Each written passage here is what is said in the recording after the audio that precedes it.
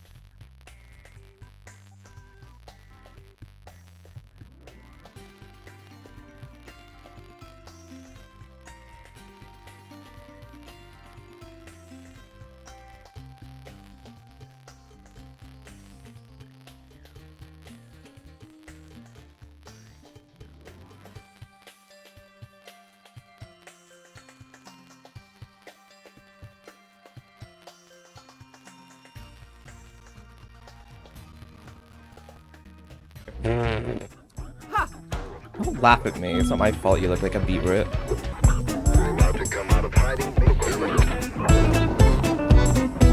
found this holy water. Oh, thank you. Oh!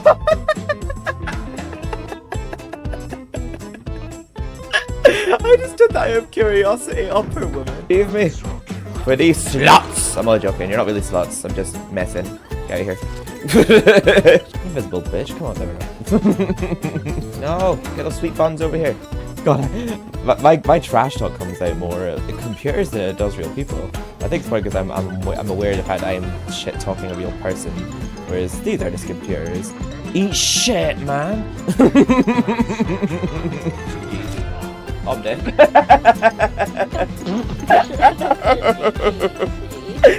Did you easily snipe? Oh my god! Where did it go?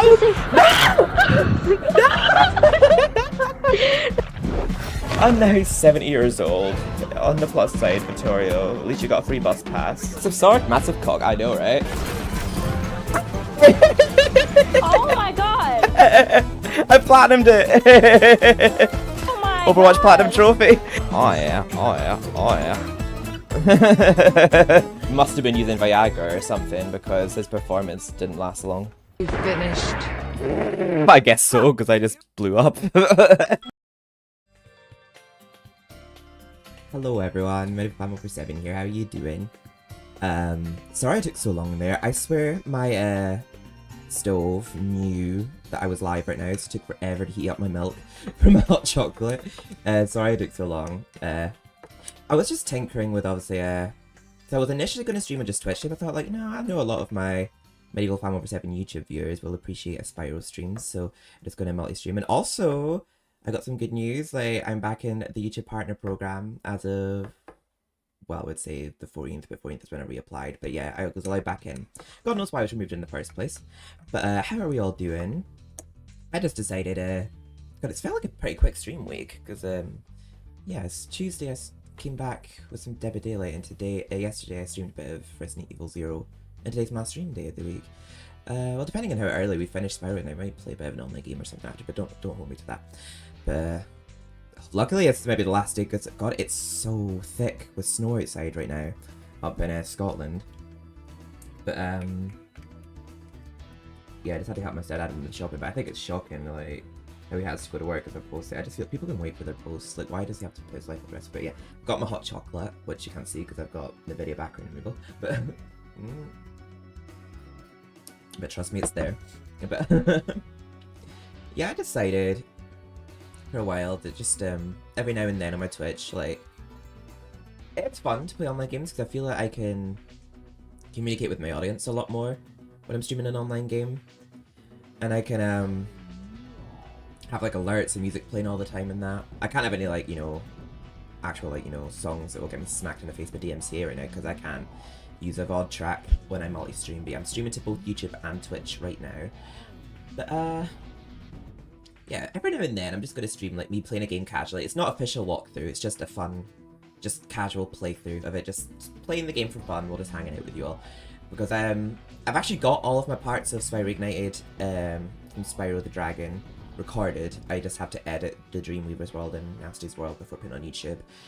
And I did a live stream of me playing Spyro 2 and a bit Christmas, but I decided to go and play Spyro 1 since I just recently completed my official walkthrough of that. Spyro 1 was the last of the 3 games I got, and I didn't get it until I was in college, because like I was saying before, I never knew there was games before Spyro 3 when I was a kid. Because Spyro 3 was just Tales Spyro the Dragon. But yeah, I own the PAL version of the game, so I'll have the actual soundtrack to High Caves playing in this version of the game. But I love all the Spyro games, they're just fun games to play. I would say this one I have the least nostalgic memories with. Like, the main thing I remember about it is just when I was in college, I was really depressed, and during my studies, I was listening to like the Dreamweaver's soundtracks a lot. I was studying. And yeah, it's just a fun game, really. I'll just be playing it and just enjoying it. There's obviously not as many abilities in this one, like swimming underwater and climbing ladders, and it's quite a isolated game, the first Spyro. We haven't got any allies that we really talk to as such. We don't count the balloonist and the dragons that we free. But, and I say the flight's a bit harder. The game starts off with the levels being very short, I feel. I think they progress a bit longer, but I think in Spyro 1 the levels are a lot shorter than they are in the later Spyros, like Spyro 2 and 3. They're definitely a lot shorter. A lot longer in those. And I'd say the flights are a bit harder than the speedways, especially the later ones. But, what was I going to say? Oh yeah, and also we'll have that Carlos guy voice in Spyro in this because it's not the Reignite trilogy, which I was hearing it before when testing. I thought, yeah, I definitely prefer Tom Kenny. But, what was I going to say there? I might just start drew a blank. I can't remember. But let's just jump on into it now. Let me just do something while I remember.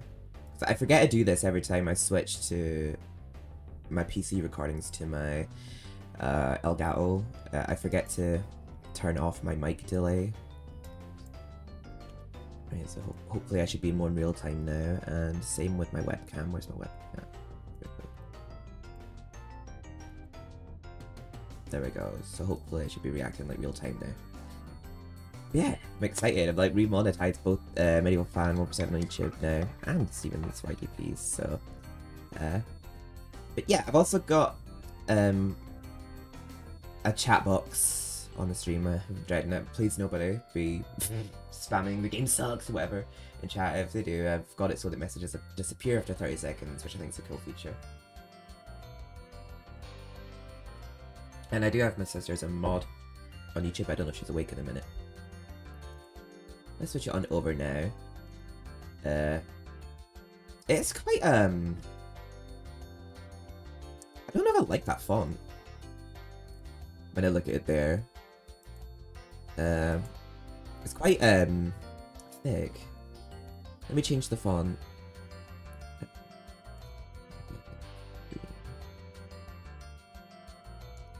Also, yeah, those messages I just typed before were, actually, no, they're ones I've been typing on stream. Never mind. I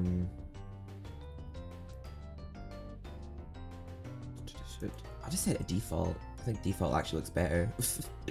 I mean, I think the Fortnite font looked good, but it was, a bit too thick. Right. Oh, clicked on the wrong thing. Oops. Refresh cache of current page. Wait, does that look a bit better? Let me just type something in gibberish. Lop. Wait. Lop. Shit. There we go. There we go. Does that look readable?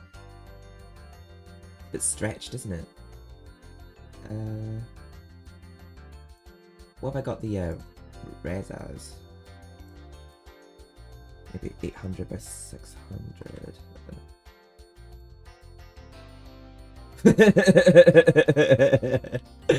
I couldn't think what I typed. I was like, plop poop shit. Oh, that looks better. The messages look huge, but wait, I could always just turn down the scaling on it and think of it.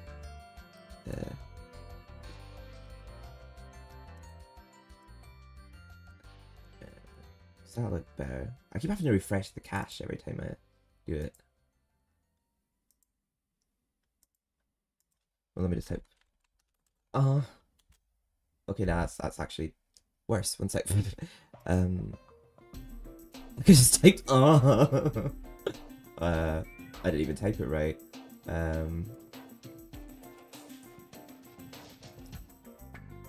Wait, compact mode. Yeah, there we go. Embed it in stream. Yeah, the scaling is huge. Let me just turn that down.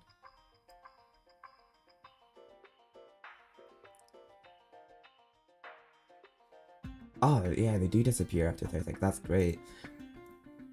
That'd be good if like someone's like spamming in chat. Like, I don't have to keep seeing their message on screen permanently. Like.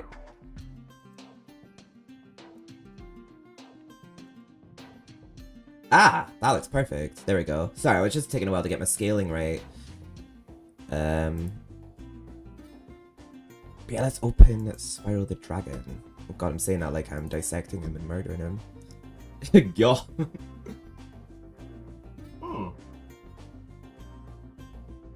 How did that not show? Is it because I refreshed it?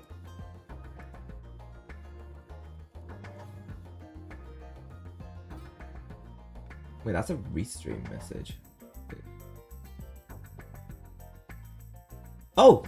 I can see it's Lazy's message, so that confirms for me it works. So with the chat, hello, how are you doing? Wait, Shy, could you send a message again? I don't know why your one didn't come through. I must have refreshed the stream when you messaged.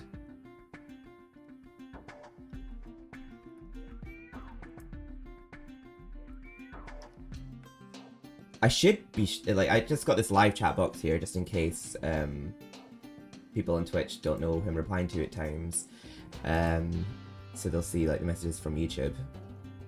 Still converting oxygen. Oh, there's your message. I see it now. Still converting oxygen. I love that. I love that phrasing. I'm so sorry, by the way. Yesterday, I spoke to Becky and I was telling her to say thank you to Ash for helping me with those puzzles on Resident Evil, and I'm like, oh yeah, Ash is last Ash, isn't he? I'm so bad with names, like I swear. Oh, I'm such an idiot. But, it's like I know you from somewhere. I've definitely seen you on like April and Becky's streams. But yeah, let's put up Spyro the Dragon now. Just get a bit of nostalgia going. We'll have to find my emulator first. There we go. Make sure all my audio is working. I'll close out Spotify now. I just had this music on in the background. We're equally handsome. Yes, indeed, indeed. It's nothing personal. I am so bad with names. I'm like the ditziest person you'll ever meet. In case you didn't know, I'm A+. Oh, right. Okay. I actually didn't know. I'm so out the loop. I knew that Ash was Becky's. I feel like I've only recently just started watching April more frequently, actually. So there's so much of the universe for me to understand still. All I know is you're a bunch of icons. There's Spyro. There we go. Oh, no, I'm not opening the American version. I want the PAL version now. Look, that sounded so racist. I'm not opening no American version. But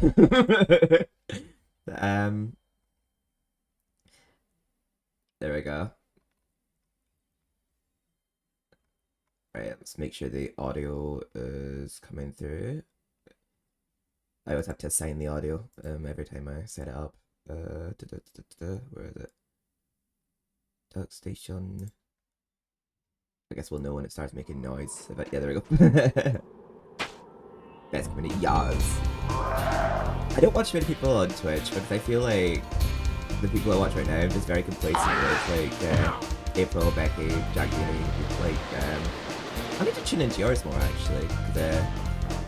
I do try to watch everybody like supports me, but I feel like I'm just so out of the loop. I feel like I don't check my Twitch at the times that people are live, and I'm like, oh, I'm so wrapped up in my own shit. But let's jump into a new game now. I've got it where I've increased like the aspect ratio without stretching the imagery. Like I've increased my field of view. I was like testing it beforehand, but the only thing is you can tell that the game initially wasn't meant to be like that, because there's times where like Spyro will go off screen and he stays put rather than flying off screen, or as you'll see in this opening cutscene here where the microphone isn't even in anyone's hand. A stream won't see off. That's in the mood. Like, I'm trying my best to pick like a stream schedule right now, but like yeah, I can see myself like in a few months time thinking like, oh, I need a break for like a year. Yeah, let's jump into a new game. This is probably like the Spyro game I have the least like nostalgic memories with, but it's nevertheless still a treasure of mine. I do love the games. I'm a big 90s baby at heart. I don't think, how many years ago would this been released? 26? Jesus. But that's playing a moment ago, it still looked great. For it being the not Reignite version. Oh, it's been peaceful here in the 5 worlds, or is it 6? For a Dragon's Age. We now have 12,000 treasure, or is it 14,000? what about this Ganasty Gnork character? Now, I understand he's found a magic spell to turn gems into warriors for his cause. I'll take that question. Nasty Nork is a simple creature. Simple. He has been contained in a remote world and is no threat to the Dragon Kingdom. No threat! Besides, he is ugly. Ugly. Does Does. Wait, is that better now? Looks like I've got some things to do. Wait. I've turned it down a little. Is that a bit better? Also, I haven't seen that, no. We may notice there, like, the microphone wasn't in anyone's hand and that Drag was just stood still, waiting for his cue. But yeah, I remember when I was younger thinking how, like, that's a bit crazy that, like, basically, we're seeking out to, basically defeat a Nork because he got offended that we called him ugly. But when you think about it, like, he was mentioned about how he's been turning gems into warriors for his cause, so we just have to assume he was up to other evil shit behind the scenes, because from all we saw, he just reacted to being called ugly and didn't like it and turned all the dragons into statues, so we just kept his big mouth shut. This would never happen. But I actually like in the Reignited trilogy they make it look like Nork's actually watching the TV station that's filmed on, whereas in this it's not really clear that he's watching a TV, he's just like yelling at a wall. Yes, thank you for the emote, Shy. Thank you for releasing me, Spyro. Free 10 dragons. Thank you for in the releasing me, artisan world. Spyro. Then find the balloonist. He'll transport you to the next world. What about Nasty Nork? I'm going after him. Find dragons first.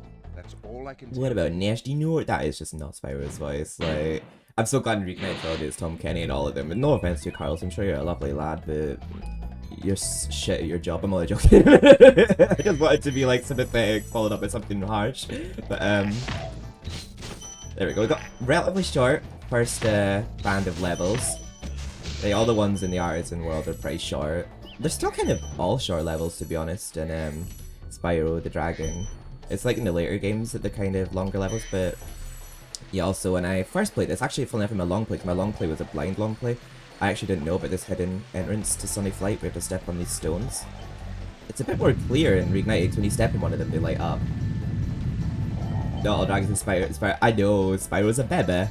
I think he actually is a child dragon, funnily enough, 'cause I think that's why after the Spyro trilogy, like, he looks a bit different and bigger, because I think he's grown older. I think he's meant to be like a child.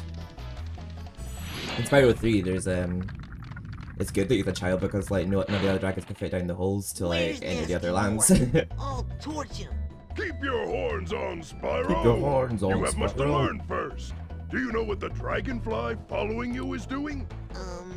His name is Sparks, and he's helping and protecting you. Keep an eye on him and see what I mean. Yeah, basically, when Sparks is yellow, we have full health. We get hit, he turns blue. If we get hit again, he turns green. And if we get hit again after that, we lose him. When we don't have Sparks, we have to manually pick up gems. But if Sparks is alive, he basically picks them up for us if we're in range of them. All the gems are the same shape in Spyro 1. But the same color of gems appear across all the Spyro trilogy. I think maybe games after, I don't know. But the gems are different shapes after this game, but they're all the same shape in Spyro 1, and they did that with the Reignited as well. I like how in Reignited though that they look transparent, but I still like the rather metallic look of them in the original.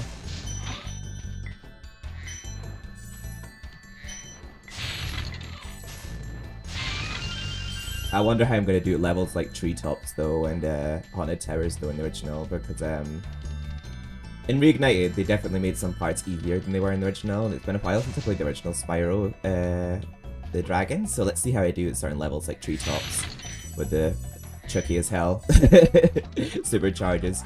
I know there was a trophy, I think, in the Reignited trilogy. It was a gold one for jumping off of every supercharge ramp on Treetops. I can't remember what the trophy was called, but yeah, there was a trophy for it. Oh, baby. Wait, hang on. Hope you're having a great day now. Oh, sorry. Where is my Moira? Oh, I have sound alerts disabled. Just for playing a story game.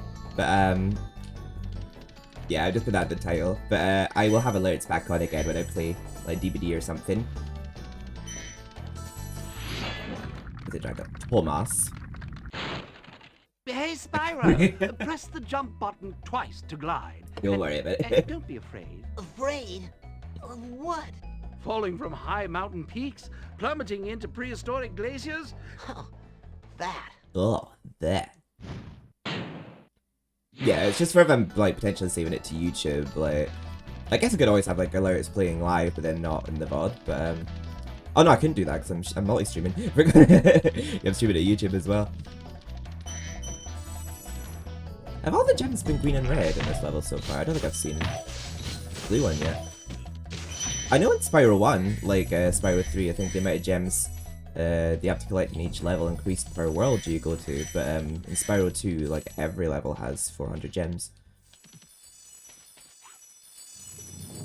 I'm probably, well, actually I can't actually defeat Toaster away. I think it's the only level that you can't actually defeat the boss before doing any other levels first, because usually I get the boss in the flight level out of the way first so I can destroy the other levels. In Reignited though, I think it's Sunny Flight, I can't actually remember. There was a flight that I remember finding so annoying on the original that it wasn't so bad on Reignited, but yeah, I do want it in the original, see if it is just a Reignited thing.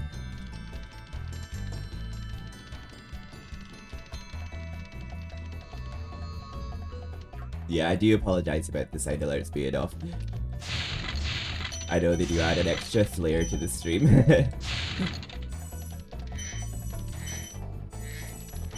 I think if I remember rightly, Chai, didn't you say when you were playing on Reignited this mouth didn't open for you even after you complete a level? Charlie, hello, how are you doing? Rescued Argus. Flash, do that again. The artisan's boss is through a portal in the Dragon Mouth, but you are not yet ready, Spyro. First you must complete one of the other artisan lands. I'm assuming that means a flight as well. Do you have the ability to track treasure from the start in this game? I can't actually remember.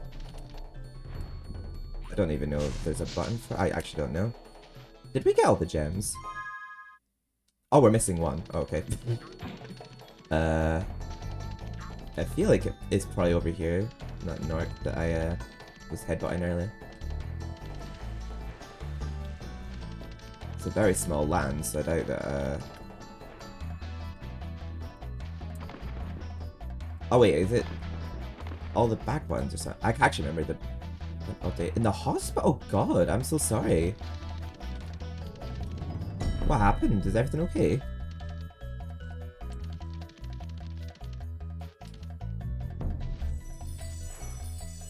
Good Friday morning at 7:40. This is another YouTube that I subscribe to. And like, thank you so much, Matthew. How are you doing? I guess good morning to you. Testing the multi-chat. Yeah, I'm glad you tested that for me. Yeah, I was curious to see if the YouTube messages were working as well.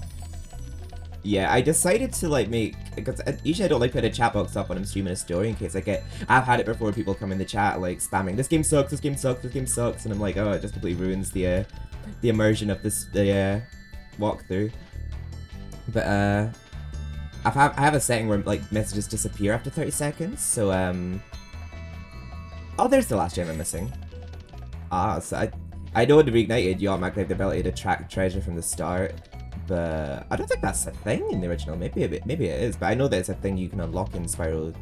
Well, at least 3. I'm not sure about 4. 2. Oh, thank you for watching YouTube too, Lazy. I appreciate you. We'll get the flight out of the way first. But maybe that'll count as a artisan land before defeating Toasty. I can't quite remember. There's no skill points as well in the original Spyro, so we don't have to worry about getting any skill points or like trophies or anything. So yeah, there's skill points in the Reignited trilogy. So yeah, I think there's a trophy for doing a loop around an arch, but we also don't have to try for that here. Oh dear. Yeah, to bear in mind I'm playing the PAL version as well, so it's not running as fast as the American version. Oh. But the soundtrack to High Caves isn't right for some reason on the US version, so I'd rather play my version of the game. You know, I feel I've not done this in the order that I would prefer, but I'll see if I can make it work. I can grab it up by okay as well. Oh my god. Absolute legend. Thank you. Getting them views up.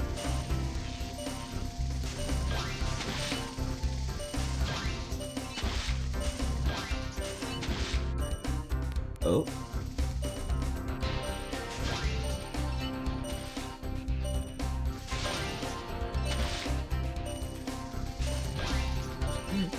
Just hear the constant timer going beep beep beep. Make me nervous. I feel like the soundtrack in Spyro 1 in particular is very Stuart Copeland.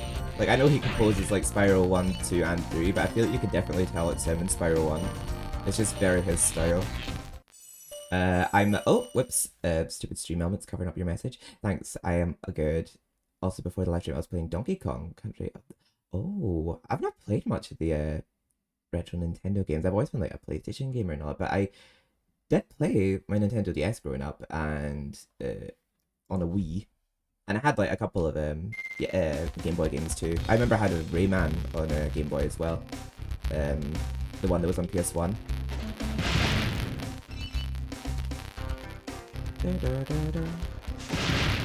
Hopefully I could do this in the order I was going to initially. I kind of did it in a messed up order because I missed one of the trains before. Yeah, this is the way I do it normally. Then I usually go in this little room here with all the chests. Yeah, I always felt like in Spyro 1, like, the order in which you have to get all the items is not as clear as the future Spyro games. Like, it's usually quite a clear linear path of where you have to go in the other speedways. And this one, especially with like the last two speedways, like everything's kind of like in a messed up order that is easy to get lost, I feel like, in the flights. I can definitely tell it's an upscale though on this emulator, because I was watching like a playthrough this recently that looked very pixelated, but yeah, Duck Station's amazing. It does make games look so much better.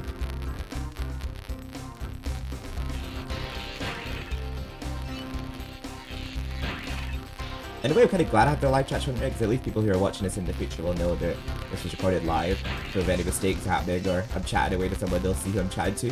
So.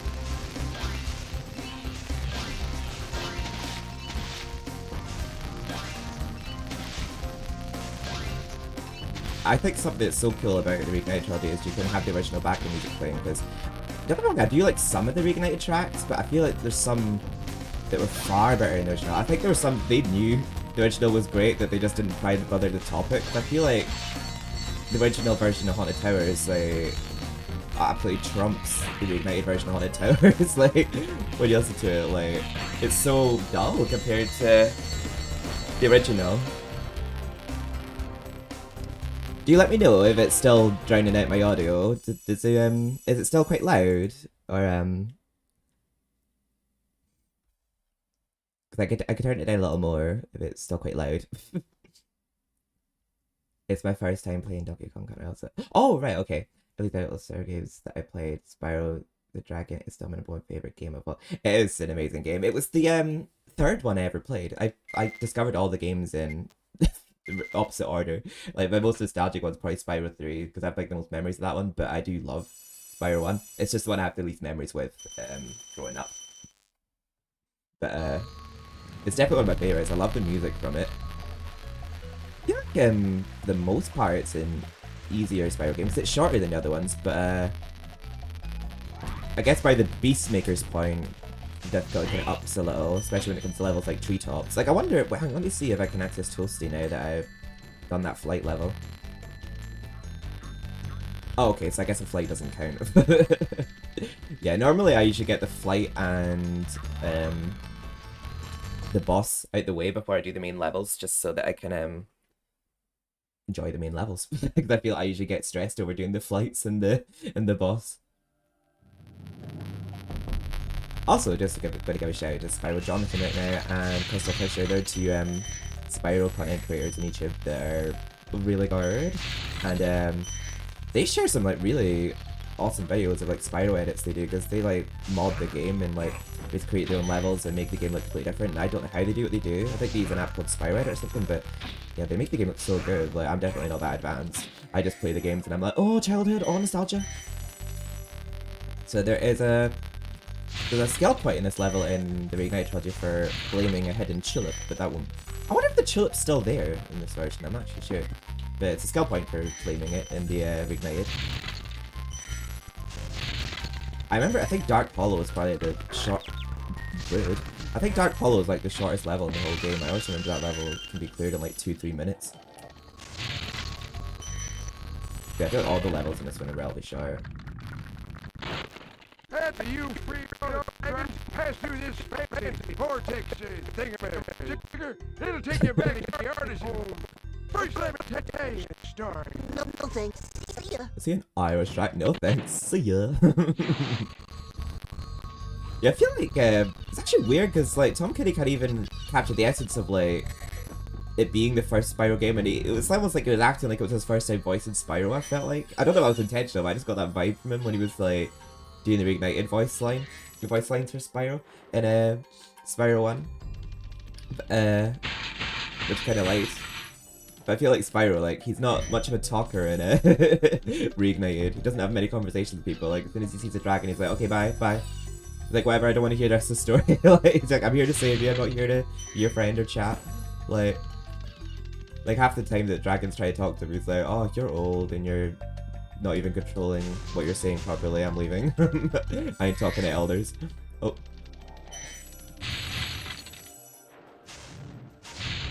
I like how the chests look in the original Spyro. In Spyro 2 and 3 they look different, but like in Spyro 2 and 3 they look the same as each other. Like, but something I do wish they kept out of the original Spyro was the chest that you have to flame. Like, to get like the chest to come out of it. Not the chest, I mean with the chest you have to flame where the gem flies out of it and you collect the gem and the chest just explodes. I thought those look really cute. They look great in the Reignited as well. When you free a dragon or step on one of their platforms, you're saving your progress. That could be useful if you run into trouble. Not that you ever run into trouble, Spyro. Not that you ever run into trouble, Spyro. They like break out of their statues in this, and Reignited they sort of like just sort of fade out of them. But I like in Reignited they do give a lot of the dragons like very unique animations and personalities and looks. Like that one that gives you a cake in a town square, and one carrying a fairy plushie in Lofty Castle. Whereas a lot of the dragons look the same in the original. I remember in High Caves, like I think all the dragons look the same but like a different color. One of the dragons I think in High Caves, which I'll point out when we get there, is same shape but it's a different color to the US version of the game. Also, I'm hearing an egg thief, and I get very nostalgic about sound effect because that's the same sound effect with the dragon egg thieves in Spyro 1, 2, and 3. Yeah, I get very nostalgic about that wow wow wow wow sound. The main memories I actually have of playing Spyro 3 is the demo of it, because I remember Molten Crater had a Fireworks Factory soundtrack, and you also the egg thieves were in the demo of that too. I get very nostalgic over the egg thieves, the wow wow wow wow sound, and when you defeat them as well, the sound they make. Oh god, I absolutely flopped that sound. But actually, not quite. I was not that far off, to be honest. Spyro, my friend, how about a hint on gliding? You bet. For the longest glide, press the X You button at the bet. top of a jump. And try pressing the triangle button to drop down in mid-flight. Yeah, unless you don't hover, you just drop down mid-flight, pressing triangle. Like I said, this game doesn't have ability to unlock or anything like Spyro 2. Although you don't actually unlock the hover ability in Spyro 2. But yeah, unless you can't swim, you'll die if you like fall in water or anything. Yeah, you can't climb ladders or anything. Which side could I go? I'll just go around this way. It doesn't really matter what angle I'm going from. This level's kind of like shaped like a figure of 8. There's like one loop here, and then there's like one loop at the other side as well. Oh, I actually know an area I've not explored yet. There was a hole I didn't go down, but actually come think of it, I didn't have the key by that point, I don't think, so Yeah, I'll just have to remember to go there. Wait, did I just see the egg thief there? Oh, he's legged it. God, he got away fast. I think that's where the hidden tulip is in the Reignite trilogy. So yeah, I think it was just added exclusively for that. It's pretty cool how the Reignite did add some things subtly that the original didn't have. Like, for the most part, it's exactly the original, but they have like the odd subtle change. Like being able to access that hidden island in Spyro 3 that you couldn't reach in the original. I remember always finding it mysterious, just like there was a island they forgot to edit out of the game that originally was meant to have Super Bonus Round on it, but it has lives on it that you can't see from far away. Oh, they don't. I forgot. Like in Spyro 1, they don't go when you charge them. They make that sound in Spyro 2 and 3, but now they're just like, oh. But I think I got every gem there.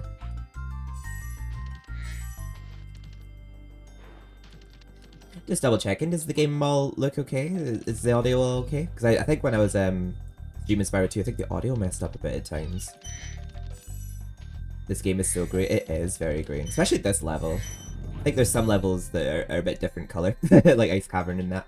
You'll notice by Peacemakers, a lot of the levels in that one are very desert-like and very orange and red.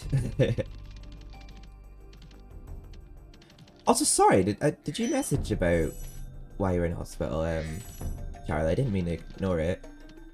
Yeah, the messages disappear after like 30 seconds for me right now, but yeah, if you need to message me about anything, my DMs are always open.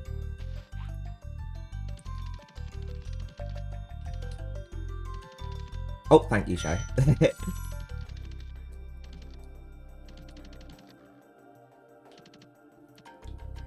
we go. Oh, we're back here again. Okay. I didn't actually know that we could go over here. Oh, okay, doke. I'm glad they're okay now, though, but I'm sorry that they had to end up being there. Send them my love.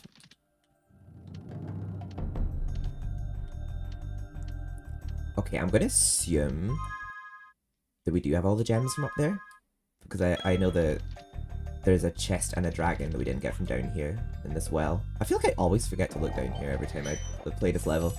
But you can actually skip the animation of it going in the lock as well. We are missing exactly one gem. It's probably from up in that hill. Watch the dragonfly, Spyro. His color indicates his power. When he eats butterflies, he stays strong. Like me. Like me. Sure. Sure, he's not convinced. And in Reignite, I think they actually made that dragon look buff specifically, but I feel like a lot of the dragons look the same in this. Oh, Jesus Christ, I'm so sorry to hear that, Charlie.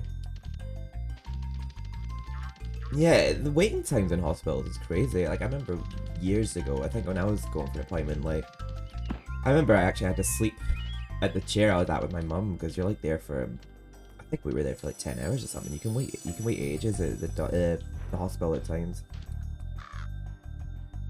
I'm glad that they're okay now. It must have been quite a scare for you though. Like, I can understand that. Oop, that's all the gems. Where's the exit portal on this map? I think it's quite near the start of the level, this one. I know that like people, like, I have had it before on YouTube where people get annoyed that, they said it on my long play that they get annoyed that I choose to exit level instead of go to the exit portal. So let's just go to the exit portal just to satisfy them. Oh, Jesus. I guess at least you had a bed, but I know it's not ideal.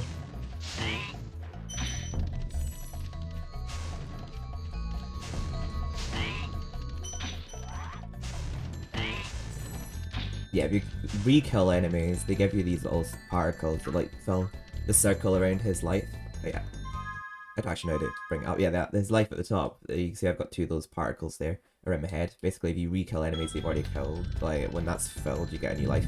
There we go. So yeah, the I like when it opened up, like the portal just stretches open, like it's not just sort of there, it opens. That's definitely very PS1 of the game.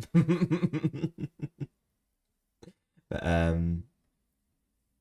Yeah, I remember these dogs on this level could be hard to not get hit by, because you have to like flame them twice very quick before they squish you.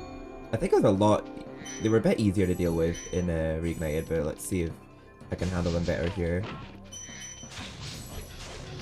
Yeah, there we go. You have to like flame them once, then jump and flame them again. You have to be quick to beat them so they don't squish you. Yeah, in Reignited, there's actually not a... Oh, thank god he missed. But in Reignited, there's actually not a skill point for getting it perfect on this boss, but there are in the other boss fights. I can't remember if there's one for... No, there's not one in Blowhard, but there is a skill point in Blowhard, but not for getting it perfect on him. The boss himself is actually fine in this level. The boss doesn't actually attack you, it's just the little, the dog minions that he has, like, guarding him. Actually, I don't know, I've not stuck around long enough to see if he hits you, but yeah. The bosses in this game are generally not that hard. Not so much like the future Spyro games, but yeah, in Spyro the Dragon, the bosses aren't that hard.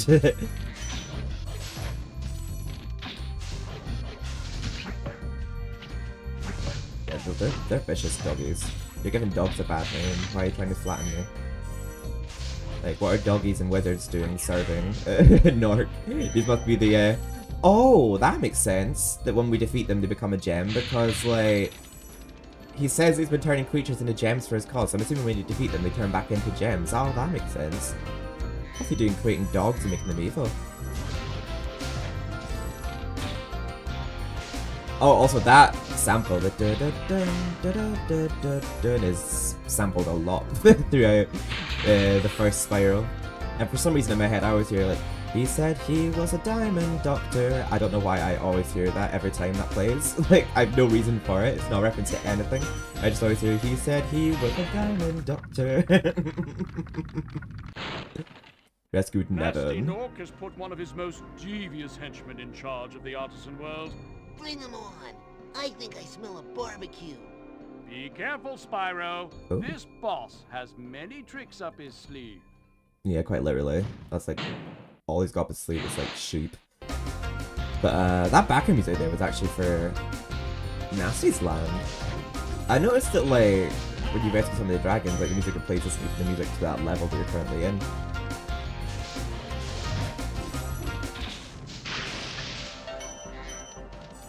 Sheep!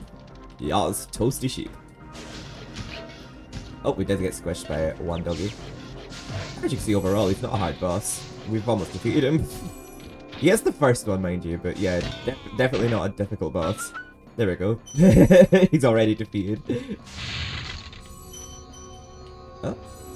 But that's got all the gems. Yep. That sounds completely toasty. Very quick and easy boss.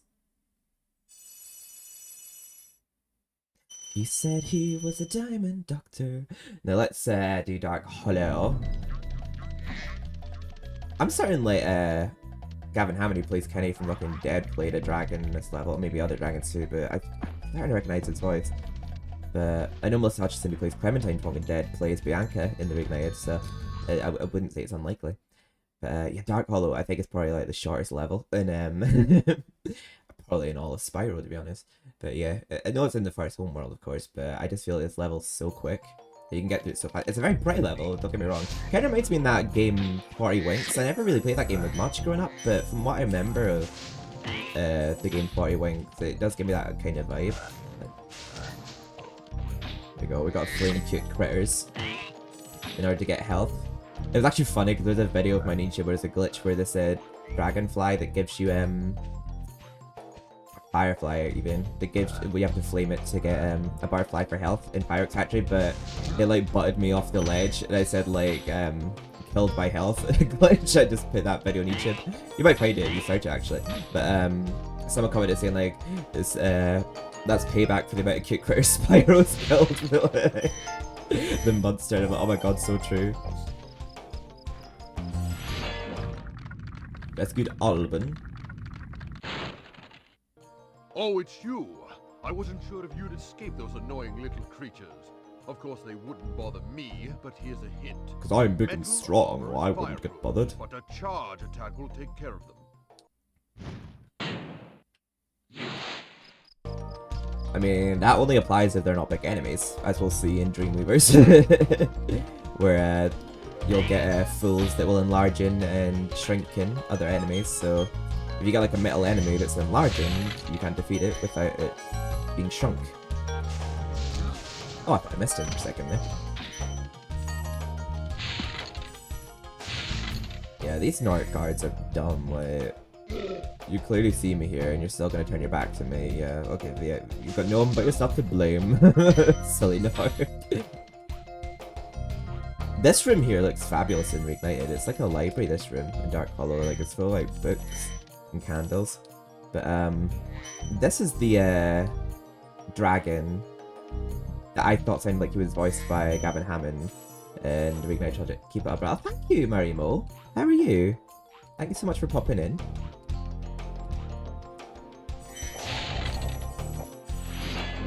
Rescued Oswin. I do wonder if like these names are people behind the scenes. I know that was the case with the eggs in Spyro 3. Use the triangle button when you want to zoom in and look around. Oh, your secret's safe with me. Use the triangle button when you zoom in and look around. It's not really a feature I've used, really. The look around feature.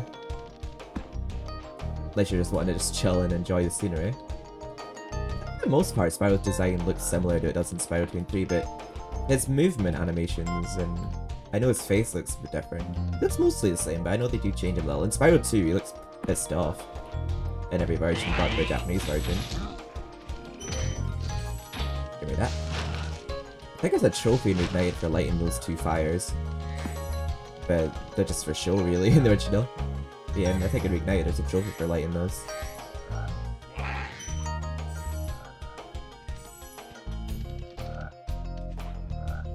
I'm excited to just do this more often, like, when I'm live streaming, like, it might not be, like, because I know I've done it 2 days this week where I've been playing a story, but, I might quite often do that where I do, like, once a week where I play a bit of a story or a bit of a throwback game, like, from my childhood, because, I am a very retrospective channel, so, but I feel like on my Twitch I do often want to play more online games so I can talk to chat more and, have alerts and that on. But I think every now and then just to casually play a game, I guess, just to chill, like, you know, not official walkthrough, just playing it for fun. I think it's still good to do. I hope it's like not boring for some people to watch, like... So this is the ended level here. As you can see, it's a pretty short level. I feel like I did kind of dawdle a little bit, yeah, it's probably the shortest level I'd say in the whole trilogy. Darius. Big enemies like this Gnorc with the club cannot be charged, but a quick flame, that should defeat them. I don't know if they do it on purpose or just can't pronounce it, but I've noticed only some of the dragons call him a Gnorc, but other ones call him Norc. But what about this Gnasty Gnorc? Oh, I think we're missing either one 10 gem or 2 5 gems, but I'm not entirely... Oh wait, we didn't open that gem chest earlier. Yeah, that'll be what we're missing. There we are. There's probably a bunch of 2 gems in here. Oh, 2 and 1 gems though. There we are. Luckily there's no like tall grass or anything where little gems could be hiding in the original, because in Reignited I would often miss gems because there'd be a gem that was blending in well with the grass. But luckily in Spyro Reignited you get the ability to track gems from the very start. Even in Spyro 3, even though that's something that Sparks unlocks from one of his levels, so... I'm assuming it just enhances it in Reignited. I'm not entirely sure. They replace something else. I'd have to play Reignited Spyro 3 again if I get out for myself, because I've not played Reignited Spyro 3 in a while. So we're on to the last level of Artisans already. Town Square. Fun fact, I think they had bloody horns in the Reignited. I'm not entirely sure. I think this is the same skybox as Charmed Ridge from Spyro 3. It looks very similar to it. Not entirely sure. But yeah, in the US version of this game, the bulls have blood on their horns, but they don't have blood on their horns in the PAL version, which is what I'm playing. So as you'll notice, the bulls have no... Well, it's assumed to be blood. Their horns like had red on their tips in the US version of the game, but they're not there in this version. I don't know, it's because people thought like, this is a kids game, we don't want any blood in it. I do associate the Spyro 1 tracks a lot with Welcome the to classic Town Spyro Square, music. Spyro. Begin exploring by gliding to that area with the bulls. Use the L2 and R2 buttons to get a good look. His voice sounds like it was in 100 Dalmatians Puppy's Rescue, but I can't think who. Maybe Tibbs? I'm not sure that's what he sounds like. But I was going to say something there, but I can't actually remember. Was I talking about things? Oh, it'll come back to me, I'm sure. Oh yeah, I was going to say, like, whenever I think of, like, Spyro and, like, what my favorite soundtrack is, like, I always seem to think of Fireworks Factory, like... I just feel that whenever I think my favorite Spyro soundtrack, I always think Fireworks Factory, just because I think it's such a badass track, and it just, I don't know if it's just because, like, I have very nostalgic value with it because it was in the demo I played when I was younger, but I just feel like it has one of the most memorable soundtracks of the trilogy. And yeah, these chests here are the ones I mean, when you flame it and the gem flies out and you collect it and it explodes. I wish they kept those in the future Spyro games, they're such fun chests to pull out. But yeah, in Reignite Trilogy, this dragon has a cake for you, saying thank you. Or good luck or whatever, but yeah, he's got a cake for you. Spyro. I had the worst itch on the tip of my wing. Oh, did you know that you get your longest glides by pressing X at the very top of your jump? At the very top of your jump. I like that they did that in Reignite. Like, they made very slight tweaks to some of the levels, but like, they weren't to where it like took away from the vibe original. Like, I like how they gave all the dragons like their own unique personality and look to them.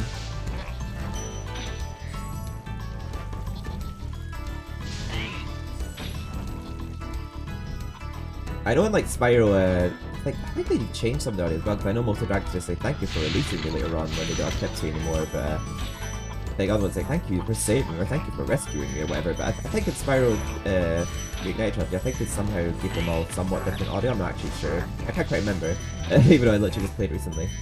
And there was a skill point for having all the bull's horns stuck in the ground in the level, which I didn't do there, I just flamed them all. So all we have left to do is put it in Hoven to dry out and we'll join them. We have an egg thief to catch in this level. Spyro, did you see a man dressed in blue running around here? He's a thief, and he's stolen a dragon egg. You've got to track him down and get that egg. Run! Run! I'm getting a little winded. I'm getting a little winded. You actually notice all the dragons look like as well. There's some of a different colour, but they all look pretty different in Reignited.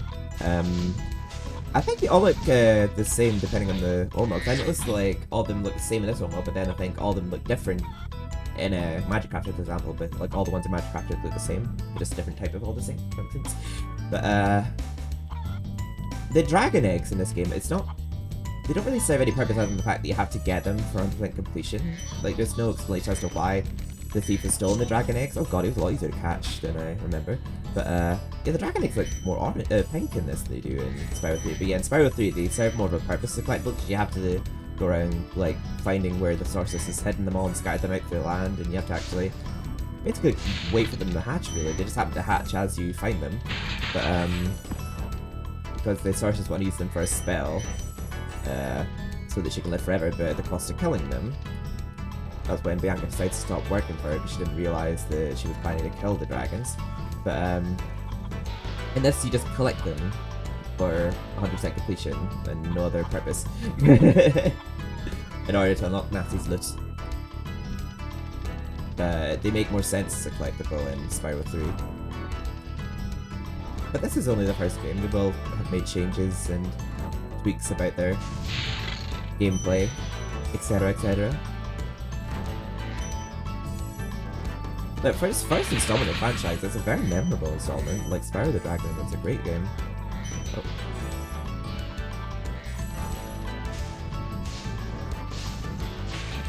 I like those propeller chests as well. And I do believe you can actually defeat enemies with them too. At least you can in Reignited. I think that's all the gems? Yes, because it took so long to like reveal it to you. I'm like, oh, why hold me to suspense? Oh, we rescued Thor. You're gonna get naked like in the film. Me. Oh, okay, it's not quite a Thor I had in mind. Thank you for releasing me. Yeah, we're already getting to that point where they decide, thank you for releasing me. I think that's like the main thing people remember about Spyro the Dragon is thank you for releasing me.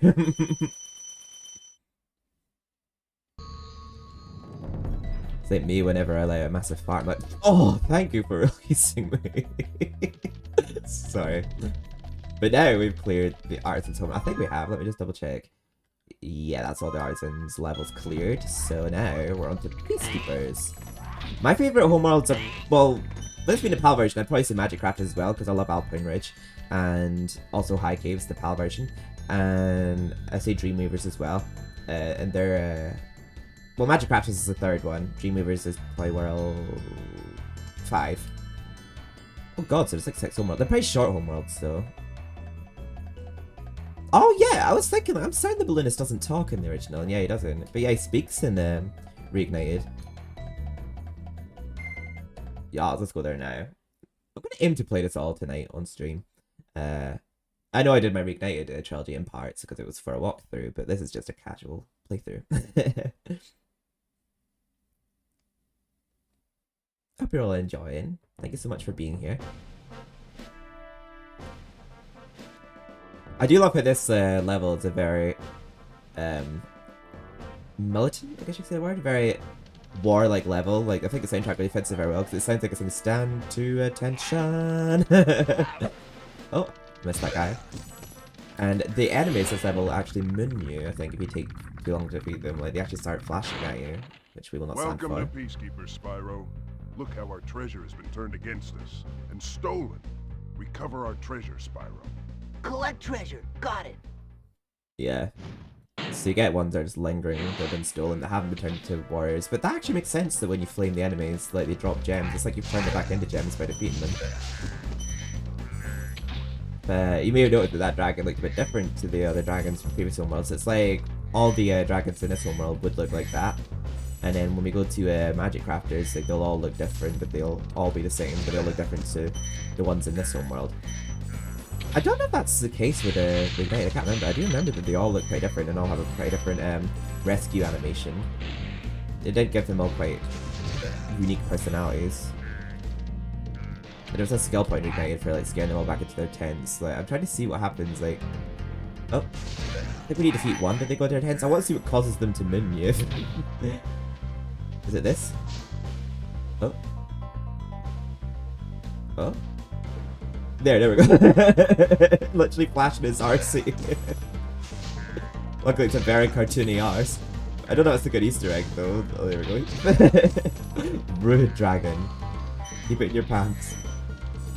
He's like flashing his bare arse at you. This is like a kid's game, but luckily it's a very pixelated bare arse.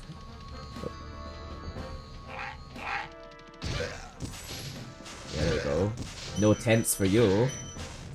I think pretty cool attention to detail, like how the UI reacts to the AI reacts to you defeating other enemies, and then they just sort of run into their tents all scared.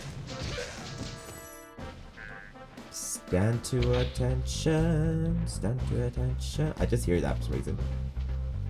You know that usual, I think, Soldier March song. There we go. I think this cannon has like a lock on where it just sort of like, if you aim at the right thing, it just fires at the exact right distance. Is that the case with this one too? Let me see. Will it lock onto this chest? Yeah. It just seems to fire at the exact right distance if you aim it directly at it. Has a slight aim assist. I used to think when I was playing this that because there's like no texture or animation to that goo or water, whatever that is. I used to think it looked like a bunch of car tires that were just sort of falling inside a ditch or something. It's got like no animation to it, it doesn't look like goo. But I think in Spyro 2 and 3 they like animated stuff like water and lava.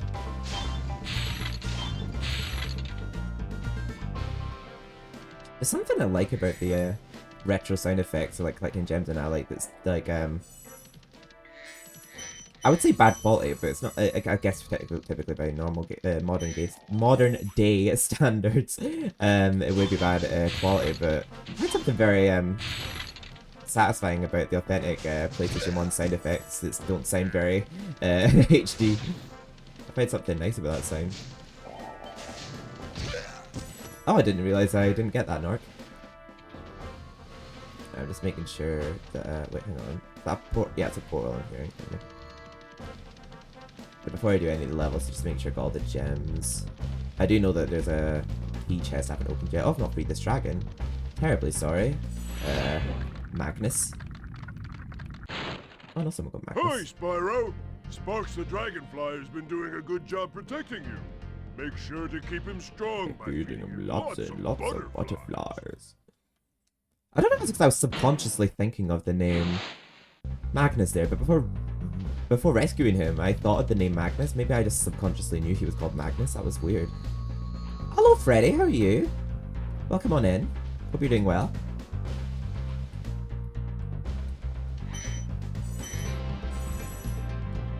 I'm doing good. Just playing a bit of Spyro the Dragon today.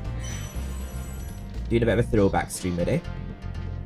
I wanna do them a bit more often. Then also make time for like online gaming and be able to chat and immerse more and play music. Okay, but we got our key for opening that chest. Rescued Gunnar. Well done, Spyro! Keep up the good work, and I know you'll fulfill your destiny. Destiny? I just want to kick some... Just toast those enemies and collect the treasure! Yeah, he's such a child. He's like, oh, I don't care about that. And then next thing you know, your life is flashed before your eyes. And then you'll wonder where your life went, Spyro. So...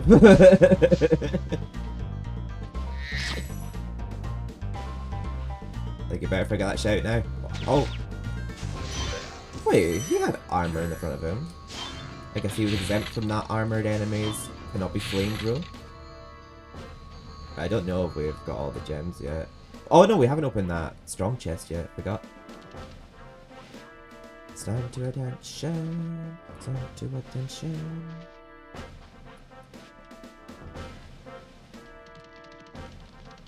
There we go.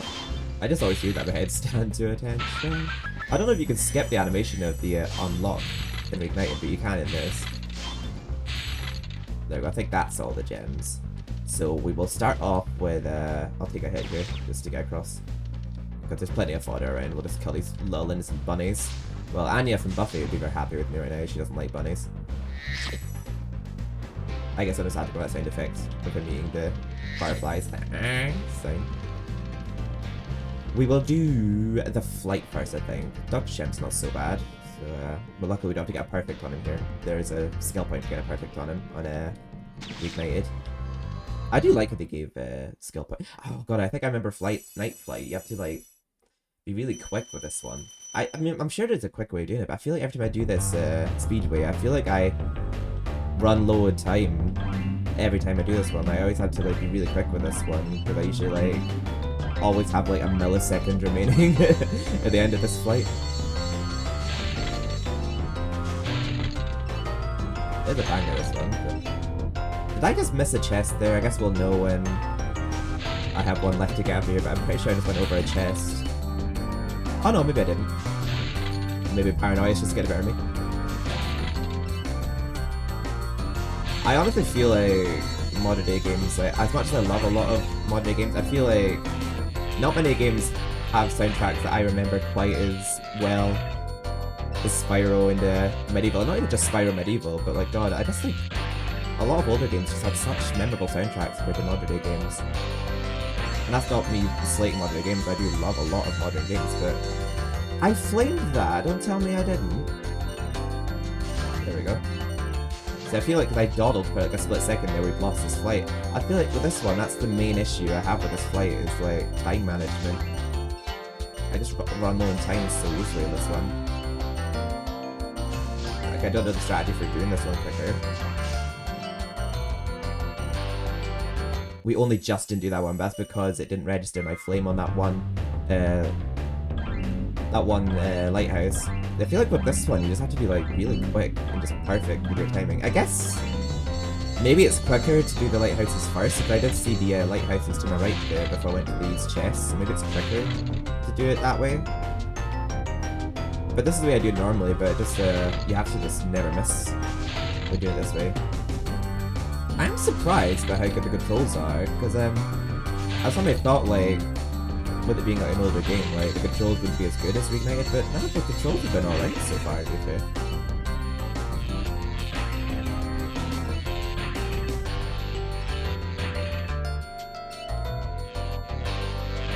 I did see there was another option there to go to the lighthouses again, so I feel like there are many orders you can do these speedways. I just get so fixated on the one way that I normally do, but this way works, just granted that I don't miss any.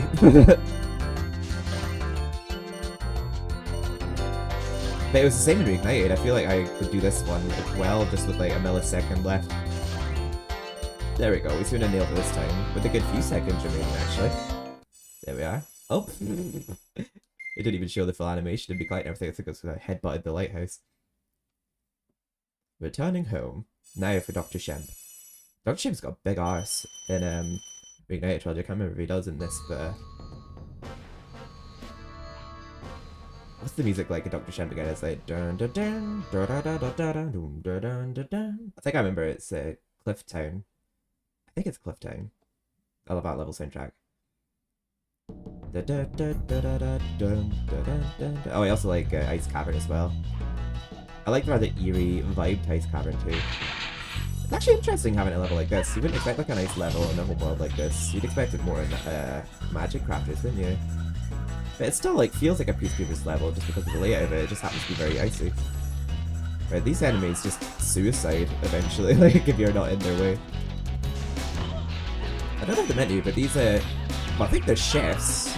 They're not chefs in this level, but like they are stood by cooking pots in a Cliff Town. Not in this level, but they remind me in like radishes for some reason. I don't know, they just look like living radishes. Oh! Yeah, I think you have to be closer to gems so sparks will come up when your health is lower. I don't know if I'm just imagining that. Also, fun fact, the only red chest, like these, that appears the entire game is in Lofty Castle. I always like sit and stare at it in awe before I collect it because it's the only one. Yeah, this will then charge you so you don't get a chance to damage it. But if you get out of their way, they just jump off the ledge and kill themselves. So like, it's actually kind of funny that if you don't defeat them, they just defeat themselves for you. Oh! What's even on her spoon? What's she been making? That doesn't look healthy.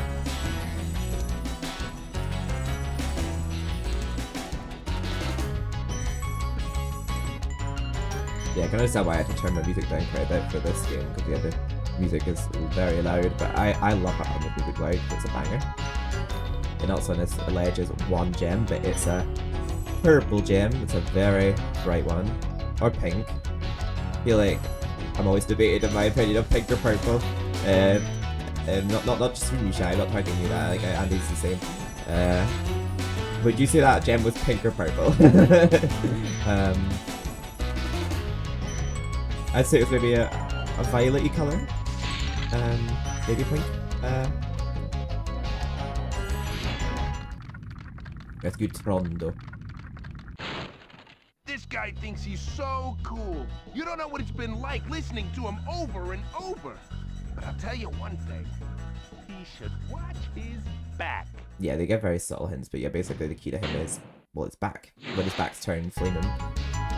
And just avoid... He's very predictable. Like, he has, like, only one pattern he does in each phase of this boss fight. This one he just walks up to you, slaps a little, turns around, walks up and slaps a little, and then I think the next one he spins around. And we just have to do this 3 times. I can't tell if that was the voice actor for Hunter there. He sounded a bit like Hunter. Fucking Hunter. Oh, we missed an opportunity to flame him there. Yeah, basically spins around, and like when his back's facing away is when we flame him. We just have to do it one more time. Oh, we lost Sparks there, so I have to make sure we... But yeah, luckily we're not playing Reignited, because we'd have lost our skill point there. Oh. There we go. Okay, that somehow worked. I was actually waiting for him to do his attack by standing off the ledge, but I thought he'd already done it. But luckily, somehow, that still paid off. Yeah, the bosses in the original Spyro, they're really easy. Good other Spyros, like really quick fights. And even like the later ones, like Macedonic himself, I think I remember is pretty easy. I was gonna say, I'm pretty sure we got the key. Ooh, and then there's one. I think that's pink. I think that's more pink than purple.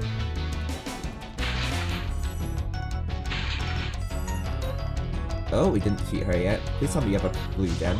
Yeah, she does. There we go, we got all the treasure. And we'll exit the exit portal. I'll be nice to my viewers. I'm sorry if it sounds like I'm being really passive aggressive and rude to you. It's just to be honest, I don't see the big deal, but it's like I don't want to upset my viewers. If they would rather me escape through the exit portal, I will. There's no big deal. But it just does the same thing. It's quicker just going to the pause menu and exiting that way. But apparently I'm not the only person who does it. wait. Oh, it's snowing. It's snowing currently. It's maybe stopping tomorrow though, the snow. Attention, stand to attention. What levels is it here? What was this? Clifton. Oh, it might not be Clifton I'm thinking of. It might be Dry Canyon, the one that I remember. I think this one has an egg thief in it, and this one has like a pretty annoying glide, if I remember rightly. The guy that dragon.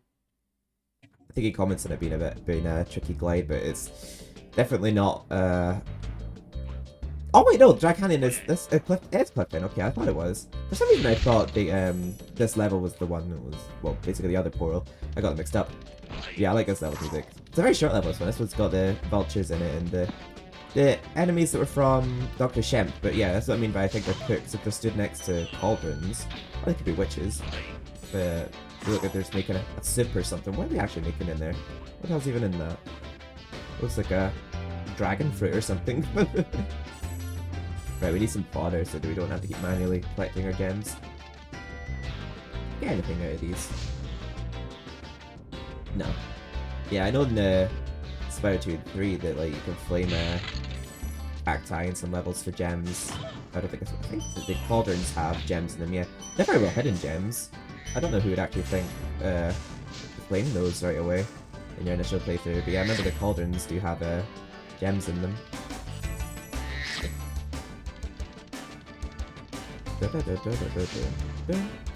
Yeah, I was thinking I didn't claim that one. I seem to always have a hard time getting this egg thief just because of where he's positioned, because you have to like charge him around a very small object, so it's easy to bump your head off it and not catch up to him. I think he's right here, the dragon gem. Not dragon gem, but the egg thief.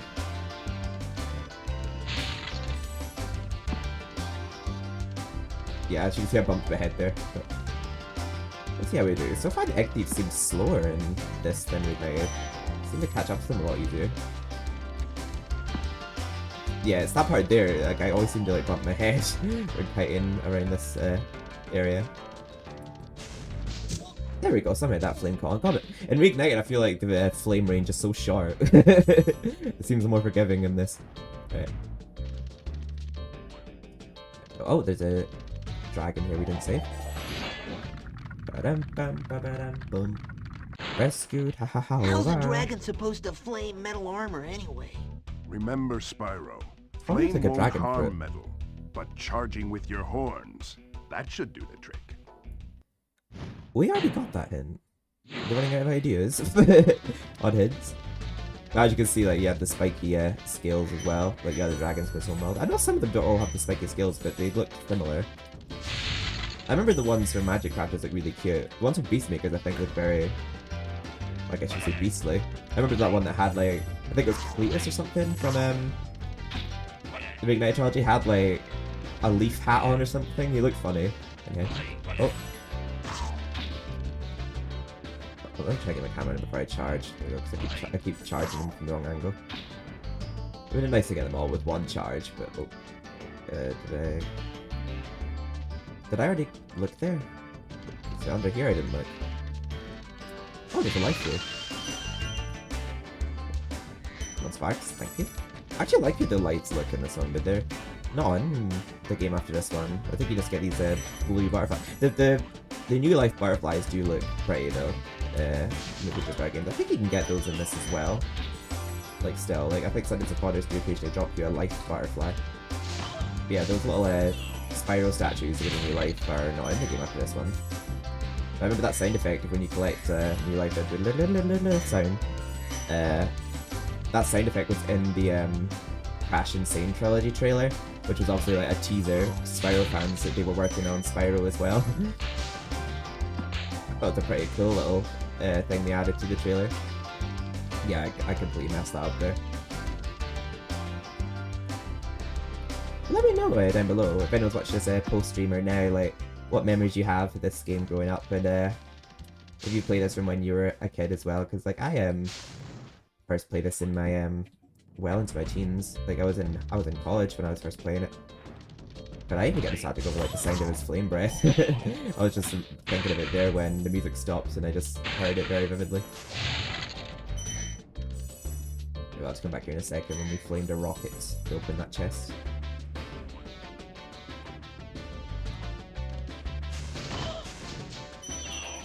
Did we flame that cauldron? Yeah, we did. Right, the exit portal's here, but we're not quite done yet. We have a big glide to make in a second.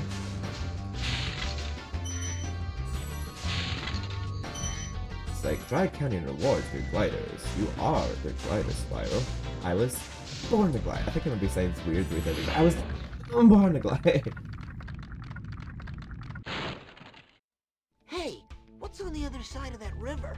Why don't you glide there and find out? Why don't you glide? Oh wait, maybe it's not the level then. I know there's a level where he says like Dry Canyon awards good gliders. Oh wait, this is Cliff Pines, so yeah, you wouldn't be saying that here.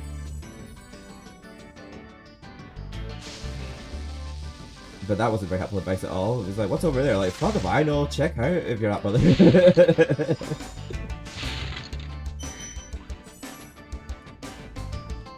I mean, obviously minus the fuck if I know, because yeah, I didn't say that, but I think the whirlwind opens up once we glide over here, so like, if we miss anything from up here, we could just use the whirlwind to get back up.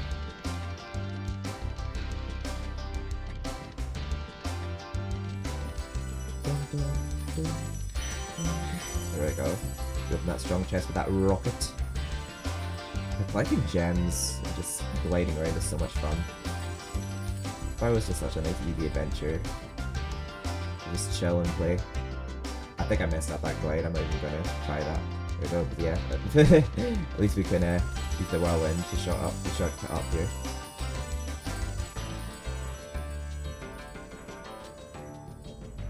There we go. I think I started my glide too early. Oh god, I still messed up there, never mind. I don't think I have to recollect the... Yeah, I don't have to recollect gems. If I die, it just puts me back to where I was last zapped. Okay, maybe I shouldn't have charged before that then. I thought like charging before glide helped, but I think it's better to just do like a...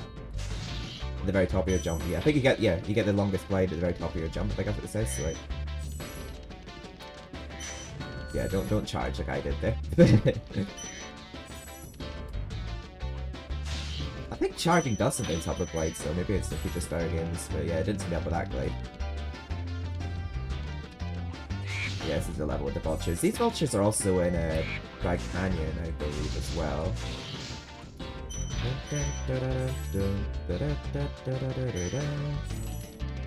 Yeah, so for those of you who don't know, like, Stuart Copeland from The Police is the composer of the music in this game. Which I think is very apparent in Spyro 1 in particular. Like, his compositions sound a bit different in Spyro 2 and 3. It's still very much Spyro, but like, I feel like the music's a lot more... I'd say a lot more bass and guitar centered in Spyro 1. It's a lot more, I'd say, his kind of style, if that makes sense. Like, You've reached the highest point in Clifftown. You can get to almost anywhere from here. If I were you, I'd use that whirlwind there. his voice sounds familiar. I don't think who though.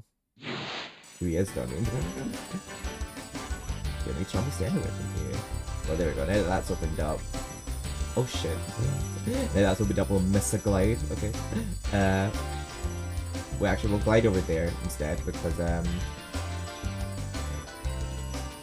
can glide from there to those gems there.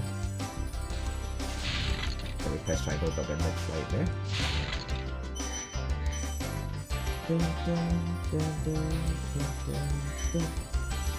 we are, now we glide up here again. Because there are some hidden gems at the very start of the level, which I think is a very well hidden area. Oh, we missed those gems there too, but we'll get those in a sec. Yeah, but behind the start of the level, from that glide point, You can get some hidden gems that are placed behind the start of the level. Oh, I just saw a 25 gem there, I think, in that mix. Oh, we're missing these 2 gems too. Oh, how many 1 gems? We're missing 1 gem. Unless there's 3 here. No, there's 2 here. So we're missing 1 gem. So we're at the yellow under. Oh. Probably up here somewhere. I feel like we explored the rest of the level quite thoroughly.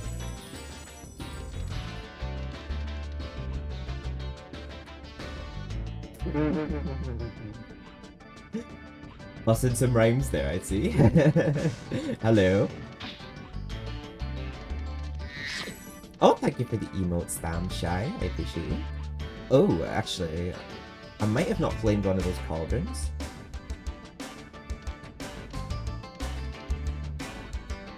Ooh, it's a very unfortunate thing when you're missing exactly 1 gem, isn't it? Especially when you can't track them in this one. Like in Reignited.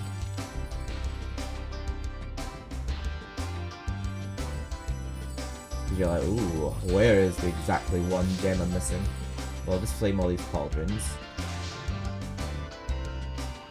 Just in case I haven't flamed one. There we go, this one. Oh, there we go! We should have enough to click and die like it. Oh my god, that was an epic fail. Did I record that or was that on stream? I can't actually remember. I think I was testing something and I just failed on my death. So, oh well, there goes that theory. I think with Uncharted, I might do that if... I'll either redo my live stream for that, or... Because it's been a while since I did part 1, I feel like I just want to start the game again. I might, like, not post any part of it to YouTube until I've done the whole game. Because I don't like whenever I post part of YouTube and then I end up not completing the game. Because I like to know I've completed a walkthrough before I post any parts, but... I don't like leaving walkthroughs uncompleted. But there we go, return home. Yeah, we were missing a gem out of a cauldron.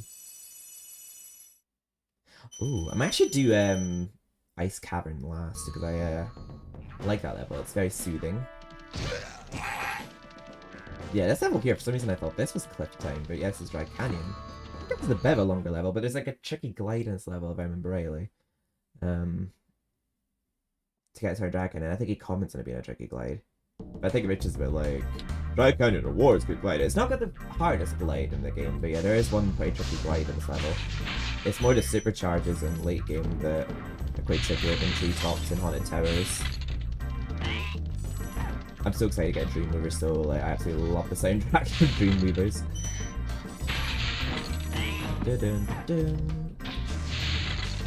It's weird, whenever I can't remember the soundtracks to like the earlier levels, I actually forget how much they actually do slap away. This level soundtrack slaps now that I'm remembering how it goes. We'll just get a second beat out of the way. I think Spyro 1 are a bit easier than I remember them being. Like, they're actually... Oh, never mind, he just did a full 180 but yeah, they actually seem to make them harder to catch in Reignited then, I feel.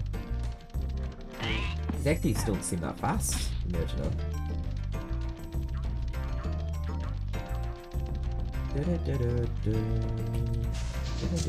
Oh, get that dead latch on. God, it does seem to have quite a range on it, the Dragon Breath original.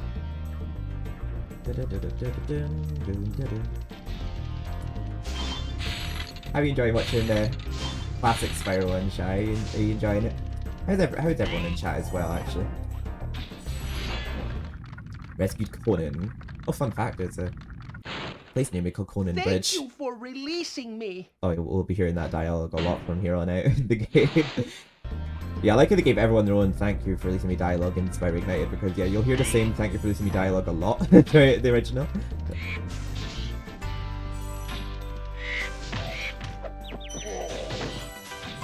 Oh god, his vultures, the feathers just flame off.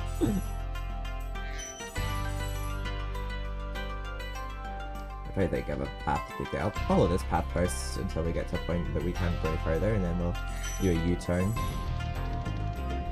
There's a glide we have to make here that I'm gonna do now while I remember, but I think in my walkthrough of Reignited I actually forgot about that glide up there with the dragon.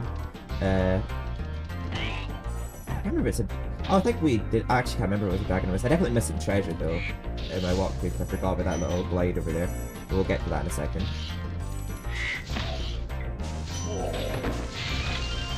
And there's the end of the level there, but we're definitely not done the level yet. There's still quite a bit to do.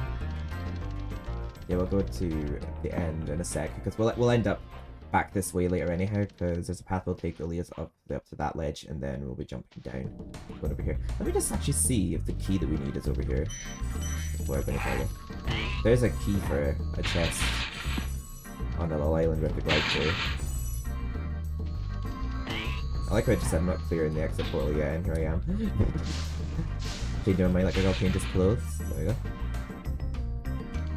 Let's see if I can make this glide. This seems to be quite a tricky glide for a lot of players, including myself.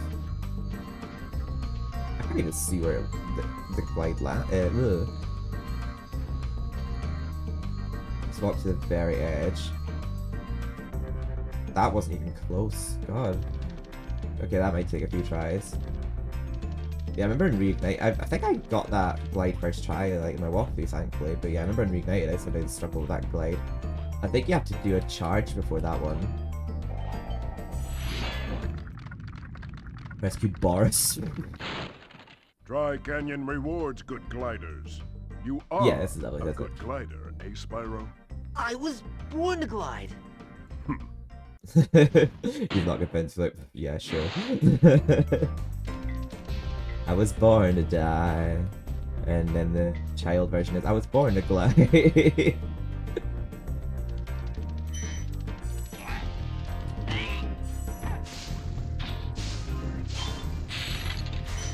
His voice like there, like, there's times where he doesn't actually sound that bad, like, Carlos, I can't remember sounding, but it's Carlos something that voices him in, not Reignite, I mean, the original Spyro 1, like, he doesn't sound that bad, but I feel like, when I think of Spyro, like, Tom Kenny is the voice I think of, like, yeah, we'll go this path first. We'll try and get that dragon at the very last, just so that we're not stuck in that part for ages. So we'll just clear everything else first.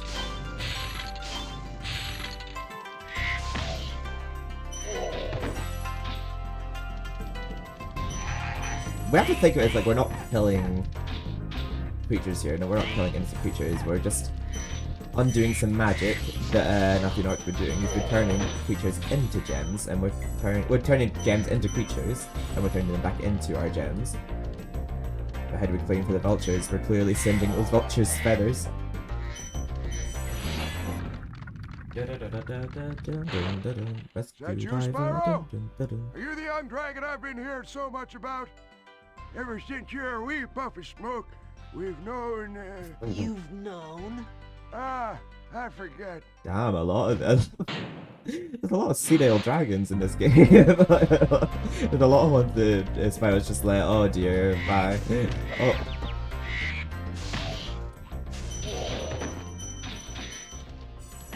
Oh, they're making fun of the elderly like that. So rude. Give me that gem! Oh. Sparks, do your job. Oh, there we go. Acting like you got it, but going, huh? You know, finding it, that was me that got that, not you, Sparks. Screw you, Vulture. Go back to Spider-Man. Oh?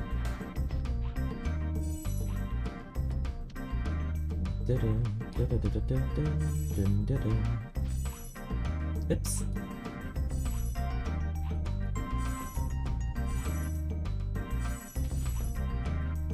I have to manually collect all my gems now because I don't have Sparks anymore. Oh no, when we collect a new life, do we get Sparks with him? I guess we'll never know because I missed that glide.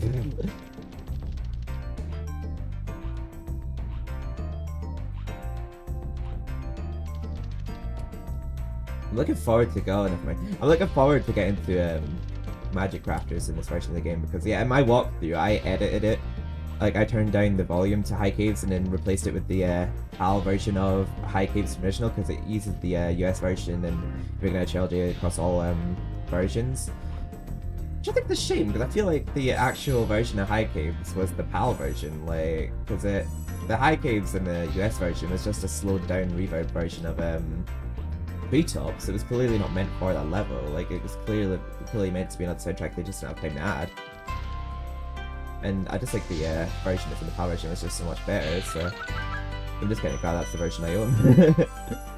I actually didn't realize it had a different soundtrack to the US version until obviously I looked it up on YouTube. But I remember thinking when I first played it, I was like, oh, this soundtrack slaps. I've probably seen it only in my version.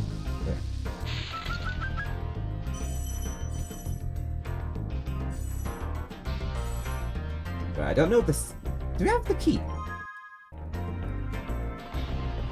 I don't even know how to look at the UI. I guess we'll see in a second if we have the key. I'm just gonna turn away from that glide. I think for long glides like that, I'm probably best not charging before jumping. Probably best just doing a high jump and then gliding. But then I think that one over there seems to require a charge beforehand. Like, I think it depends. I'm not actually sure. I think we did get the key before. Oh, did we not? Okay. Maybe the key's up where the that dragon is that we didn't save before.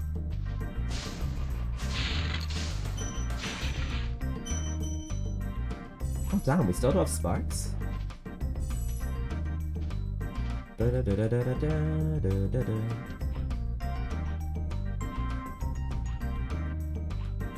then after this we have Ice Cavern. I find that one a very memorable soundtrack. I think that's one of my favourite ones from this homeworld. I like Cliff Town and Dry Cavern. I think just Dry Cavern has a very eerie sound to it and eerie vibe to it, but kind of gets me like vibes of a few games actually. It gets me a vibe of kind of Morpheus Race Mania. It gets me a vibe of a few PS1 games to be honest. It kind of has a bit of a resemblance to Crystal Islands with the little gem lampposts. I can't think off the top of my head, but there's quite a few PS1 games that level reminds me. But even though it's like an ice level, when most of the levels like desert, it still looks like it was meant for this homeworld just because of the architecture of it looking like a fortress. Damn, I'm assuming we do have to do a jump and glide here, because I don't think a charge glide seems to be doing it for that glide. It seems like they did make that glide easier in Ignited, because yeah, it does seem like a harder glide in this level. I wonder where you have to glide from then to reach him.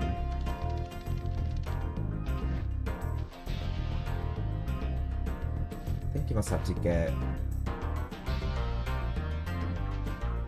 up above or something. Or you have to jump from the top of a chest.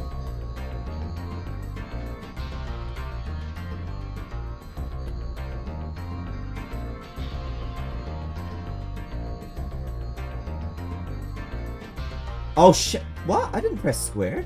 I don't think I pressed square anyhow. I might press X.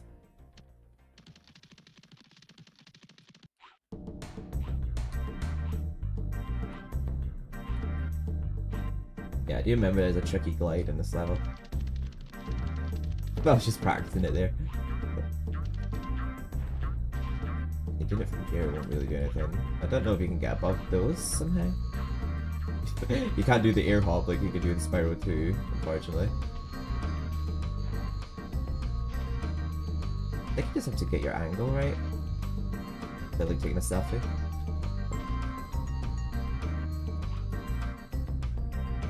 Damn, I'm not even close to that. Like, I don't even... There must be a strategy to it. Unless... I actually have an idea. Let me see. In Reignited, you can get there from there, but I think I might know how to get there. Bear with me a sec here. I'm pretty sure you maybe can still reach it from the angle, but it's not doing it for me there. We need it from here. I'm pretty sure you'll be able to reach it from here. If we can get... let me see where this faces when I come out. Yes, I think this is the way you're meant to glide from. I think that's what it means like awards good gliders. Yeah, there we go. You can actually get there from over there in Reignited, but I'm pretty sure like that was impossible here. Like I could not seem to even get close to it from there, from the angle. And yeah, the key is here that we needed for that chest. Yeah, I was trying to remember where you get it from. This is what I mean, like Spyro 1, like it's the case with a lot of PS1 games. Incredible glide, Spyro. Yeah. I thought I'd be stuck here forever with those ugly vultures standing on my head. Those birds might look tough, but they're pretty tasty. Flame broiled, With a pinch of salt. salt. I recognize that voice. Is he still in games now? Or maybe he was in like Reignited, maybe voices Hunter or something. I don't know, his voice just sounded very familiar. Like I've heard it in the trilogy before. But yeah, in Reignited, you can actually glide there from here. But maybe you can here too, but I just feel like, yeah, that path we took there was the way you're meant to go. But yeah, games back in the day, there was a huge lack of direction. You had to like really know what you were doing. Cause I feel like that's not an obvious glide that you had to do. But they do hint at how it says like that it rewards good gliders, so I think you have to bear that in mind. How it rewards good gliders is not very clear, but like, yeah, it rewards good gliders. Yeah, and Reignited, that part's a bit more forgiving because it's a lot easier to glide to that platform just the way I was trying to do it before. But yeah, I think it just registered in my head of that, wait, I think there is actually another way you can get there.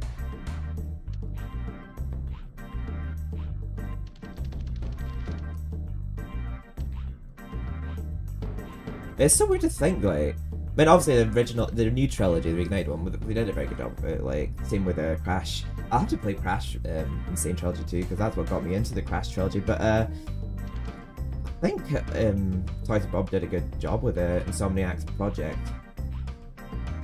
As much as I love the Insomniac games now, like, I'm still to play Rift Apart.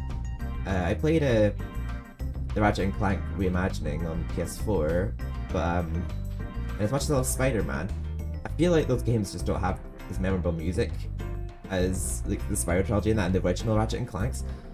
But I think overall, Insomniac do great games. But the thing is, I think the humor was it was trying so hard to be hip in Ratchet & Clank, the remake as well, and I feel like the animations just had like no expression to them in the remake, and the way they watered down the humor as well. Like, I loved the humor in old Ratchet & Clank and the facial expressions and all that. There's some things I didn't like about the remake Ratchet & Clank, but I think overall they're a great company, and I do love like the stuff they put out now. And I'm glad you're enjoying it, Shy. Oh, did I get all the gems? Let me just... Oh, I did get everything, thank God. So now we just have Ice Cavern. And then we're on to Magic Crafters. And I believe, I don't know if any of you have seen the Amanda Bynes show on Nickelodeon. I've never watched it myself, but the soundtrack to Wizard Peak is actually sampled in the theme tune for the Amanda Bynes show. Which is quite well known, actually. I didn't actually realise that. I've never seen the Amanda Bynes show, but when I looked it up, I was like, oh god, that's so weird to think that this, like, a segment of this soundtrack is actually in this show on Nickelodeon. Ice Cavern. But yeah, that'll be in the next homeworld, Wizard Peak.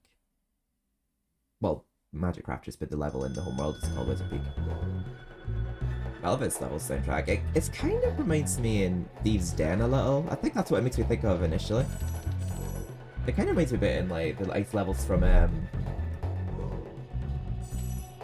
Monsters Inc. Scare Island. It just gives me a vibe of a lot of games of its era. I just get a very nostalgic vibe from this level. I can't explain what it is that it makes me feel. But then you get like the gem lamps that remind me a lot in Crystal Island. It just kind of really reminds me of the PS1 era. Oh god, he killed me! There's just a lot of games and levels that it reminds me in. From multiple games. I just really like this level, Ice Cavern. Oh!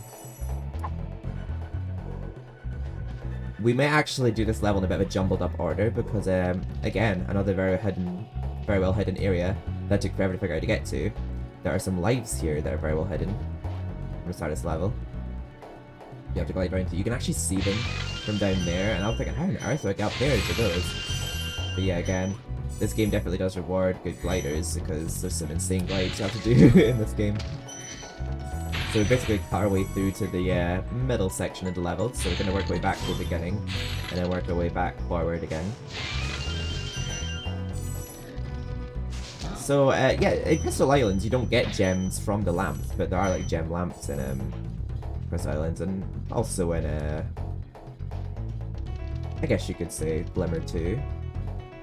Where are the gem lamps here? Are they not in this room? Oh, maybe they're not. I could have sworn one of these rooms had gem lamps in them.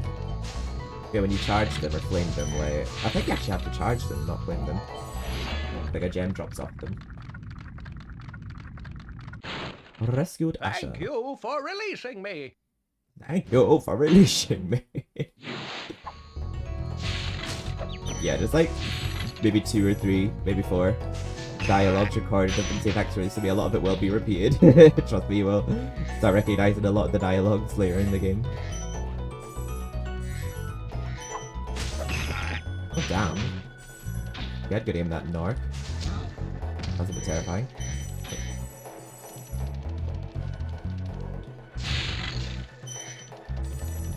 I feel like I want to feature this soundtrack in a Y2P of Bomb or something. Like, I feel like every time like I make a Y2P, I have to feature soundtracks in games I love, and not just to like show off my taste in games and stuff. Because I feel like I want to feature this soundtrack in a Y2P. For those of you who watch Y2P, kind of know what I mean. Look at that! I love that cavern. It's just a very eerie vibe to it, but yeah, also calming. I just like the atmosphere of the ice cavern. A bit different to the other levels. Thank you for releasing me. Thank you for releasing me. Oh, welcome in, Adam. How are you? Yes, I'm a big Spyro fan myself. Spyro Medieval. They're like my main childhood icons. How are you doing? Welcome in. My name is Steven. Pleased to meet you.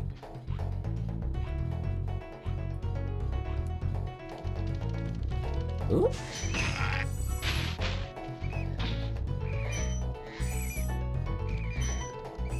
Yeah, I grew up with Spyro 3, but then I discovered like Spyro 2 and 1 in my later years when I discovered they existed. But yeah, Spyro and Medieval. I played a lot of games growing up on PS1, but I think Spyro Medieval, a lot of Disney games too. Original versus Reignited. Yeah, I played Reignited for a walkthrough on YouTube, and I'm live streaming the original. Just for fun, really, and just for the original High Caves music. Over the on the PAL version of the High Caves music. I like the way those lamps look in Reignited actually, because they actually look like gem lamps, but it's just a gem sitting on top of a lamp. This version, very well hidden ones though, nicely placed. Yeah, I like both versions, but I like going back to originals every now and then. Some big Norks up ahead are wearing armor, and in the ice cave, armor can make their feet very slippery.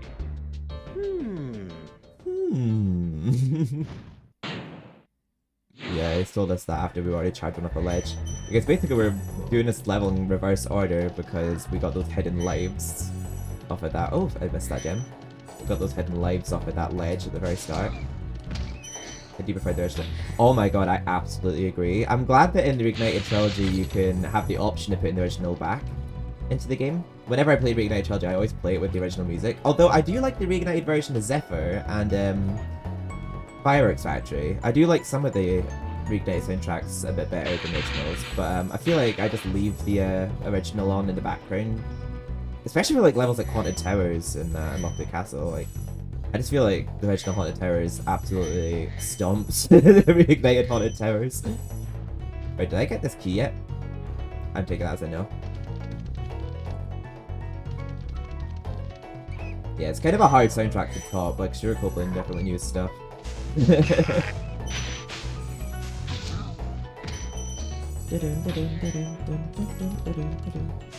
But yeah, the US version of High Caves plays in the Reignited Trilogy, but the PAL version of High Caves, I believe, is the complete version of High Caves, so it was meant to actually go to that level. It's a slowed down version of Treetops in the US version. But the version I owned, because I live in Europe, so I had the PAL version of the game, and I didn't realize the soundtrack was different when I first got the game in the US. But I see that as like the actual soundtrack for High Caves. But in my walkthrough YouTube, I actually turned down the music in the Reignited version and replaced it with the PAL version. Wait until you grow big. I love Ice Caverns music. Before charging those large enemies. Before charging those large enemies. It's Stuart Copeland made people's childhoods awesome. I think I was still in high school when I got Spyro 2, but yeah, I remember I was like in college by the time I got Spyro 1. But there we go, we've worked our way back to the start level now, so we can start heading forward now and doing the rest of the level in the right order. Yeah, we kind of just like... Also, thank you for all the retro emotes, Shy. I appreciate you. I noticed that you kept them all within the retro theme.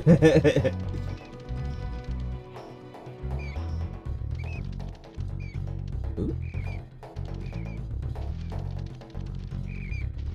Did we already defeat these enemies? Yeah, we did. I'd say one of my favorite level... Wait, the graphics look more richer here than on my PS1 version. Yeah, I'm using the Duck Station PS1 emulator. It's really good. Like, I'm not even using like stretched res. I'm actually using a feature where it increases the field of view, so that it's like full screen but without stretching the image. So it maintains like, is it aspect ratio? It says basically it doesn't stretch the quality. Like it just increases the field of view. And obviously upscales the quality. I think my favourite homeworld... What would you say your favourite homeworld is in this game? I'd say for me it's Dreamweaver's, just because I love the soundtrack to the Dreamweaver's homeworld. I love the atmosphere, like the dreamlike levels. I like how calming and celestial Lofty Castle. Lofty Castle has a beautiful soundtrack. And Dark Passage's soundtrack is absolutely bangs. I love that one. And Haunted Terrace's soundtrack is an absolute banger as well. Oh. At least in the original, anyway. But luckily you can play the original music in Reignited Trilogy. I do love that they made that an option. I think they knew that people... I think they knew that they couldn't compare with Stuart Copeland. I thought it was Stuart Copeland that actually composed the Reignited, but I think it says that he's the composer because he was the original composer. Okay. Yeah, I actually do love that Tom Kenny voices him in the Reignited of Spyro 1. Although, like, I feel like Carlos's voice is not as bad as I remember it being, because when I was listening to him in this, like, for the most part, he sounds alright. Yas, I appreciate you, Shy. Thank you so much for doing that. Definitely sets the mood for the stream.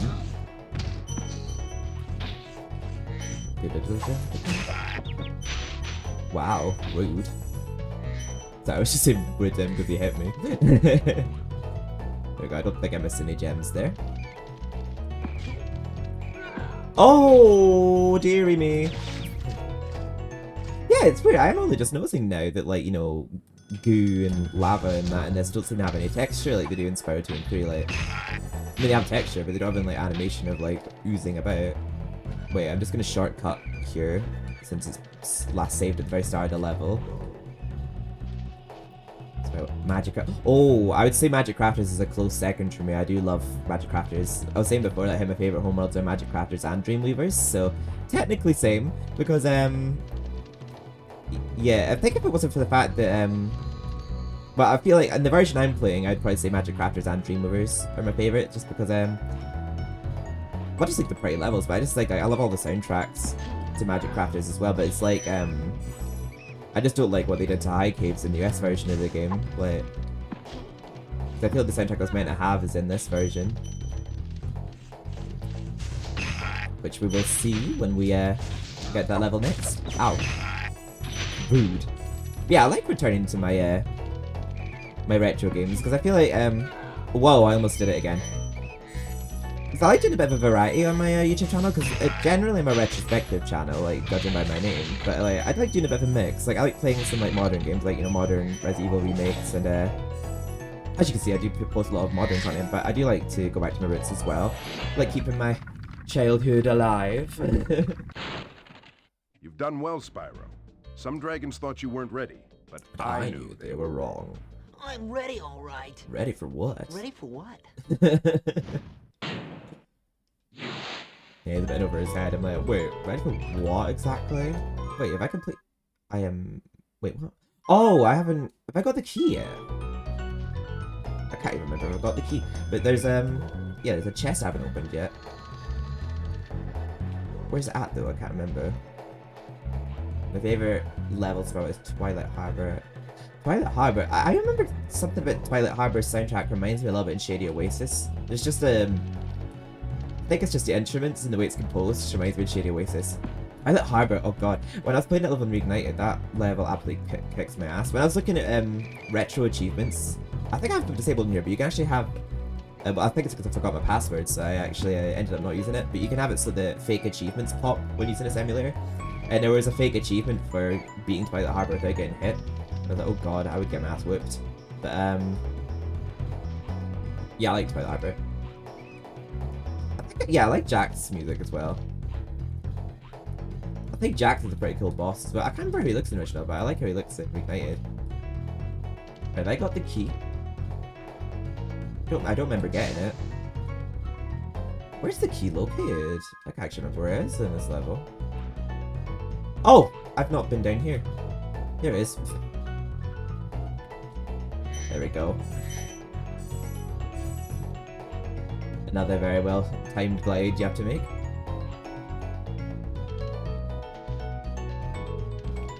Oh, I can't actually remember how it looks in the Reignited.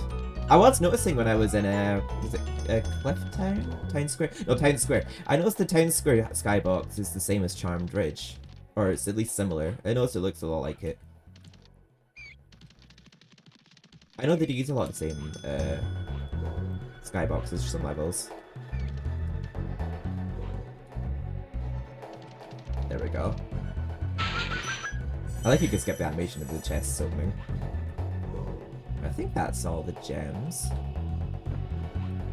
Yes, we got all the gems. And was there a dragon egg? I can't even remember if we got a dragon egg in this level. That's as completed. I think after Magic Crafter, there's no more dragon thieves. I mean, there's no dragon thieves. There's no more egg thieves. I think there's actual thieves, but they're not carrying eggs.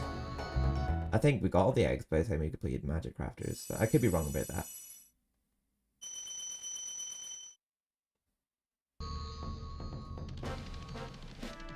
I love how calming the Magic Crafters music is. It sounds very Stuart Copeland, like it definitely sounds like a Spyro soundtrack. Part of the track. Oh, I didn't get this life before. Oh, not me about to lose one trying to get it. Yeah, I was mentioning that in my walkthrough. Like, I love how they turn it into like a library with candles and Reignited. Yeah, when we were in Dark Hollow, yeah, I was mentioning that. And also how the balloonist talks in the Reignited. I kind of like how they gave him a voice. Not that it's really an issue that he didn't have a voice in the original, but I think it's pretty neat that they gave him one in this. So yeah, as usual, I will be doing the flights and the boss fight. The bosses aren't that hard. It's more the flights. I just like getting the flights out of the way before I do this Stone World, because the flights can be a bit tedious. Okay, Magic Crafters looks fabulous in the original. At least here anyway, with these textures and graphics settings I put onto it. I can't put my finger on what it sounds like, but it sounds very familiar when I listen to the soundtrack to this level. I don't know if it's because I associate it a lot with Spyro or Drew Copeland's typical percussion and music. It's a lot easier to catch the egg piece in this than Reignited, I feel. That was really easy. Voices in the original. Yeah, I do like how they gave my voice in Reignited. I don't know if it just sounds like a lot of other PS1 soundtracks, but something about this soundtrack just sounds very nostalgic to me, even though I didn't play Spyro 1 growing up. Like, I didn't play, I think I was like 18 or something, I'm like 27 now. Yeah, I do love this level soundtrack. And the sound of the wizards made me laugh. The wow wow sounds they make. But I love the music for like all the levels in this Homeworld. I love Wizard Peak soundtrack, I love Pine Ridge's soundtrack, I love the Homeworld soundtrack, and I love the PAL version of High Cave's soundtrack.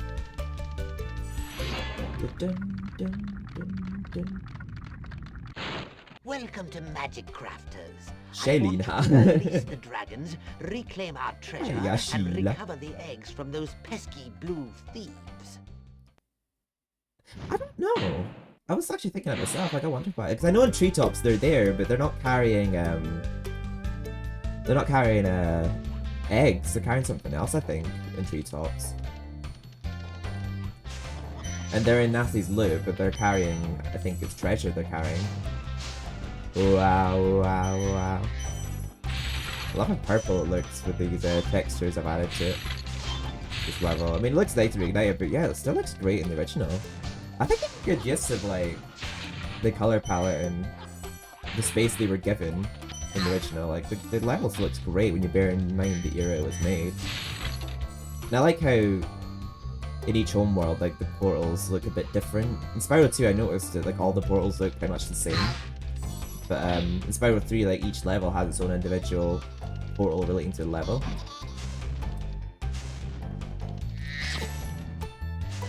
Oh. I know I'm flopping it again this one, but I feel like the egg thieves are a lot easier than I remembered them being in the original. Like, I feel like they're faster in Reignited. Maybe it's because I'm playing the PAL version, maybe they just don't move as fast, but I don't know. They just feel easy to catch. What are you laughing at? Yeah, when they raise the pedestals, they laugh at you, make a mockery. But I like when you feel them just like, ow. So yeah, I think this level's the homeworld. It's not level's homeworld. This homeworld's where it starts showing you how tricky glides can be. Here's high caves.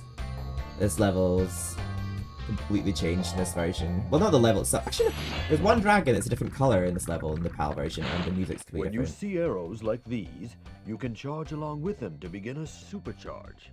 Supercharge? Excellent. Go ahead. Try it. I remember it sounded a bit different though. I was like, go ahead, try it. Yeah, I feel like me and you seem to have the same opinions in this game. Because I don't hate the Beast Maker so much. I feel like there's still very fun levels in it and music and I feel like it's the least memorable one in my opinion. My favorite flying level is Wild Flight. I'm actually not sure what my favorite one is. Maybe the very first one? I think I like that one.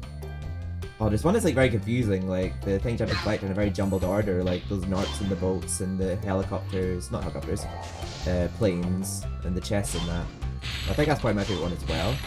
Is it the second last one? Then if that's the case, then yeah, it's probably my favorite as well. This portal leads to a special place where you can learn to fly. I remember when I was a young dragon, earning my wings. Learn to fly. Got it. Learn to fly. Got it. It's dragon number 35.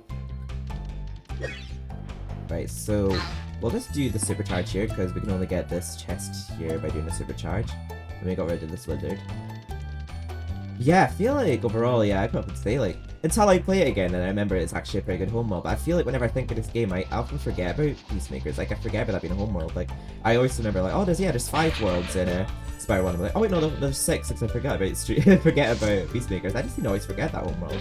I don't know why it just doesn't stick out in my memory as well. Yeah, Artisans is a beautiful level. It's just a nice quick one. I like how it eases you into the game a little before the difficulty picks up kind of drastically. I feel like after Beastmakers, or maybe even Magic Crafters, the game just drastically gets harder, I feel. Out of nowhere. Like, the levels are still kind of like short, but I feel like a lot of the supercharges and stuff you have to do are really tricky in later levels. Yeah, I always laugh at this level's name. You know, like me, I am 12. I'm not joking, I'm 27, but like I'm a 12-year-old when it comes to that kind of humor. Thank you so much for recovering so much dragon eggs. Copy boy for Peacemaker. No. I've not even done any of these levels yet. Steady on, balloonist. We wouldn't be able to complete that Nasty's Live Winter. North Nexus is way too small, is it? Yeah, I feel like it's the soundtrack for that level quite short or something, because I feel like with the amount of time you spend in the level, you won't even get a chance to listen to the music. Ooh, pink chest. I can't wait to get a Lofty Castle because the only red gem chest is in that level as well. These purple oozes. That's got animated. Yeah, the ooze and like the lava and water in this just seems to have no animation. Like, but they seem to fix that in the future Spyro games. But I know where this gem chest is. It's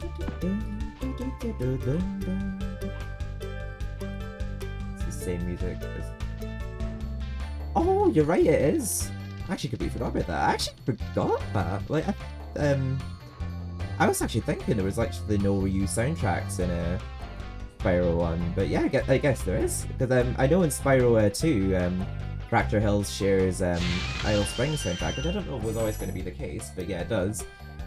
And then the PAL version of Spyro 3, there's a lot of reused soundtracks, especially Midnight Mountain, because Midnight Mountain, my version of Crystal Islands had Seashell Shore soundtrack, Dynamines had a Molten Crater soundtrack, which I actually thought went well to the levels, but I feel like Haunted Tomb going to Cloud Spires just doesn't fit very well. I feel like Haunted Tomb definitely needed its greatest hits soundtrack. Wait, did I get everything there? No, I'm missing 3 gems.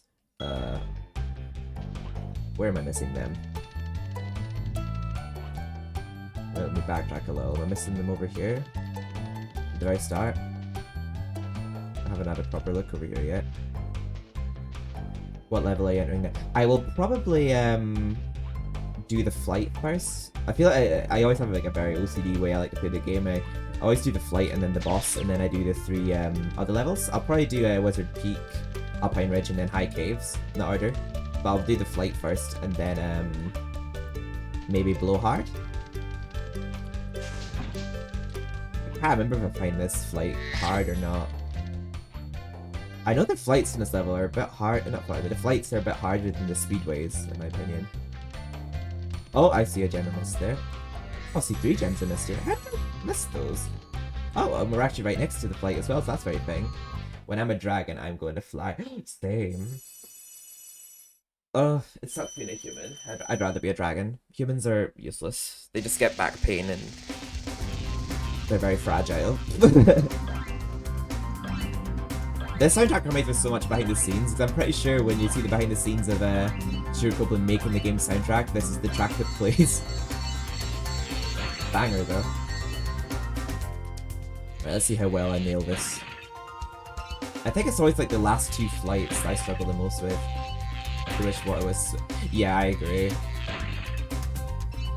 I would say I'd love to be able to swim underwater as like an ability in real life, but then I'd also love to be able to not freeze to death if I was to swim underwater in the North Atlantic, and I'd love to also not get eaten by a shark. Oh god, I hope I have enough time for this one. I haven't dilly-dallied too much about it. Oh, I might be able to just clutch it. Let me just keep up the pace for these chests. Oh wait, I still have helicopters to get. Oh dear. I might mess up here. Yeah, I did. There's still... not helicopters, planes. Right, okay, I think we'll do the rings first. Yeah, you have to... I think you have to memorize a lot with the Spyro 1, I feel, because, the flights, it's not always very clear which thing you should be going through first. I feel like in Spyro 2 and 3, they make it a lot more clear the order in which is the best to go through each thing. But I maybe should have gone for the helicopters first here. Sharks only eat bad people, yeah, but yes. Sharks have morals. Oh. Let's see the helicopters. Wait a sec. Let me just crash here, actually.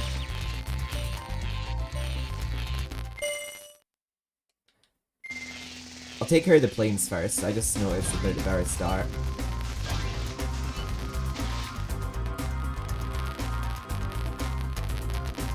Yeah. Probably I guess taking care of the helicopters first. I don't like to call them helicopters, they're planes. Oh.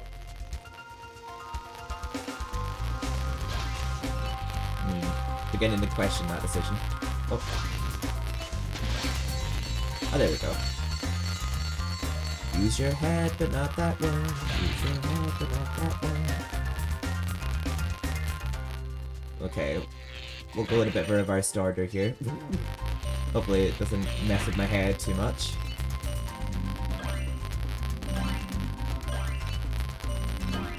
Yeah, I think it must have just been something they just changed their mind about by the second game. They probably would have, like, if they made it later in development, they probably would have named them speedways rather than flights. I think the flights are pretty, but I feel like the levels would have sounded just as good with speedway in their title. Must have just been an idea they came up with later. Oh, where's the last... How did she struggle that much with this one? Why am I getting so lost? I'm trying to think what's the best strategy for this one. Yeah, the Sunny Flight one. I remember when I was playing it for the first time. I think I had completed it for the first time as a long play without commentary, but I also did some editing to make it not look the case. But I remember I completed Sunny Flight at the end of the game because I actually didn't know where the flight was in that level until Dragon hinted at it. Until I don't know what level. I think he hints at it in this homeworld, funny enough, Magic Crafters. Yeah, this is why I like doing the flights first, just because I find them quite tricky. Oh yeah, the planes seem to give you more time. Oh yes, I should have been doing the planes before the chests, I think. Yeah! Oh, if there's no female dragons. There are females in the trilogy, but there's no female dragons. There's Allura the Fawn. Actually, there's only Allura. Oh yeah, and Bianca and the Sorceress.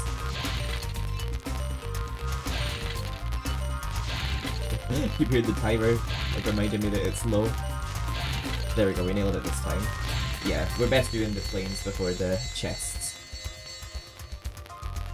It's very cool to have a hidden speedway, this one. I just find it very pretty in Spyro 3 when... Well, Seashell Shore specifically, how like, whenever you don't have enough eggs to access that level, you can go through its portal, like, back and forth. Whereas you couldn't with, like, the other portals that you hadn't accessed yet. But, there was a swim in the air glitch I would do before unlocking levels, which I'm sure a lot of people have done, in Spyro 3 that you could do, where you could, like, go under the level, like, you can get outside the level and glide under it and do a swim in the air glitch. True, I think it's only Spyro 1 that... Yeah, I think it's only Spyro 1.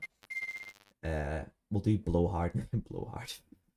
I think that's like a reference to weather or something. I don't actually know what blowhard means, but it's just a funny level title, in my opinion. I think that maybe just shows my immaturity level.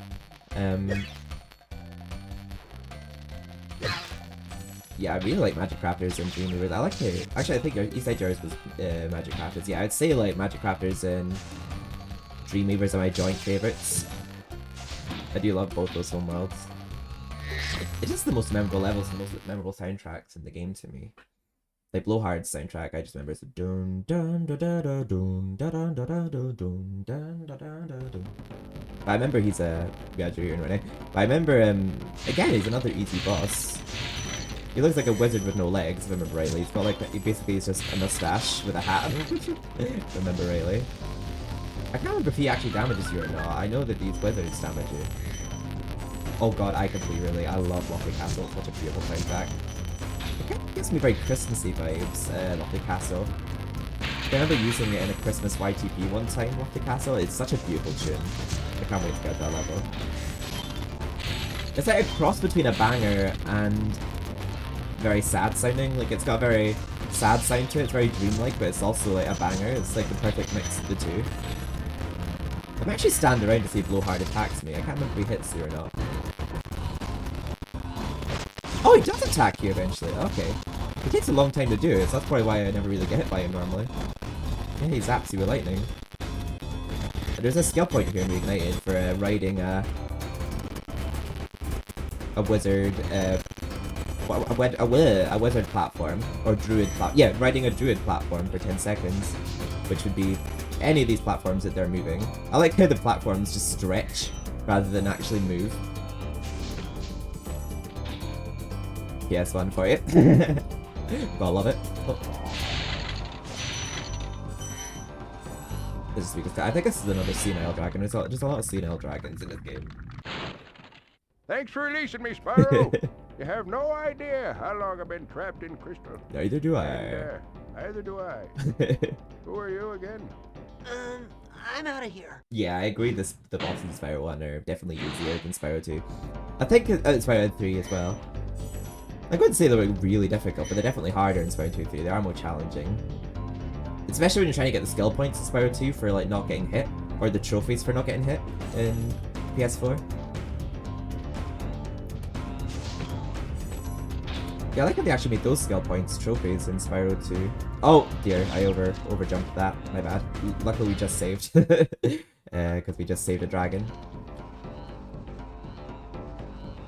Wow, wow, ow.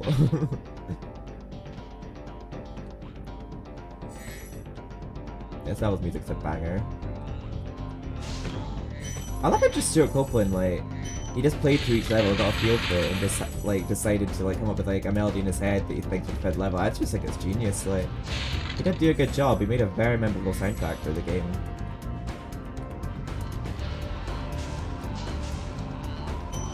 Oh god, I didn't think that even hit him. Wow, wow. I love the sound the wizards make in this, it's so funny. But I like how they still sound like that in Reignited, like they still kept the wow wow noise they make, but then they don't have the why sound from the monks in Spyro 2. And I like how high-pitched their voices were, the tikis from the Tiki Lodge, but they made them sound really deep and much in Spyro 3. think that's him defeated now. Yeah, there we go. Relatively easy boss fight. Yeah, Stone Hill's a very relaxing level. Pretty wide level in that one too. Like, it's very easy to miss a gem in that one, I feel. Did I get all those gems? That's a very odd number of gems.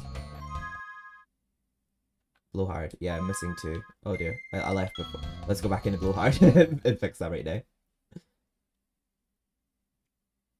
I was just thinking, that doesn't look like a very even number of gems. We're either missing 2-1 gems. Oh wait, it's literally at the very start. Thankfully. Right, on this one occasion I'm using the exit level option, because I did technically leave the level normally. It was just to grab a gem I missed. I like that attention to detail. If you only collected 1 gem, only 1 gem shows. Let me just recollect them just to get a new life. Oh. There we go, we've nearly got a new life. Nice. And now, onto Wizard Peak.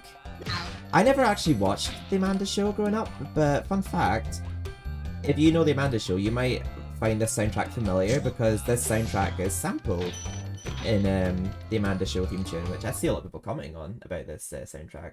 But never really watched it growing up, but yeah. I remember to myself, like, I would always hum like very random words to this song. Growing up, I would always like hear it in my Will You Be Live Streaming Spyro? Oh, not today. I might stream it again at some point though. But I streamed Spyro 2 unboxing day.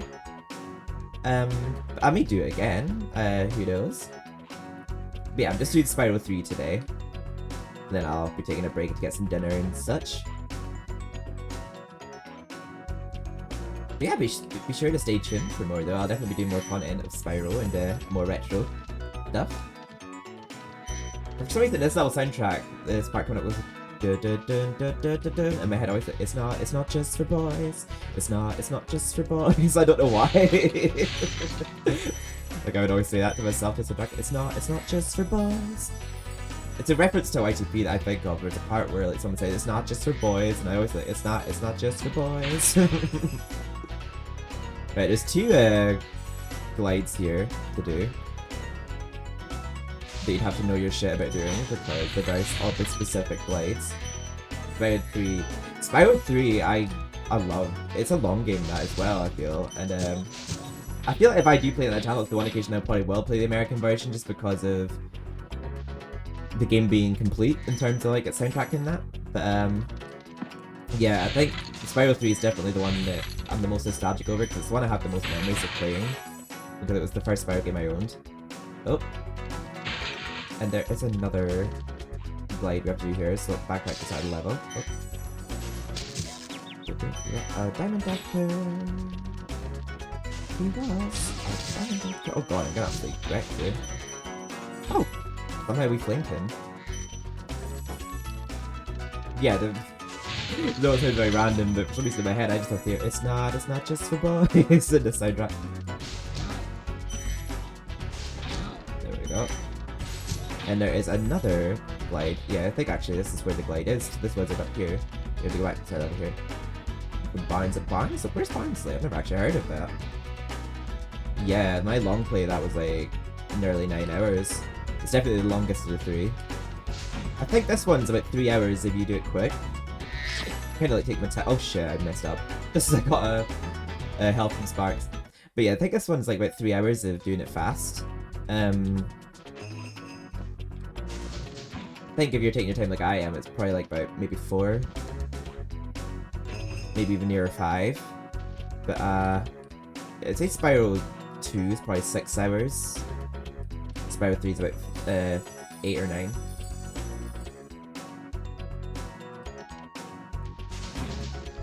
Quite often, like, I know you can't do it in Reignited, but I would often do the air hop glitch in Spyro 2 to avoid a lot of areas.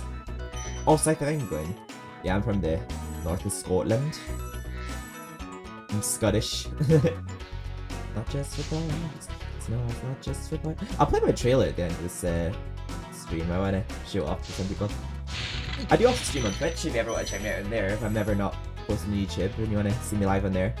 I do a mix of content. I play a lot of like online games like Dead by Daylight on there and Overwatch, but I've been recently trying to do a bit of a variety of like story games as well on Twitch, where I'm playing like Spyro like I am right now. But I just generally have like alerts off a lot during that, and sometimes I might not be as conversational in chat.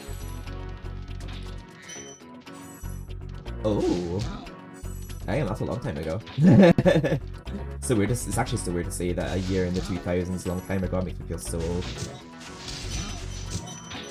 Those wizards kind of remind me so much in the one from Charmed Ridge, minus the cat heads. They just look so similar. He was a diamond doctor. Rescue Tommy Jarvis. Welcome to Wizard Peaks. I think these dragons are so This is cute my in the summer. favorite supercharged spot. Use it to bash those wizards. Use it to bash. Oh, Fort William, that's near Inverness. That's about maybe 3 hours from where I live. Or by train. I don't think you can't go to Fort William by train, but yeah, it's near Inverness. I know they're large enemies, but I think you can charge them if you supercharge them. I don't think you can charge them otherwise. Yeah, we supercharge there. Yeah, I think that's like the first level, if you don't include the home world itself, that kind of tests your supercharge abilities. So let's put that to the test now. I think we have to do a bit of a run and jump with this one over here. There we go. I think I'm start gliding about halfway across here. I don't think this egg thief runs. Let me stay still to see if he moves or not, but I'm pretty sure this egg thief behind here just stays still. I don't think this one even runs off.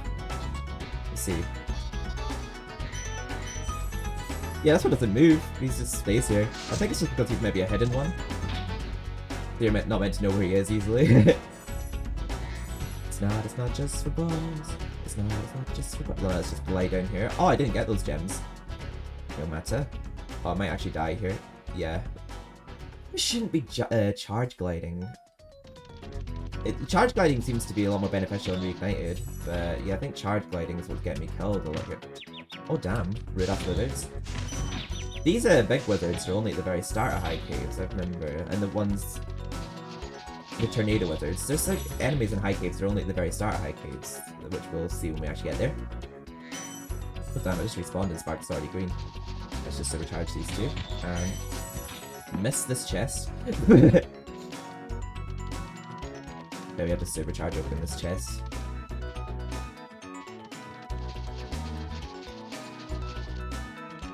Okay, that's a bit trickier to hit than Reignited. Either I'm just getting really unlucky. Let's just free this dragon while we're at it. Rescued Hexus. Thank you for releasing me. Thank you for releasing me. That one sounds like he wasn't even trying. He's like, oh, thank you for releasing me. I'm so grateful. Alright, let's see if we can get it this time. I was trying so hard to keep to the left there and I still missed. Why is he keeping to the right? Come on, Spyro. There we go. Right. Maybe we can focus on this supercharge onto this next platform. Yeah, Wizard Peak is another level to sort of test your supercharge abilities, but I think Treetops does most of all. Oh no, we didn't get enough height on that one. Damn. Yeah, it's easy to lose a lot of lives in this level. Oh, where have we been put here? Oh, okay. Oh, they make these enemies bigger. I just noticed this wizard running away.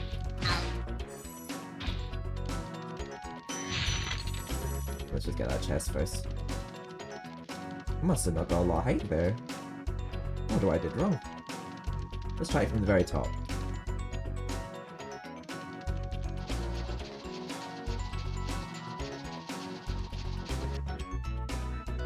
Oh, interesting. Yeah. It is a very recognizable soundtrack, like it's one that I do remember a lot from the game. I do hear it in a lot of people's videos when they review the game and talk about the game. Like, I'm thinking I maybe have to go from this speed ramp, but I think I'm not getting enough of a boost.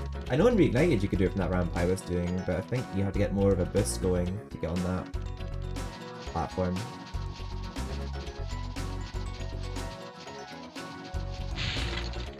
There we go. Yeah, I think I had to do the way I just did it there before, because yeah, I wasn't getting enough height from just that one pedestal.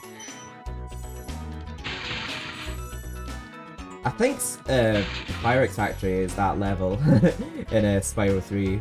It's always the level I remember the most, so I know it seems to be a lot of other people's favourites. Spyro 2, I love Zephyr and Magma Cone and Cloud Temples. Metropolis, I think, is really cool. I feel like Metropolis shows their, I guess their style of their motivation for Ratchet & Clank. Metropolis feels very Ratchet & Clank, is what I was meaning to say. I couldn't really think of the words. I think it's like the first sign of them getting ideas for Ratchet & Clank, is what I was meaning to say. There we go, now we can head to the end of the level. We've done the tricky supercharges that I made look trickier than they actually are. Oh, he just defeated the enemy for us. Thank you, Nork, for die. Oh, there's more than one exit with that one. There we go, pretty easy one to get. There's another one like that in High Cave, see you have to like flame over a very tight loop like that. Oh, we nailed those two enemies.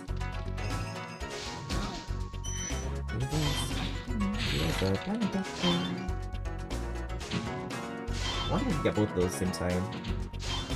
I know that people are doing it on Big Night, so I'll do I can get a few of those at once.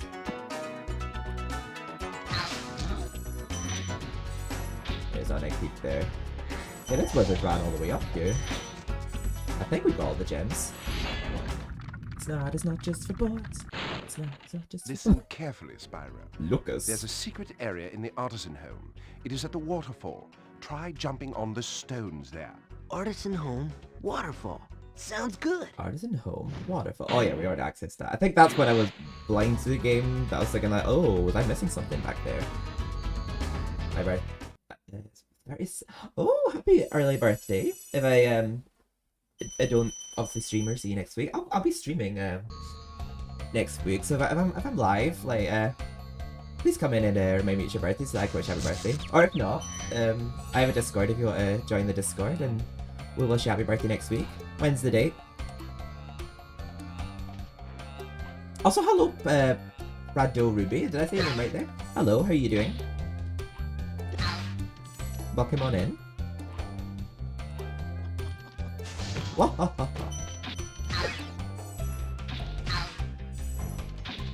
Right, so I'll probably do Alpine Ridge next. I do love Alpine Ridge's soundtrack, but I might do High Caves last just to revel in the unique soundtrack of the PAL version. Wait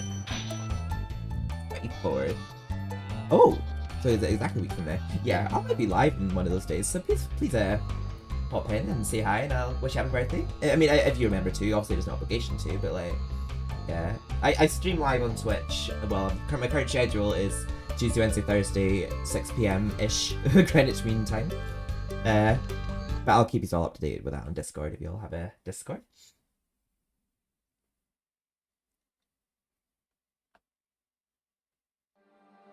Am I missing 10 gems? Let me see. Wait. Where am I missing? Wait, I'm missing 10 more gems from Blowhard. Oh. Let's go back to Blowhard then. I thought I was just missing 2 gems from that level, but I was missing 12. Oh. Back to Blowhard we go. Yeah, I don't want to jump into Alpine Ridge yet without having completed this. Other levels are done. We'll have to manually find it though, just because it doesn't seem like we have the ability to track. Yeah, I think Alpine Ridge. Yeah, I remember how it looked in Reignited. I love how it looked.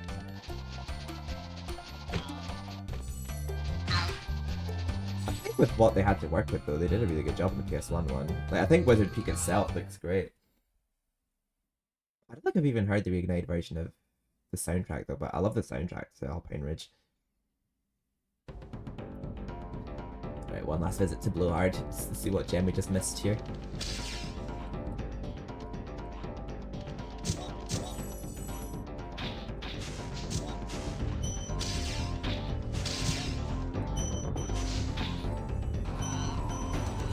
One of the gems might be from Blowhard that you dropped.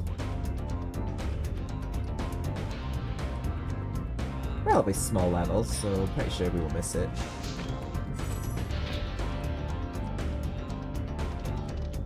I got impatient there, but I caught on.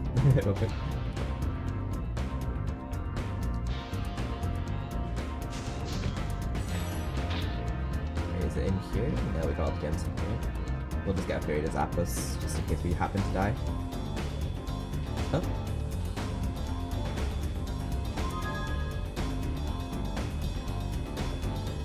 Replay Dragon? No, just save game. Saving. Okay, successful. There we go.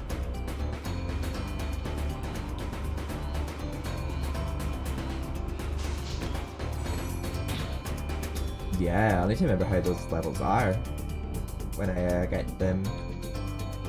I actually quite like your Beastmaker's levels looked in Reignited. I'll have to see how they look in there, you know. Been a while since I played the first.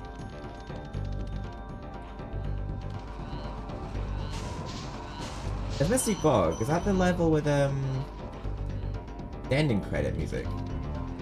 Is the level's music. Oh, yeah, it's a little bit further ahead. Oh, wait, hang on. Oh, I didn't pick up one of the gems off Blowhard. Oh, well. The more you know, eh? You can just see me make a mistake in the live stream without me having the power to edit.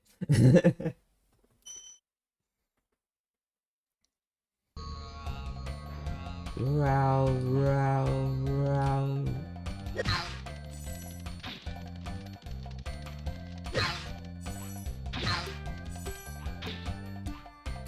Yeah, right about Christmas last year, I had my ads taken down from YouTube, which I think was on an error because I got them back when I replied in January. They wouldn't let me reply to January, but now I'm monetized on YouTube again, which is just amazing.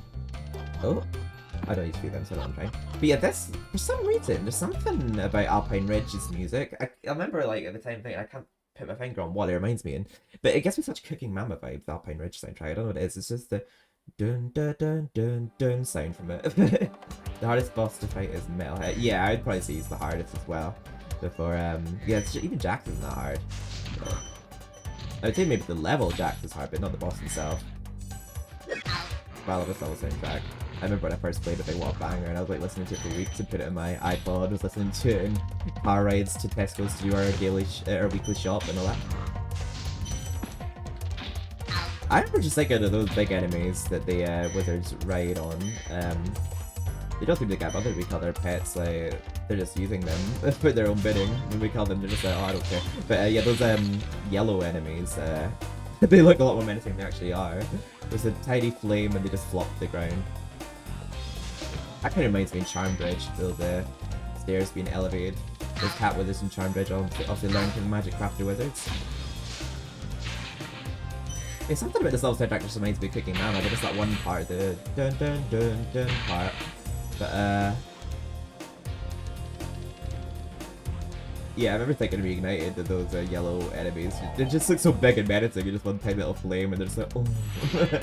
Alvaraxing Dark Hollow. Yeah, Dark Hollow definitely has a.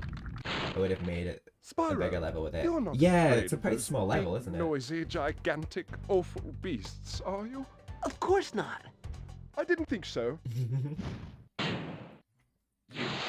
In Reignited, they made him sound more cowardly, which I liked. You're not afraid of those gigantic, awful beasts, are you? Oh, I forgot these big wizards were in this level too. There's not like a few from here. But there's like tornado wizards that are in high caves, but there's only like 3 of them at the very start, which we'll see more on that level. Look at him laughing. You got the cockroaches in there. This part here kind of reminds me in Charmbridge for some reason. Just the little castle structure here. It's a relatively short level. Not Charmbridge, I mean Alpine Ridge, from what I remember. I mean, I got through pretty quick when we Reignited. I'm assuming it's just as quick here. When the turtle in some sheep, or not, if I keep missing it. There we go. The sheep look a lot more fluffy and bigger on the next few games, I noticed. Yes, I love Haunted Towers. That's like one of my favorite levels from these games. It was a hard level when I first played it. I had to look on YouTube and how to complete it. I had no idea where the last few gems were in that dragon were, and there was a whole room I didn't know about. I was like, what the hell? How was I meant to know how to access this room? Like, it's a very oddly specific supercharge you have to do in that level. But the music in that level is so good. It's much better, the original one, over the Reignited, in my opinion. The soundtrack, anyway. The level looks fine. I just prefer the original music to the Reignited style level. I'm going to wait for this platform to lower. I'm actually going to wait for him to raise it back up again, because I feel like I've already waited too long jumping across there, because I've up and glided across and he's raised it in my face. Oh god, he almost did it there. I feel like he lowers it for longer in Reignited, if I think rightly. Yeah, this level soundtrack is so catchy. Some music just always reminds me of Cooking Mama, but it's just that one part, the part, and the dun dun dun dun. And there is another egg thief in this level, if I remember rightly. Oh, thank you for releasing me. Thank you for releasing me. A lot of these dragons need to fire, they're all talking about being released. Like, oh, thank you for releasing me. I was noticing that, like, all the dragons look the same, like, in the homeworld that they're in, but, like, all the dragons look different in each homeworld, but, like, each homeworld has the same dragon, but different Oh! Oh! A glitch has happened there. The start of Jax just played, but I've seen that glitch before. Where the start of Jax plays before this level soundtrack replays. I would love to see Spyro 4. I wonder if they're gonna actually, like, complete and remaster, Enter the Dragonfly, or if they're just gonna give us a completely new game. I feel like the Enter Dragonfly had the potential to be great if they were just given the time to complete it and iron out the bugs. Like,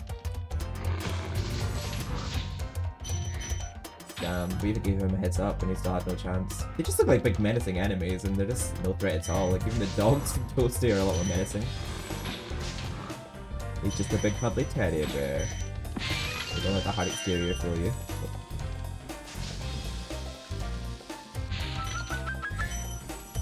That acted like a strong chest, that one.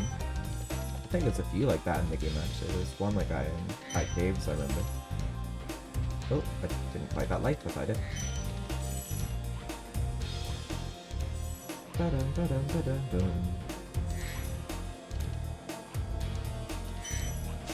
So I think the next two not speedways, the flights might be a bit tricky for me, because I think there's not a flight in North Cove, is there?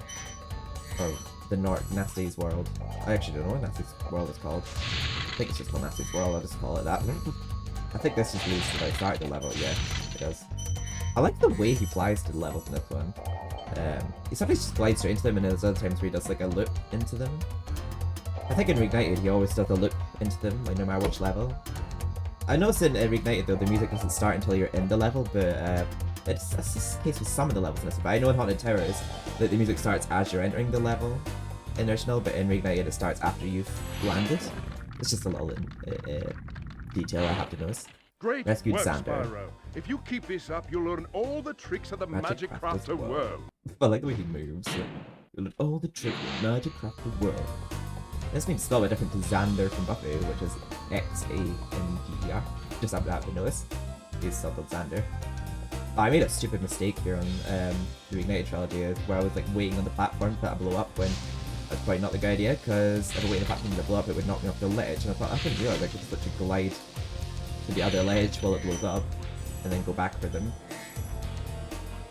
Hey ho, don't make mistakes.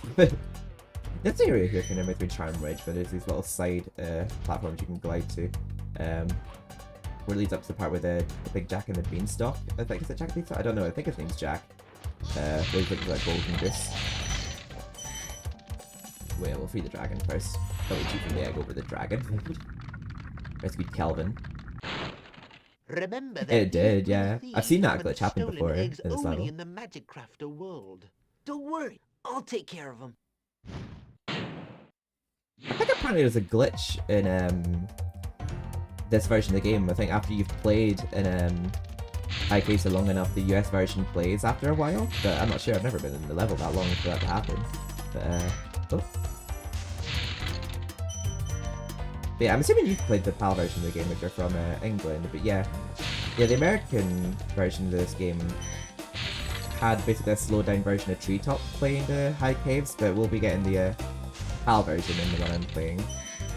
The one I feel like was the version that was meant to go to it. It's like, it goes to it a lot better, and I feel like the fact it was just a slow down Treetops just shows I feel like wasn't meant to be there. There we go, we got all the gems. And there's still an egg thief, almost 25 years. I know.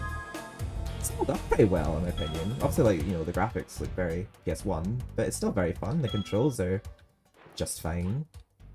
I know in the emulator it does look a lot better, but I feel like it's I do love I did it again there, Jack's playing.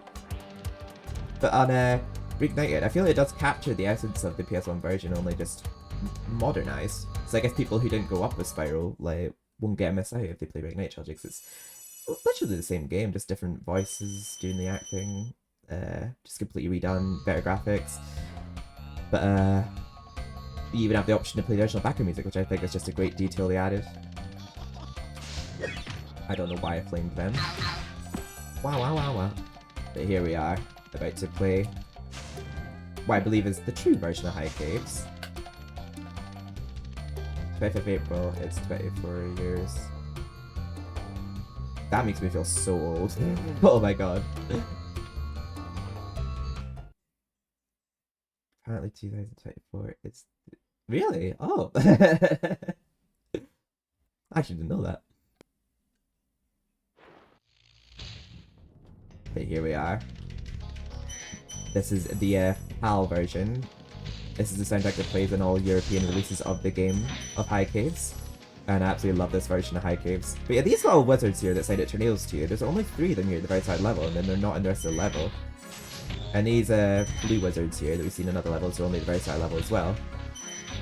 It's mostly the spiders we have to worry about soon, and the druids at this point. And I think this is the last of these tornado wizards in the level. We clear them pretty quick. And this dragon here, I believe, is yellow here. I always remember this one's called Cyrus, but he's yellow here, but in the US version of the game he's green. I don't know why they changed his color in the US version. Something about these green druids. They insist on moving everything in sight. He's like, please do something about my green scales. They insist on making me yellow in the PAL version. Yeah, I remember he sounded a lot more dark original because he sounds a lot more chill and nonchalant about it in Reignited. Is like, please do something about these green druids. They insist on moving everything in sight. Yeah. Oh, did they? Actually, I didn't realize.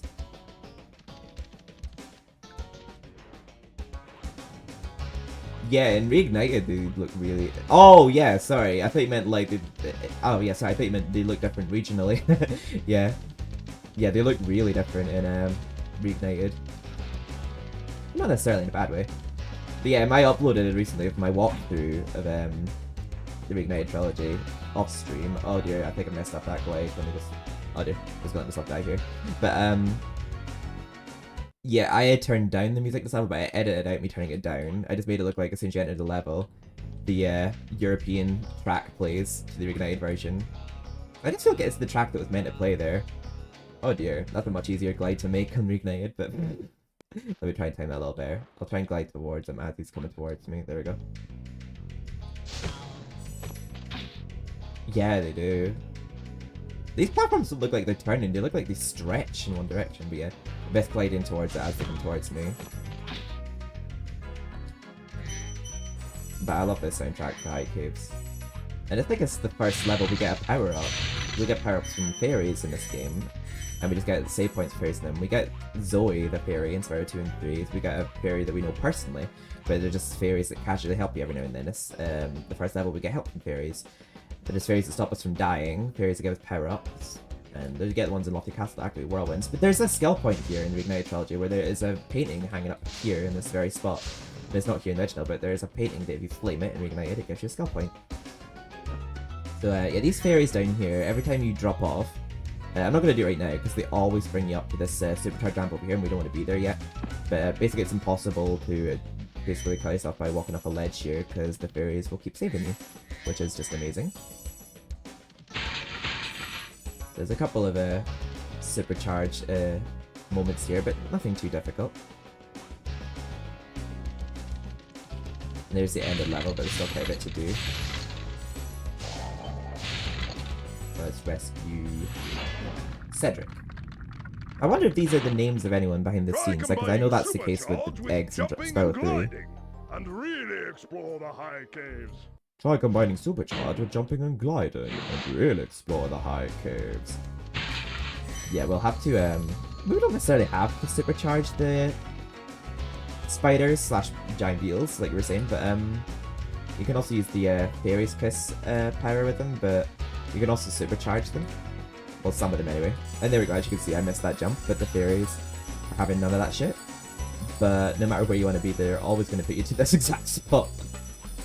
Like, they insist on you using this supercharge.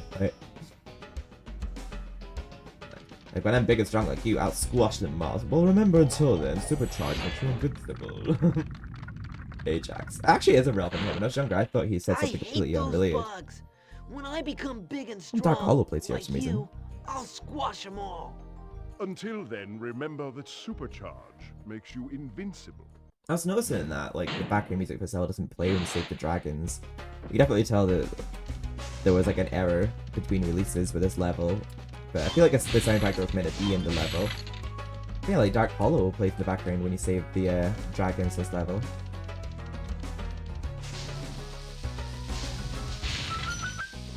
I saw someone do, like, a fan-made Spyro Ignited Trilogy version of High Caves if it was this version it was in Reignited.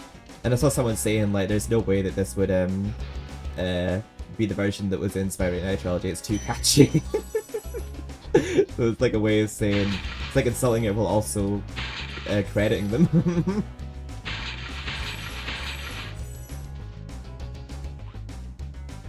There we go. There are a lot easier to catch in this than Reignited. Was that the Dragon Eggs? No, there's still one more. Was the last one in Peacemakers then? Because I remember I know that Dreamweavers doesn't have any Dragon Eggs. All they do is just serve towards 100% completion.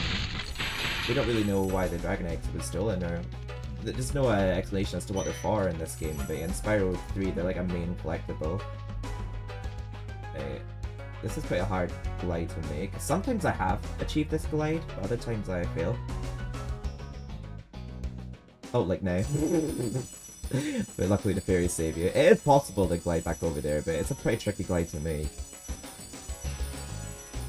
There's another level that requires perfect gliders.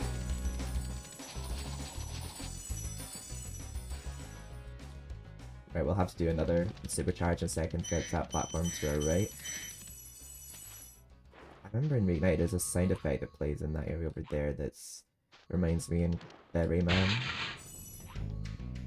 Dun dun dun dun. Wait, can I glide there from here? I don't think I can. Unless maybe from up here? No, I wouldn't. I'll attempt it, but I'm probably not gonna get... Oh my god, I could! Oh well, I don't need to do the supercharge then. Somehow manage that glide.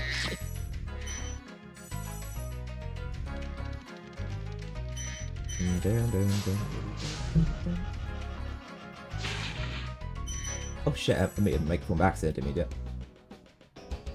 Spyro 2 to the game, nostalgia. Yeah, I love Spyro 2. Spyro 2 is a good one. Spyro 2 reminds me so much of Christmas. I got it from, well, Santa, 1 year. So it reminds me so much of Christmas, playing on my old big TV. Like a square TV before you got smart TVs. And the colours on it were so bright. And I remember Laura looked red on it. It reminds me so much of Christmas time playing Spyro 3. It felt so good, like, discovering new Spyro levels I'd never played before. Having a whole new Spyro adventure that I never played and levels I never explored. Because I never knew there were Spyro games before Spyro Year the Dragon until many years after I got it when I was a kid. I love Crash Bandicoot and the Tomb Raider game. Tomb Raider, I did have a Tomb Raider game when I grew up, but I was not very good at it. I didn't get very far in it. I just remember locking the butler in the fridge. Welcome in, Guy. How are you?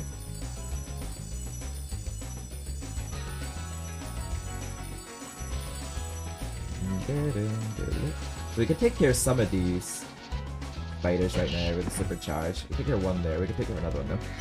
Oh god, this sounds quite scary when they get defeated. The squeaking sound they make.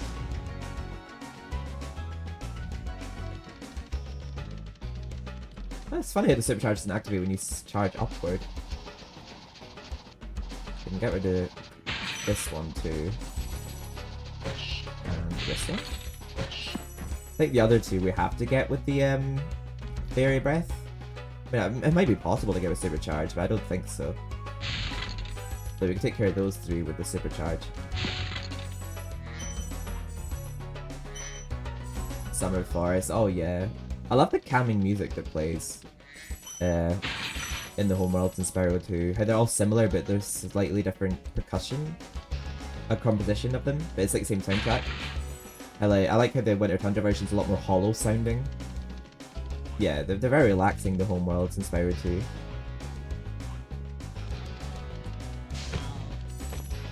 Alright, we just have to be very quick here so that the spiders don't attack us. And the druids will try and stop us in our track from running from the spiders, so make sure we kill the druids first. So we'll just get our gems here. Get snogged by a fairy. Oh yeah. I found something so cute when I was watching it. I saw someone commenting on the video of this level, saying that they got so jealous of Spyro in this level because they used to have a crush on him, and they said obviously childhood them, like they don't now, but they said like that he like when they were a child they had a crush on Spyro, and I can relate to them. I had crushes on little like mystical creatures when I was younger, and I remember when I was much younger I had a crush on Jimmy Neutron, don't judge me.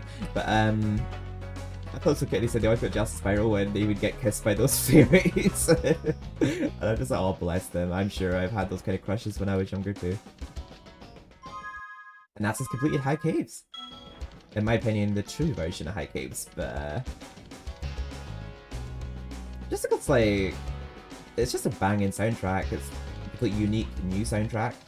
But then the one that's in the US version of the game, and I think the Japanese version too, is just a slowed down reverb version of Treetops.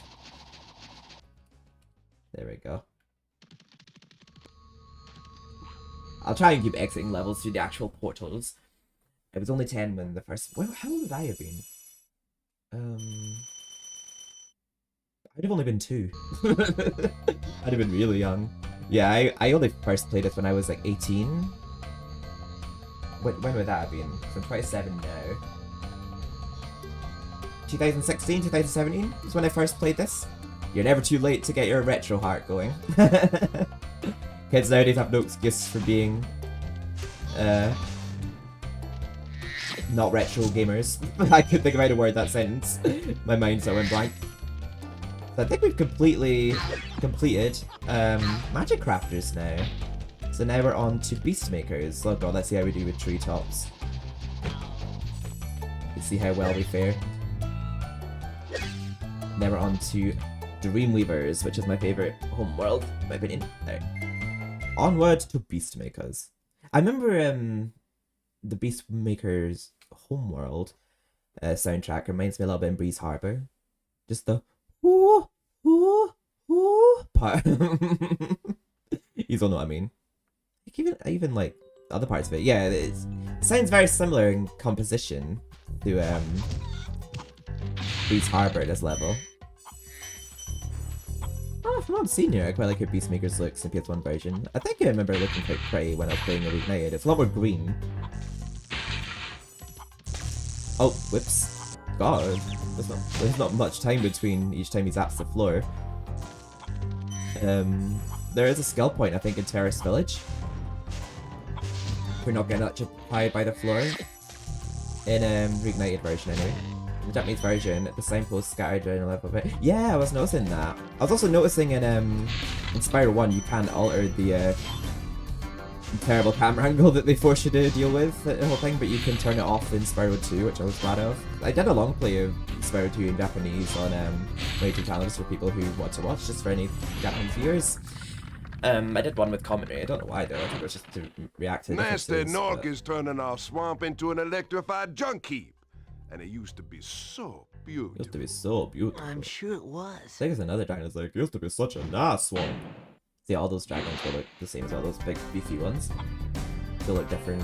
So they're all the same in each homeworld, but they're different to like the previous homeworld. I've noticed that. I can't remember if that's the theme in Spyro Reignited, because I know a lot of them have their own like animations and personalities. I haven't actually noticed if they look similar.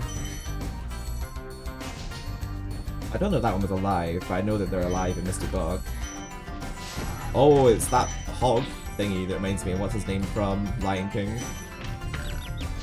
Vicious little piggies. This is the level. Find the supercharge easier in this version than me. That's reassuring actually for me, because I somehow managed in the Reignited version been playing it. There was a glide I couldn't do in it. I think it was a Dry Canyon. Here that I was able to do in Reignited, but I had to do it from a different angle because I couldn't do it the way I was doing it in Reignited.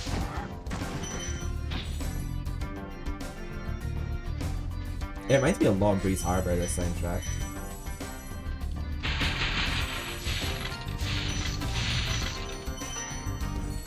Dean, hello! How are you doing? I'm doing really well, actually, other than the fact that it's really bad up here, like the weather. It's really deep, the snow. My stepdad's off work tomorrow, thankfully, though, but God, he had trouble getting out the drive this morning for he's supposed to stay. But how are you doing? Have you been playing much Crash Rumble? I actually haven't, no. I've been seeing about it, though. I'll get around to it eventually. I still need to play Crash Team Racing. I haven't got around to that yet. I never played a whole lot of Crash growing up. I do plan on playing more of the Crash games. I've been, playing, I played the Crash Insane trilogy. I got the platinum for those a little while ago. Getting horrible winds. Oh yeah, it's been pretty windy up here too. But I think all the snow's gonna be gone by tomorrow.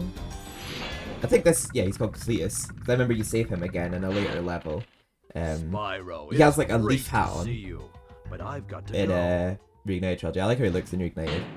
And he's like, Spyro, it's great to see you, but for whatever reason I've got to go, or I'm late for my manicure appointment or whatever. Spyro event? Is that, oh, there's an event in it? Is that like a brand new game, or is it not, it's not a remake of anything, no? I didn't see about that.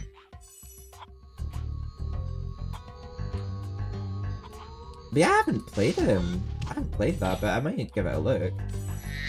I saw Crash Team. I saw the Spyro got released in Crash Team Racing. Well, not really played it much though.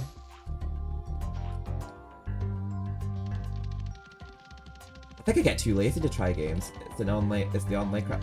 Oh, it must be another one then. I think Crash Team Racing is online as well.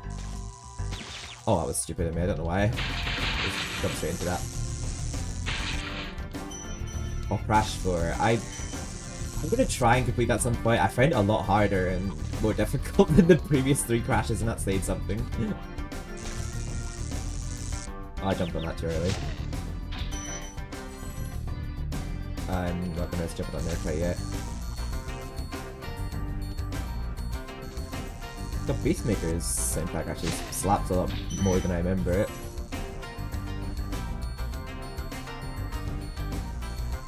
I always remember I don't know how. Oh, whoops. I don't know how to actually, when I get the gems off that platform, I don't know how to get back onto this platform without dying. I died over. I don't believe it. When I was trying to platinum the trilogy, like getting the relics were a nightmare and the gems. If it wasn't for the relics, I feel like the platinum would have been a lot easier. But well, especially Crash 1, like levels like High Road, the Slippery Climb really tested my ability to play the game.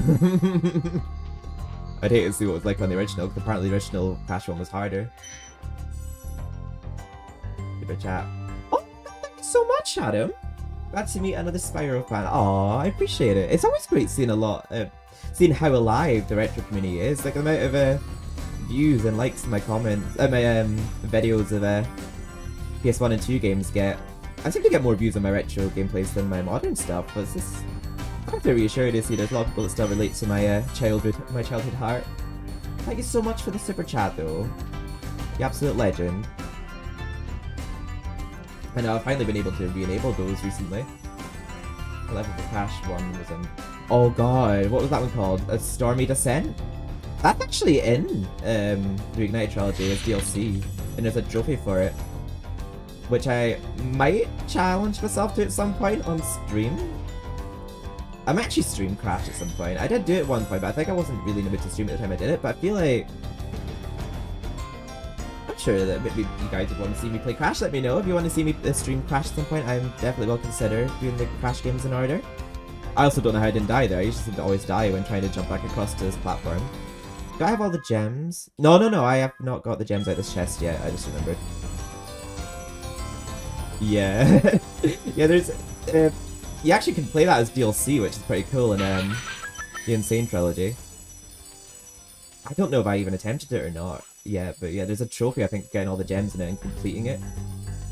I can't remember what it was called, but yeah, I think the game acknowledged it was a hard level.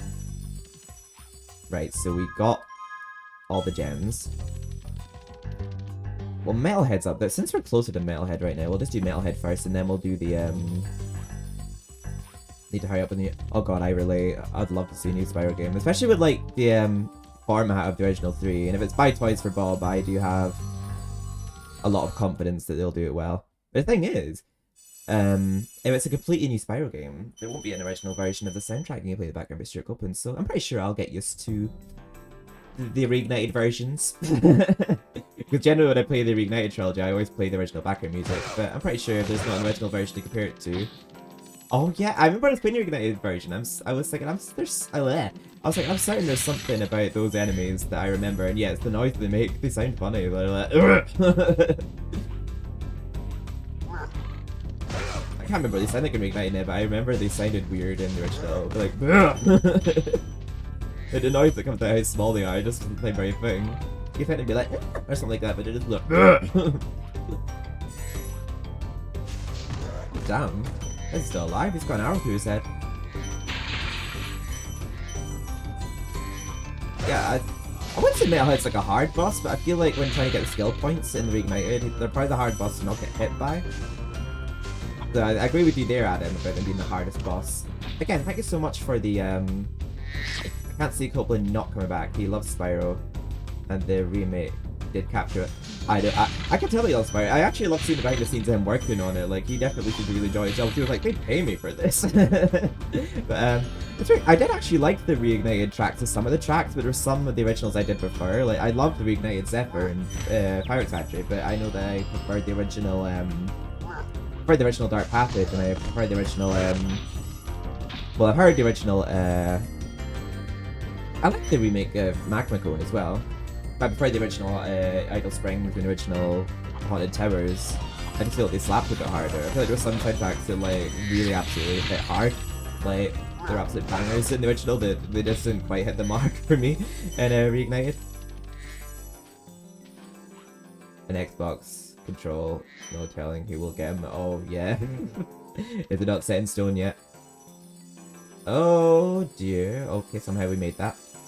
This is another very well hidden area. I feel like Spyro 1 had a lot of areas that were very well hidden. I feel like for people playing it the first time, probably will get confused and lost easily. Maybe one of those people, but thankfully when I first played Spyro 1, it was when YouTube was a thing, so I was able to look at YouTube when I was stuck. Actually pretty cool, because there's a skill point in the Reignited trilogy of Spyro 1 where there's like a hidden room, where there's like a transparent wall you can go through, which I feel like is like a call out to like the glitches you can do in Spyro 3, because there's like a hidden challenge portal in Dino Mines that you can access to as some of the air glitch, and there's also a hidden life you can get in Fireworks Factory. I don't need to access it, but I have accessed it before, but it's been a while since I've done it. But it's pretty cool the amount of things that they didn't fully remove from levels, but they're only partially designed in Spyro 3. Banjo? Oh! Wait, banjo as in a game, or like using a banjo in this? I feel like I'm probably sounding so stupid asking that question. I think I remember where the chest is in this level. The B chest. Can I glide there from here? I hope I didn't mess that up.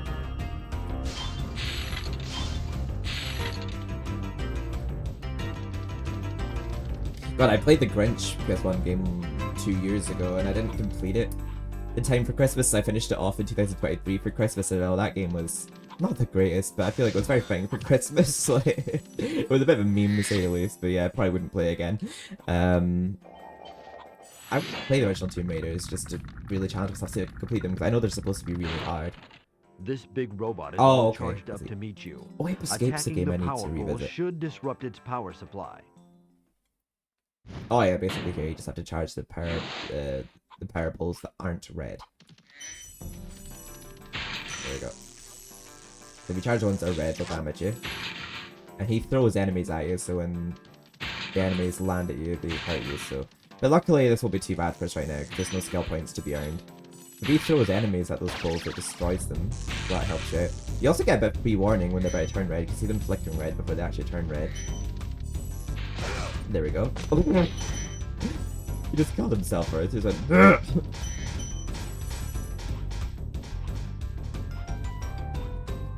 watch me actually not lose any health here. I remember like I took a few tries here when playing on Reignited to not get hit for the skill point. Oh, nice. That's a platinum for each one. I got the, I think the definitive collection of the new Tomb Raiders, but I'd love to actually play a remaster of those, because I never really got to witness them growing up. I think I only played one of them, and it was like during the training level. I remember locking the butler in the fridge, but I did see that the original Tomb Raiders are probably like some of the hardest levels you could play, because I always see like a compilation of like the hardest Tomb Raider levels in the game, so God, that game must have been really tricky. I remember I had a bit of a hard time playing it too. I remember finding it quite eerie how often there's no music, but like during certain segments, like a very sharp sounded play if you were in danger. And we just defeated Metalhead there, like no fucks given. I feel like it's because we were distracted onto something else that I wasn't thinking too hard about it. But yeah, if this was on the Reignited trilogy, we'd have got a skill point there. We didn't get hit by him.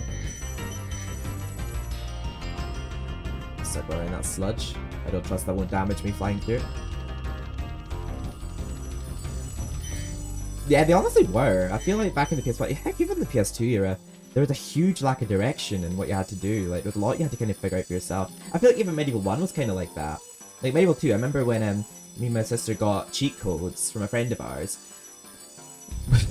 We spent half our time just skipping levels because we kept getting stuck. I remember I was the first person, because I got so dedicated to Medieval, that I was the first person to actually complete levels for the first time, getting the chalices. And obviously I could play the game like back of my hand now. And I remember in Asylum Grounds, the clown puzzle, I was stuck on that for years. God, I remember being so depressed for that level. But I know there was games that were a lot harder, but yeah, in PS1, like, they're so vague with what you had to do. I feel like a lot more games now just tell you what you have to do. No, that's a bad thing. I like that games tell you what you have to do now. Oh.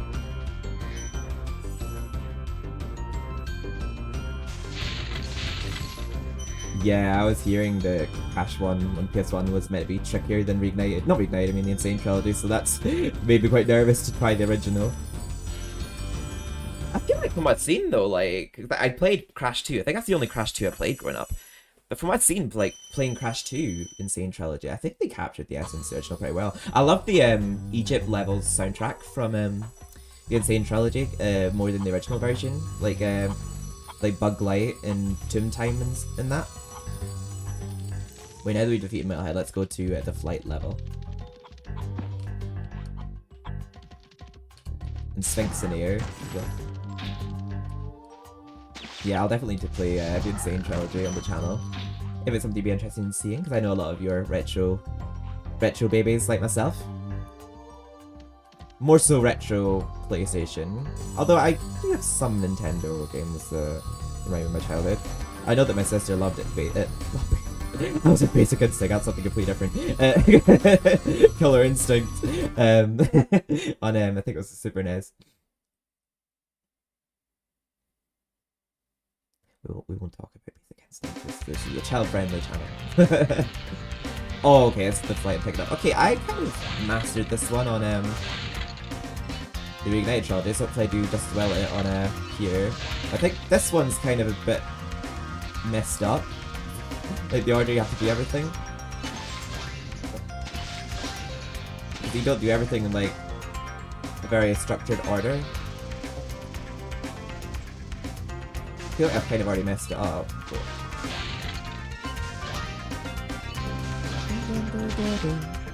I find this soundtrack very memorable.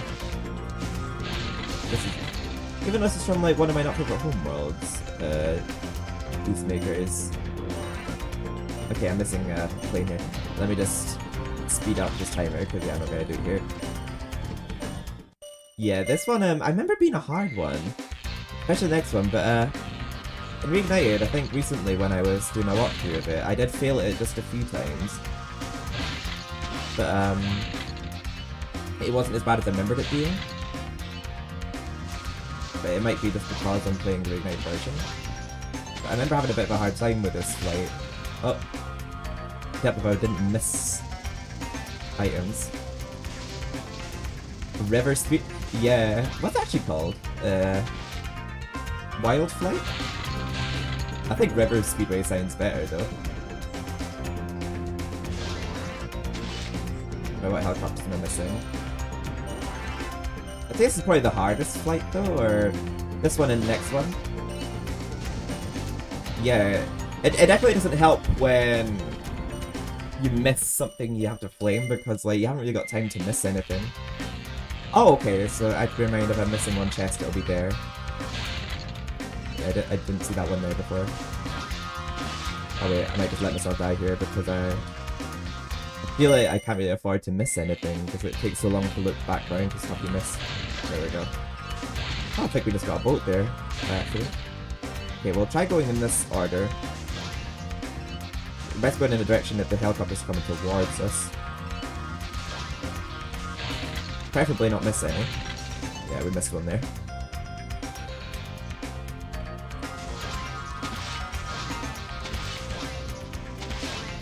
Right, we're missing one helicopter. Right, we've got this chest. Okay, where's the way out here? Oh no, I'm lost. Oh dear. I can't remember where... Oh, is this the area here? Yeah, this is where I was meaning to go. Hopefully we can keep up with time. We did dilly-daddle a little there, but hopefully we can make up for it here.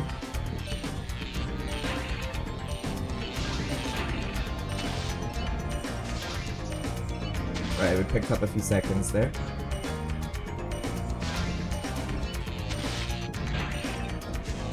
Oh no, we missed that boat. Hope we have time to go back round to it.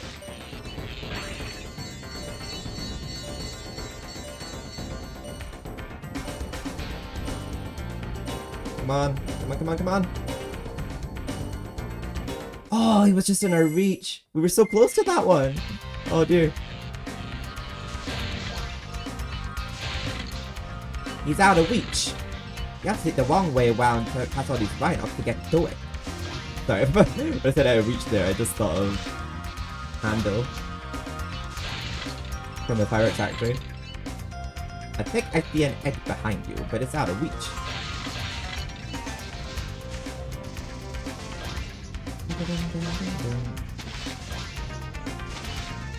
Oh. Time is money! The helicopter, stop missing. Okay, I'm just gonna let myself die here if I keep missing that one. We can't afford that.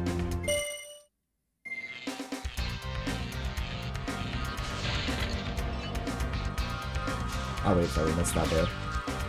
I don't think you lose lives on speedways, so I think we could die as many times as we want here. There's a lot of trophies that involve dying in the... Oh, sorry. There's a lot of trophies that involve dying in a crash, which I find quite funny.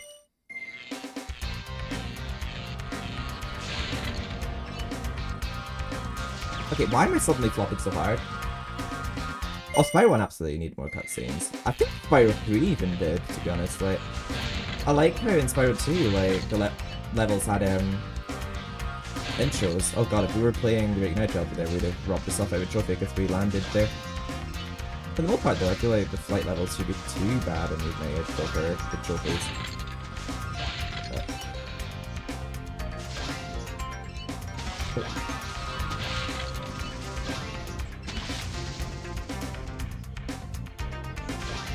Yeah, it's just the last two flights that I would find quite tricky, trying to get the trophies for.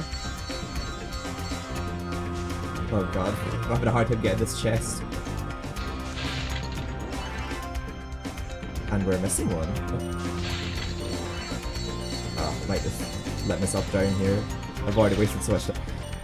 Damn. Yeah, this flight and the next flight, I just always seem to struggle with. I probably will edit this feature, but I'll come back to that one. I'm just gonna come back to that one, because I'm going back that way anyway. I just feel like it's more trouble and it's worth getting that one before these remaining ones. Because I feel like it's quite a sharp turnout to make turning around these ones after getting that chest. Oh, so that was a helicopter that was going this way. I keep calling helicopters when they're clearly planes.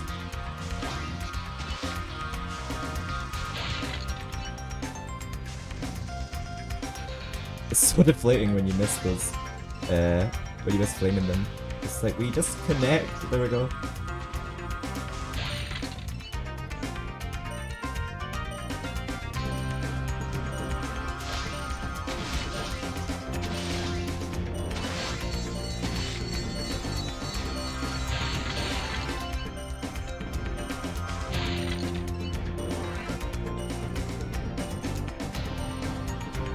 Oh, it's a bit of a stretch.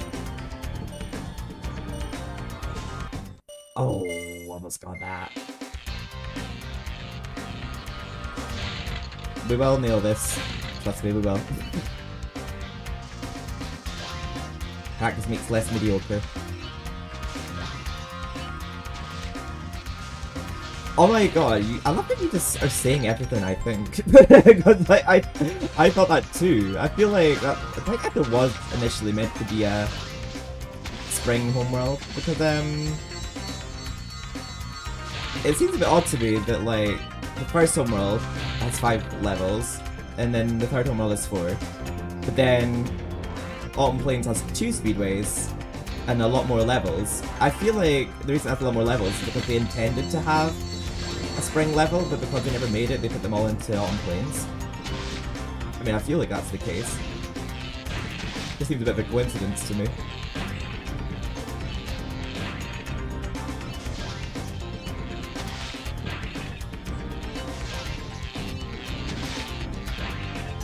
Oh gosh, gonna headbutt that off. Spring Meadows, I think it'd be pretty cool level. Oh, we did it! Nice. Why does Moo Moo Meadow come to mind? Oh, that's a racetrack in Mario Kart.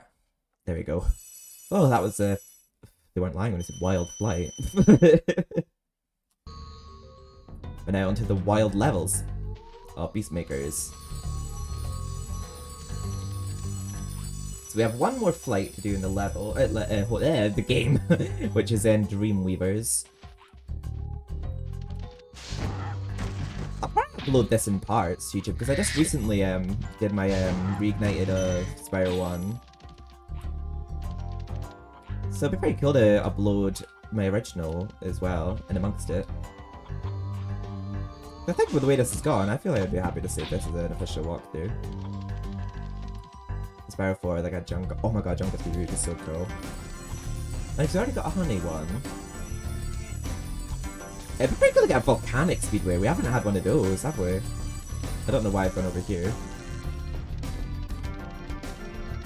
Like a Jurassic speedway.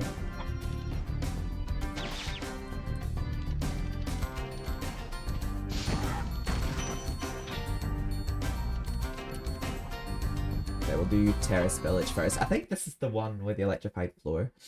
And I remember I made my friend Jared laugh in my reignited walkthrough, because I called these Norks emos. I didn't know what else to call them. I just thought their outfits, they look like emo Norks. The way they're dressed, they just look very emo with the like mohawks dressed in black. Like,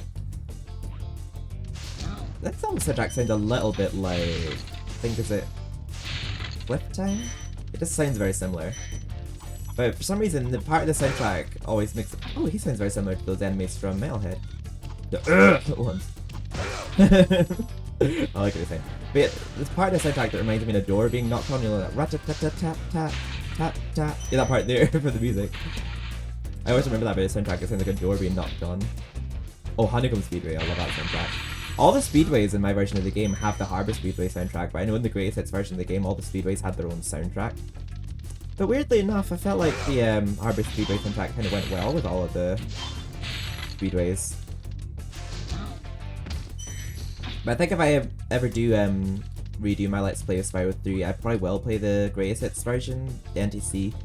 I don't know why, like, for some reason I just always like play my own native versions of the games just to get properly true nostalgic, because I know a lot of PS1 games have differences between the US and PAL versions of the games, so whenever like I play old games, I usually like playing like the PAL version just so it's proper true to my childhood. Like, with me obviously being from Europe, I like playing like European versions of games. I don't know why I do it, but with that one exception, I probably will play the US version. But yeah, there is a skill point in the Reignited trilogy of this, from this level for not getting electrified by the floor, but luckily we don't have to worry about that in the original. And some pretty fun explosions we could trigger in this level with some fireworks.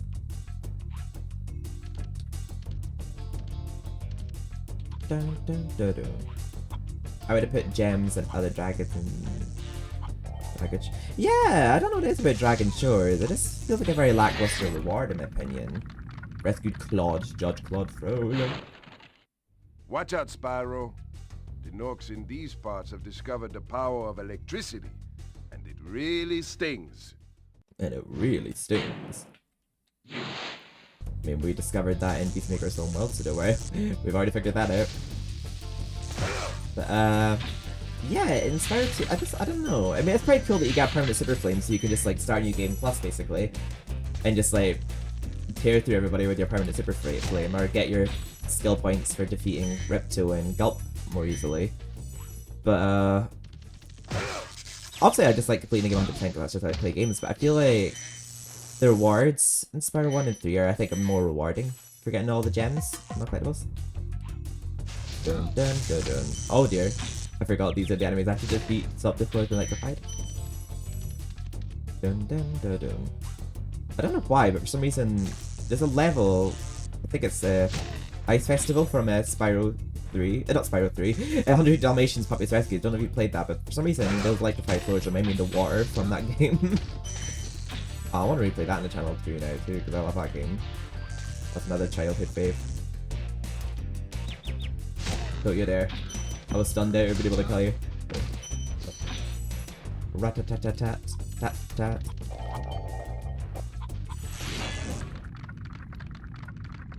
Oh, that'd be cool. Good job, Spyro. One day you'll be able to tell all the dragons about your amazing adventures. Sure, but what I'd really like to do is get out of this swamp. I think what I'd really like to do is kick some butt. Where's the level where it's like, this used to be such a nice swamp? I remember wanting to try something like that. I forgot about that one just lying on his side. I can't remember if he does that in Reignited or not. It just looks funny just casually just laying his side like, draw me like one of your French girls, Jack. Ow. Ugh.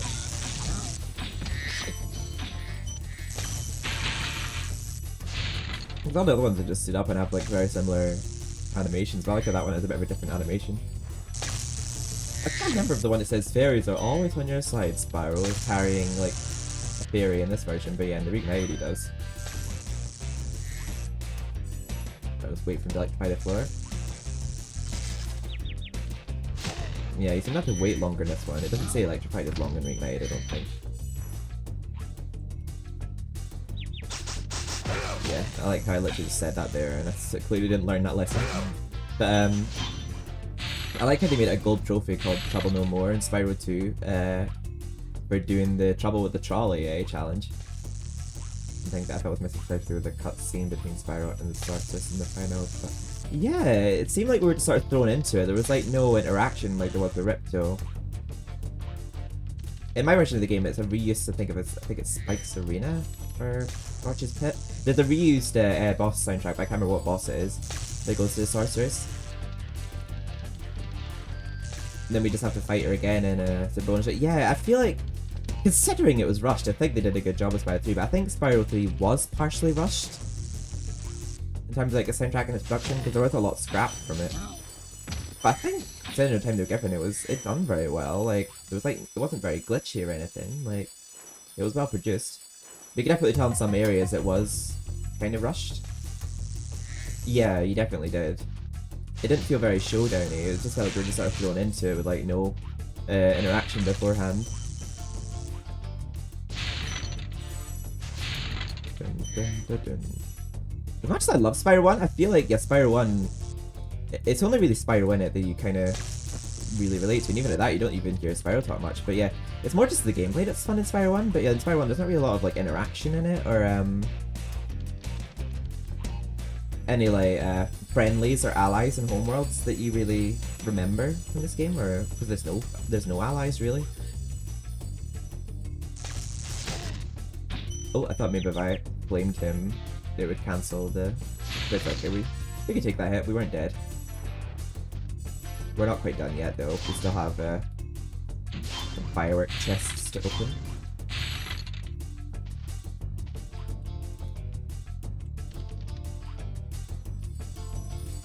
I like how all the Beastmaker's homeworlds have, all levels, I mean, have a rather green look to them.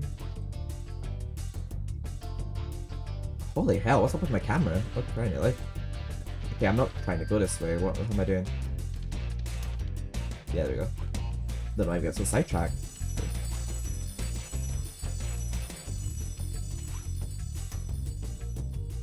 Yeah, I'm definitely clearing the. Oh, for goodness sake! I'm definitely clearing this a lot faster than I did Spyro 2 on my last stream. I might redo a Spyro stream at some point because it went well mostly the last one I did, but it was just there was a couple of tech issues in that and things I wanted to edit out. But this one's mostly gone well. There we go. Again, another very well hidden glide. Something we have to get the hang of in this game. It's just to be set. Is this a feature that's always been in the Spyro games? I think this is in all of them in Reignited. I can't remember if it's in any others where you could side roll like that. Remain present in the worlds. To talk to you after through those heads disappear. Yeah, I agree with you there. I like what in Spyro 2 and 3, any allies you've already spoken to or like freed or helped, like have more to say if you go back to talk to them again. Well, mostly anyhow. Like how you can talk to Moneybags like a lot of times. Yeah, it definitely feels like Spyro 2 and 3, the games feel more alive in terms of there being people there.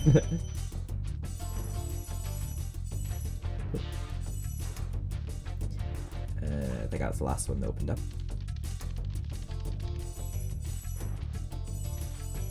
I think that's all the gems. Unless there's one I'm missing. Oh, I'm missing one. Okay. Well, either that I'm missing 5 1 gems. It's somewhere near the start. I'm pretty sure I'm pretty thorough with the rest of the level.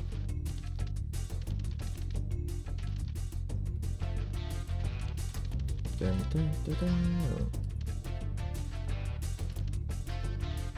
The awkward moment when you miss 1 gem. Is this the... Oh, it's at the very... How did I miss that? Literally at the very start. Steven, what were you on? Oh. I swear, I must be away with the fairies at times. Pun not intended. Yeah, I remember, which one's Spike? Is he the one that has that, like, remix version of Agent 9's soundtrack? That's the soundtrack to the source list we have in the PAL version of the game. Which I think you have too, because you said you live in England, don't you? Yeah, I feel like the first one, Boss's Dungeon, he wasn't too hard of a boss. But yeah, they definitely did up the difficulty in the bosses in the future games. Dun dun dun dun. Dun dun dun dun. Ooh.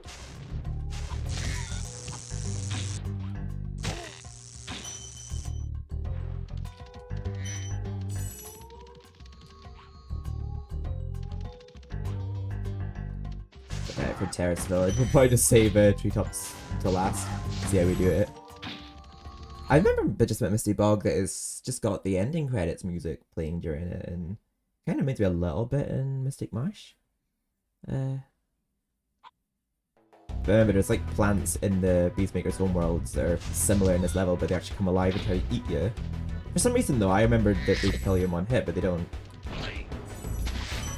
And in Reignited you could destroy these. Yeah, you could destroy them here too. I don't know what they do exactly. Do the enemies just respawn if I don't destroy them? But like, I just destroy them anyway. We got some bucket roots here. We have to flame before they gobble us all. A bit like the ones from Rapture Hills. Those bushes that eat you. I can't remember if it's like Scorch's Pit or Spike's Arena, the one I'm thinking of. Which one is it that has the wing? I know there's that one that like picks up like flame breath and like blue icy breath away. Basically like the pair of you have to like race each other to like power up. I remember that one was pretty hard.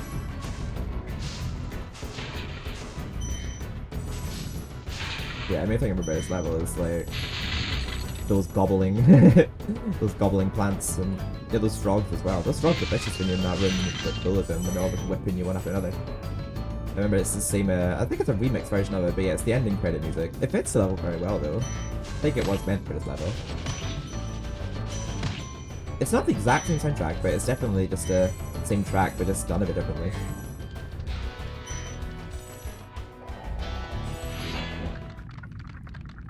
Be on the lookout for attack frogs. They are cold-blooded killers. They're cold-blooded killers. Frogs? And this used to be such a nice swamp. And this used to be such a... I could have sworn he always said this used to be such a nice swamp. Maybe it says it like that in Reignited. This used to be such a nice swamp. What was he saying that about? I can't actually remember. Was he talking about those plants or something? Like cold-blooded killers. That's two dragons coming in. This used to be such a nice swamp. I wonder if it actually was. Or is it nice by their standards? But I feel like overall, like, Peacemaker's probably not the prettiest homeworld of them all. Although it did look nicer in Reignited. But I feel like, yeah, Peacemakers, I just feel like it's always the one I don't really seem to remember much, like, when I think about this game. Like, apart from, like, the terror that is treetops, I feel like Magic Crafters and Dreamweavers are the ones I remember most. Obviously Artisans.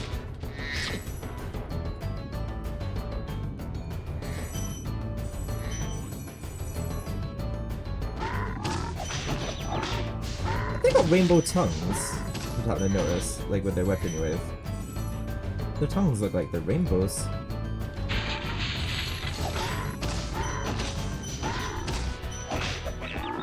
Ouch. Yeah, they're- oh, I'm dead. Yeah, they have rainbow colored tongues. Oh, that's kinda cute. God, you do get a lot of lives in this game, it's very forgiving.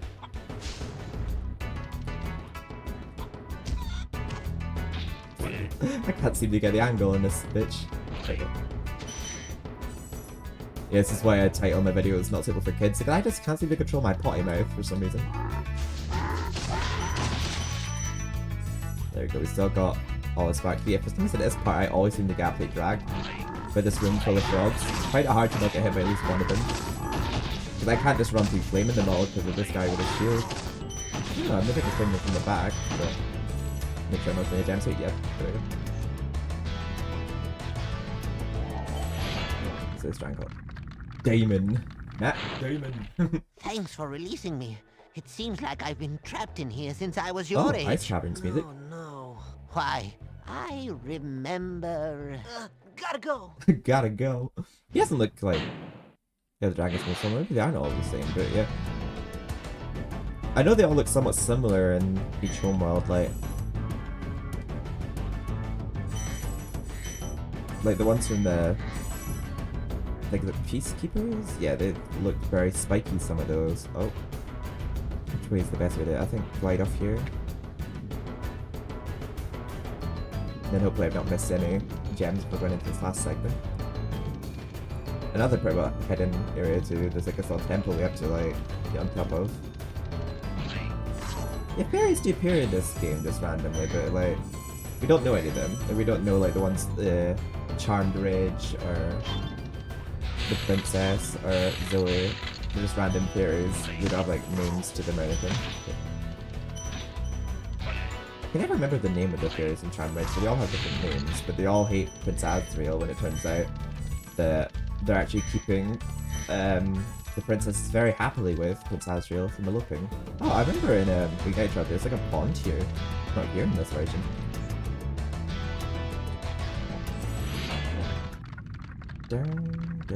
Rescued Zook. Thank you for releasing me. You are very much welcome. Ow. Damn. Frogs be vicious. Who?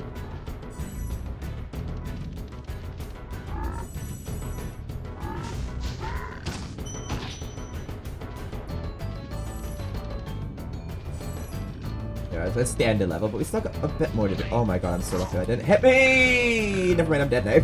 Well, we literally just saved a dragon, so we're not going to be put too far back.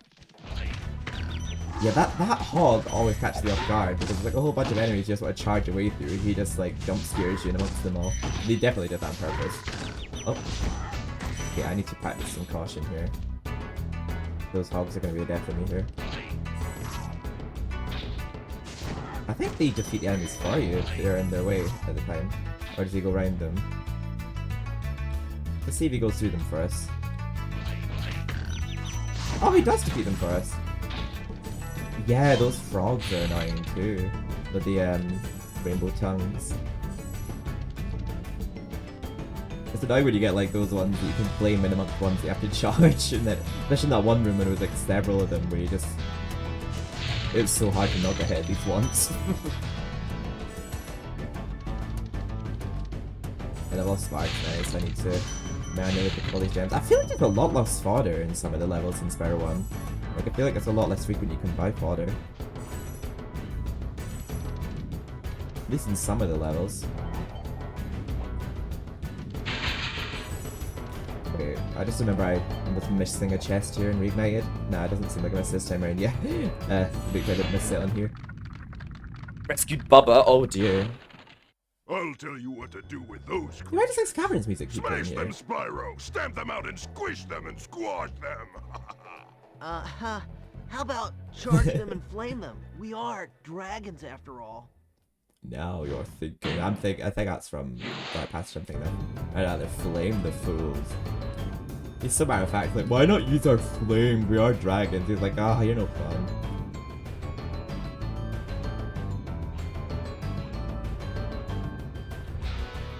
Like I was saying, like, oh, check out this new silent engine I've got in my vehicle, and like, huh, why not just use exhaust? I mean, that's what they're originally made for after all. I don't know, that was a terrible description, but I forget to put the thieves in the dream.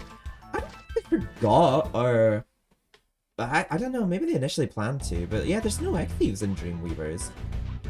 I don't know why. It said like, these blue thieves have stolen eggs outside the something words as well, but so I'm assuming they weren't initially meant to be in all of the levels, but oh dearie me, like the thieves are in levels after Magic Crafters, but just not carrying eggs. Speaking of which, oh, I do have all the eggs, never mind.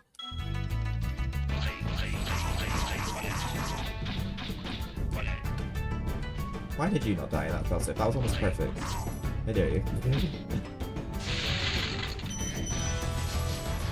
Did we get a key before?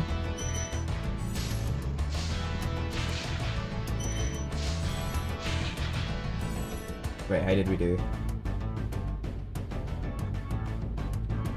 Oh, we got everything. Nice. On to the exit portal we go. Now to tackle, now to tackle treetops. Oh dear. Wish me luck. I did okay at this on Reignited after not playing it for a while, so hopefully I do okay here.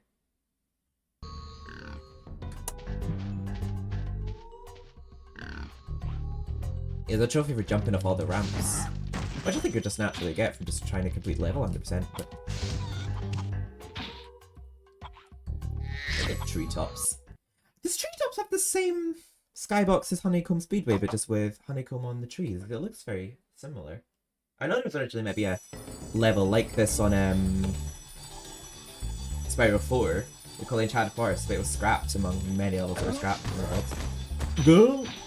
But yeah, this soundtrack is what goes to the US version of High Caves, but like slowed down. It just doesn't sound as good in my opinion. Like, it doesn't sound nearly as good as the soundtrack that I feel like was meant to go to it.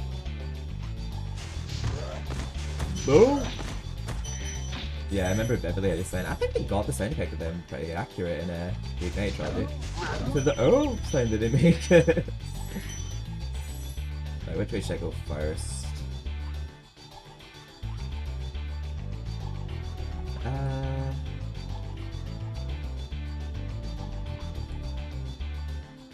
Hard to tell. We'll go this way first. There's like 2 paths I can go here. I don't think it really matters what order we're doing. Yeah, I always like to try and cheat at this part. I want to blame that egg thief, but now he's smart. This thief, he starts moving before you land. Oh.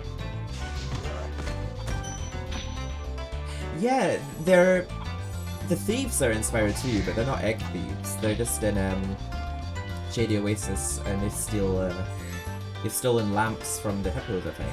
And then that's the only time they appear in Spyro 2. But then they're a lot more frequent in Spyro 3. Because eggs are like the main collectible in Spyro 3, amongst, as well as gems. Rescued Isaac. Spyro, if you jump at the end of a supercharge ramp, you can really go far. I'm all over it. I'm all over your tits. Oh, yeah.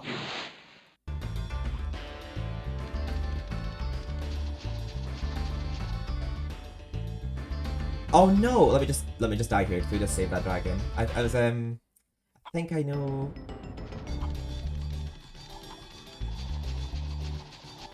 Okay, I think we jump off this one. Maybe not. I can think of it. I'm trying to remember it. Notice how the egg. Oh, sorry, I just noticed it. No supercharged ramps with arrows. Oh yeah, I can think of it. I don't think there are supercharges in Spyro 3, are there? So I'm just trying to get my bearings here. I'm just trying to remember all the supercharge points. Okay, well we'll have to go over there to break that chest. I feel like every time I play this level, I forget the route.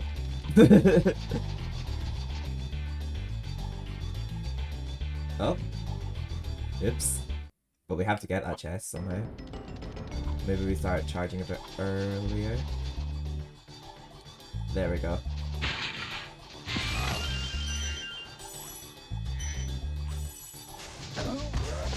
Oh! Oh dear. Yeah, I've only played it once and recently it was unreignited. So forgive me if I'm a bit rusty. But yeah, this level's definitely... That's sort of one of the terrors, I would say. Probably have the trickiest supercharge ramps in the game. Okay, so...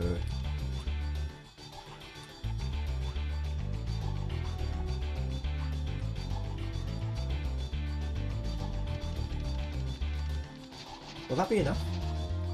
I guess yeah, it's not. How did we get to that one? I can't remember. How we end up at this one.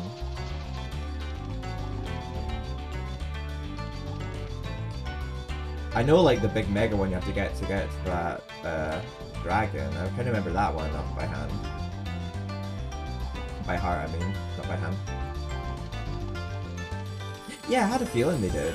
I think they just add some honeycombs to the trees, and that's like the only difference, isn't it?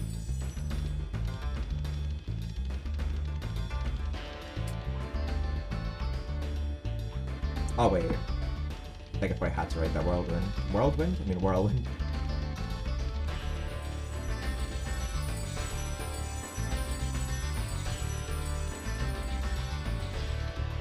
Maybe I have to go this way now. I think I maybe only had to go across that speed ramp just for that one chest. Oh!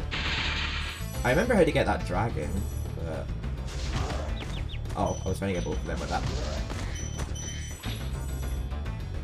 That's another one of me thinking about this level. But, oh! Sounds like... Although the flowers that they look like are starting to look like pieces of popcorn in my opinion. Oh! My least favorite level of Spyro 2's Fractured. Is it for the same reason as me? Because I find the pipes annoying in that level. Oh, actually, there's a supercharge in that level that's pretty challenging too. To free the Fawn Lady and to open that chest, and for the 3 laps of supercharge to get your skill point. Yeah, I'd probably say Fracture Hills is 2 and 9. It's a pretty annoying level. Love the music though. I love the Idle Spring soundtrack.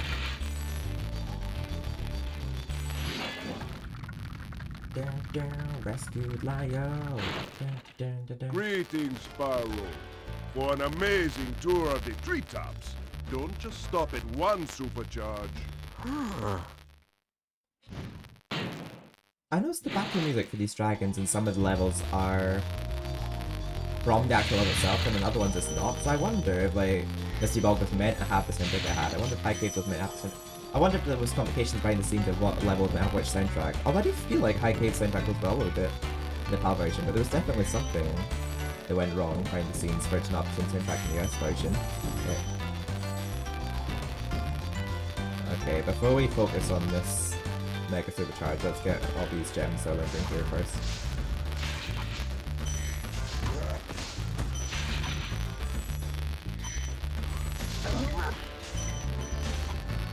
Missing all of those. Oh, that alchemist is stupid. Like, he just walked into all the Earth Shapers. It's like, when he literally could just turn left and go straight to Hunter. But I feel like whenever I try to, like, head bash the, Earth Shapers,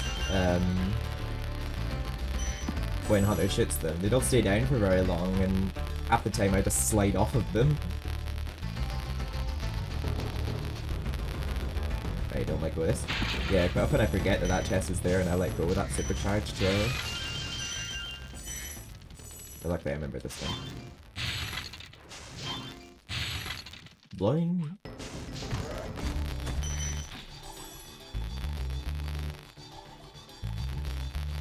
Right, so basically all we have left to do now are these two tricky supercharges. Both of which have an XP pattern.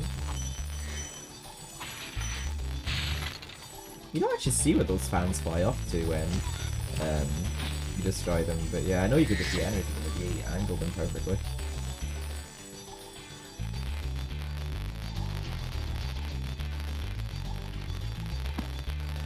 I didn't really particularly dislike Robotica Farmers, but yeah, it's a bit of a tricky level. I like Cloud Temples. I thought its music was a bit of a bang. I feel like I always comment on the music, but yeah, I love the music to Cloud Temples. I also find something very mysterious about that level, about hearing the Warlock calling at Mystic City in the original, because I know that a level with a I wonder if any levels in this actually have their I wonder if any levels in this were originally have different names, because I know in Spyro 2 a lot of the levels had their levels completely renamed to what they were going to be originally. I know that Cloud Temple's originally been called Mystic City, which I think would fit it better, because it doesn't really look like Cloud or anything really exactly. The sounds a bit crackly on the stream. Oh wait, has it only just started? I do apologize.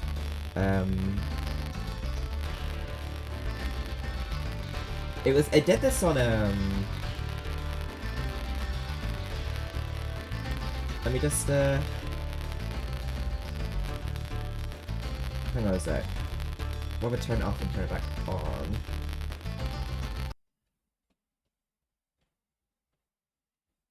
They did it earlier too. Oh.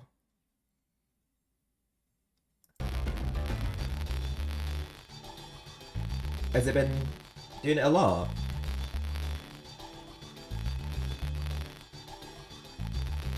Is it still doing it? It did it when I was playing Spyro 2 as well. I don't know what was causing it.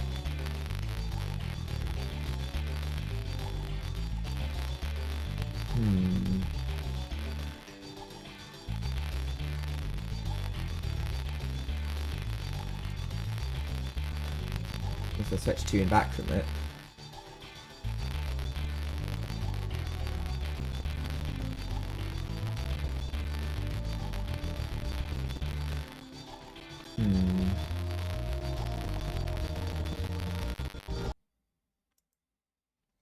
Let me just remove the Duck Station audio and re-add it.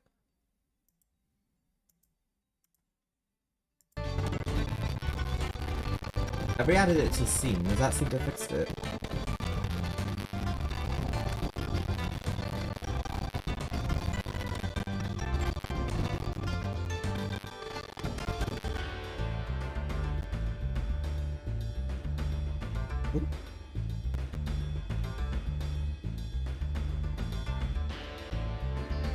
Oh no.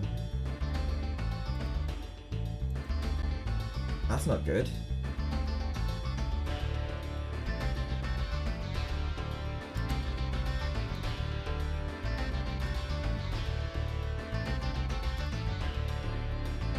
Oh, okay, good.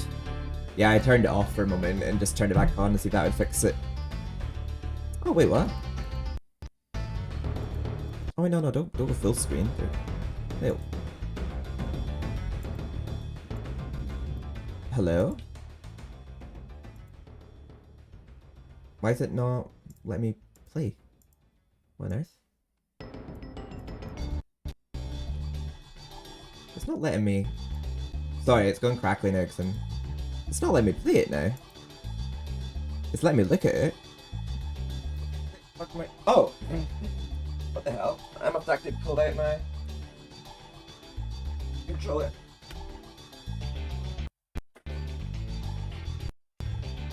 Bear with me. There we go. I don't know how my controller disconnected in that mess. Does it sound okay now?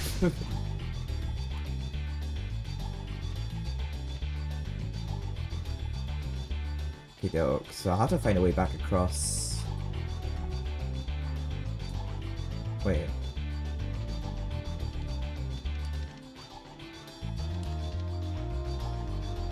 So I have to start from... No, I don't start from here.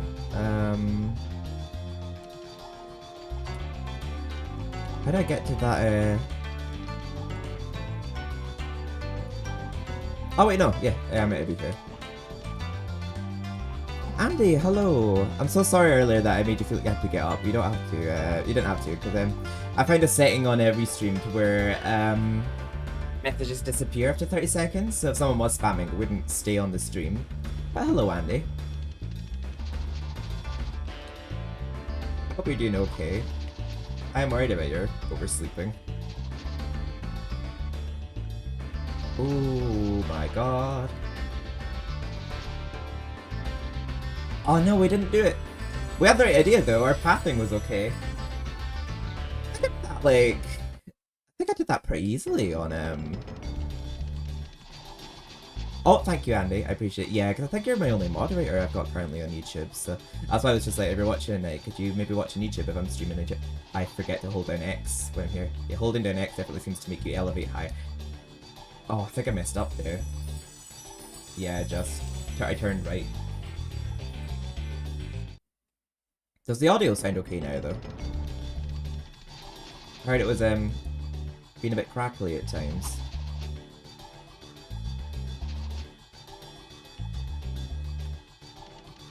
Oh wait, why did that reset? Well, let me just jump off then. I didn't let go. Why did the supercharge just stop?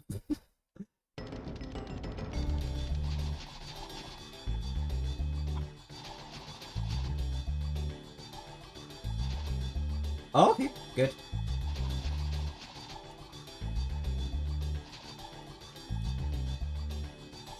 Okay, I think we're done this time. Okay, it only took us 3 tries. I know a lot of people, that was like the bane of their childhood, that supercharged ramp. There we are. Now we just have that one more supercharge to do. That was quite a ride, Spyro. You've learned a lot since you were a young glider. Yeah, well, you could have found an easier spot to get stuck. That was quite a ride, Spyro.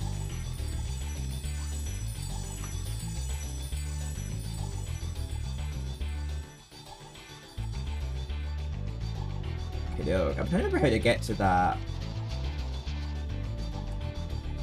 supercharged ramp at the end.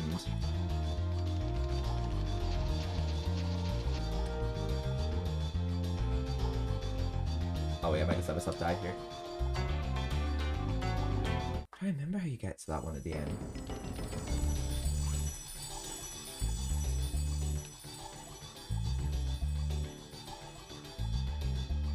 I think this is the main level everyone remembers about Beastmakers when they think of Beastmakers, just because of treetops. I remember when I first played it years ago, like, This level confused the hell out of me. The pathing you had to take was so specific.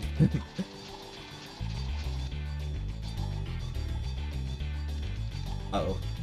Oh, I think it's because I keep doing like that little air hop thingy. I think that's why I keep cancelling my charge. But I think to get to that one I'm trying to get to, I have to go off of the ramp that's over there. Can I jump across to that ramp here? Yeah, I can. There is 2 ways to reach the other high plat. Oh, there's 2 ways. I'm sure I'll remember it because I would have done it recently on my Reignited playthrough. Oh yeah, I'm remembering it now. Oh god, I thought I was gonna bump my head there. Oh, I was on the right track though. I just didn't quite make it.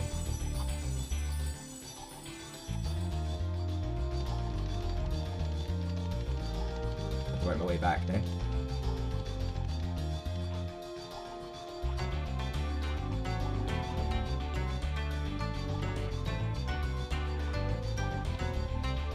Yeah, I let go of my glide too early.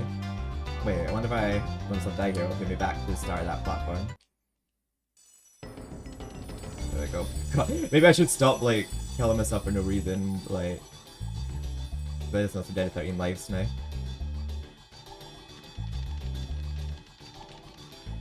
No, I pressed jump? Why am I still charging? What the hell? I swear I pressed jump. Why did it just keep on charging? Very unresponsive controller.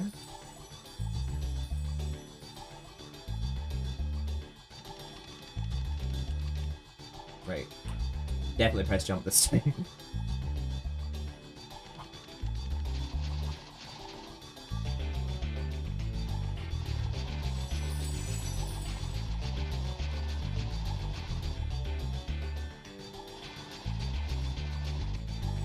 There we go. Yeah, I let go of my charge too early, so I wasn't able to make the glide.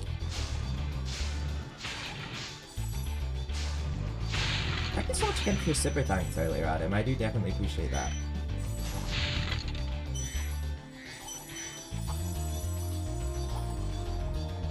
We follow the arrows in the previous charge round. Get as much height as possible. Yeah, that's where I went wrong before. Oh, I still have to open a strong chest. Wait, where was the strong chest that I opened? I can't actually remember.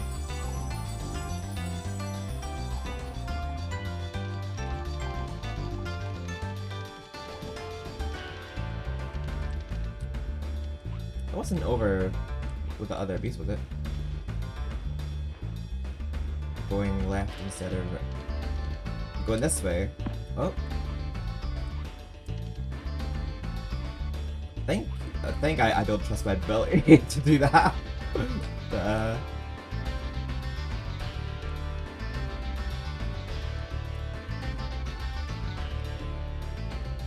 I would totally fuck that up. I'd probably bump my head off of a staircase or something.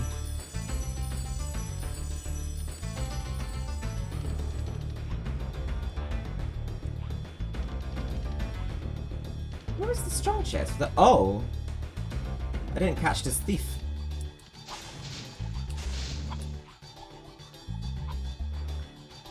Where did that thief just go? I didn't realize how little I know about the first Spyro game.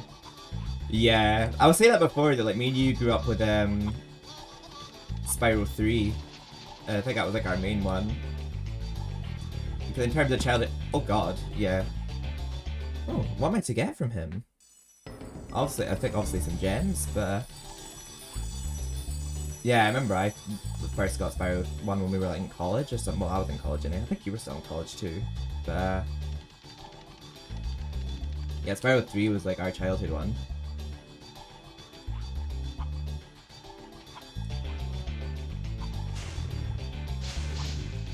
I hit you, don't lie to me. Mr. Egg Thief.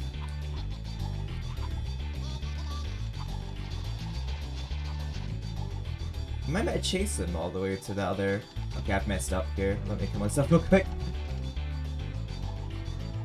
Yeah, see, I don't think he was on that platform I just glided to before.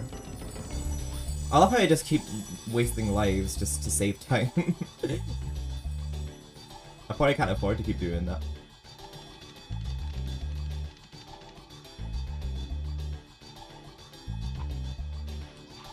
I wonder if I could just get him with it. Yeah, oh, wait. No, hang on. Okay, he must be stronger than your other egg thieves because I'm definitely hitting him.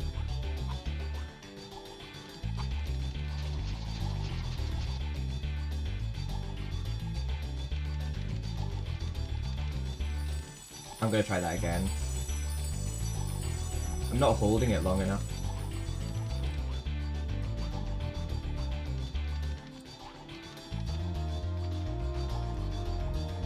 Why was he not up there before? I wonder.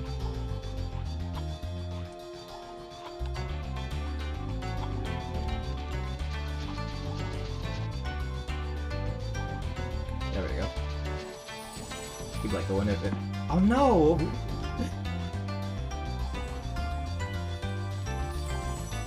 God, I'm definitely rusty.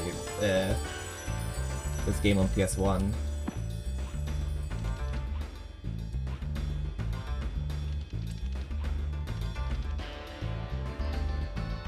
But once I got this egg thief, that's what's done the level.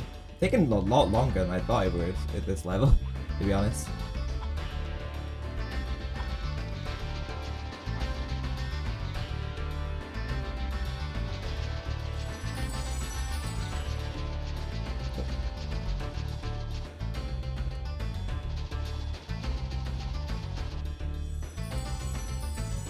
After all that, I missed the freaking glide. I don't know, I feel like I had an easier time with this on Reignited. Did you say you find the Reignited one easier or harder? I can't remember, Adam.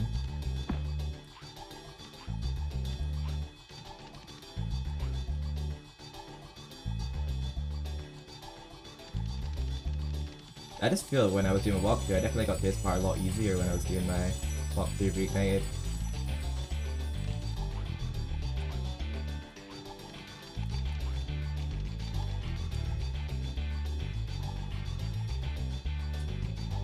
Find it a bit harder. Oh, there we go, respawn us.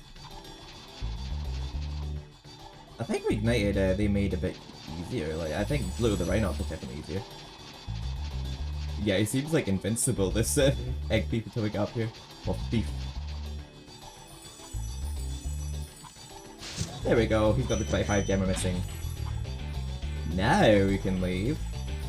Huh. I'm actually kind of glad I struggled at that because I know typically Medieval Remake was much harder because it was so foggy looking. Well, they actually purposely made Medieval 1 harder than the original, the remake. Well, that is us done with Beastmakers, I believe. Yeah, we are.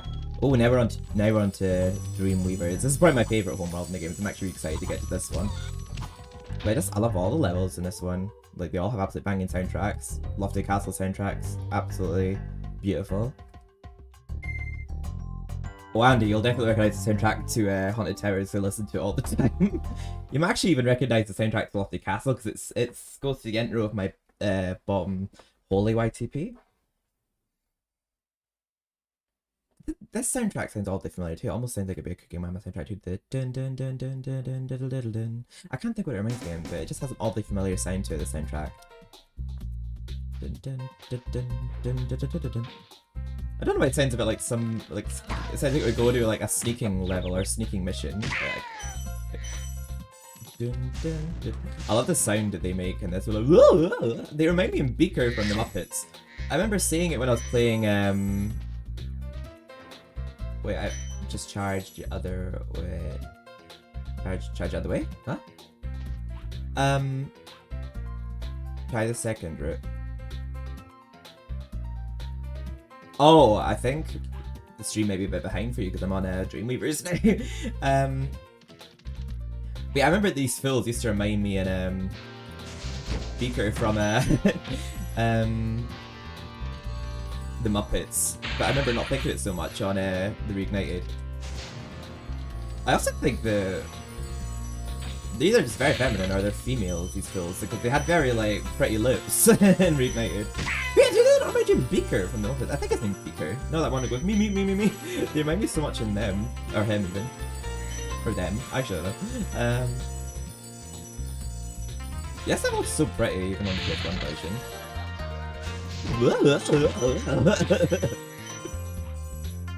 Oh, the sound the fools make. The way they just tease you as well with arms about, but then they go cowardly when they're small. But basically, wait, that sound, I'm sorry, no, that sound effect's in Spyro 3. Maybe it's not. Maybe there's one that's similar to it. But yeah, the fools in these levels, especially Dark Passage, I remember specifically, change the size of the enemies. So basically, you can't defeat the metal enemies until you defeat the fools that are controlling them. You like that one there. Luckily, they keep shrinking those ones first. But you can't you can't flame metal enemies. But you can't charge. Oh god, I'm too busy talking that I'm not even concentrating. But you can't charge large enemies, but you can't flame metal enemies. But when you get like large metal enemies, you can't defeat them unless you shrink them first. Oh god, Dino Mines. It was a hard level. I mean, I liked the music went to when it was Molten Crater, but yeah, actually I would say I wasn't a big fan of Dino Mines. I found something fascinating about the fact that there was one dino in the level that was a different colour to the rest, and it was the skill point for defeating it. I remember finding something fascinating about that, about the level. And there's like a hidden portal in that level too, if I remember rightly.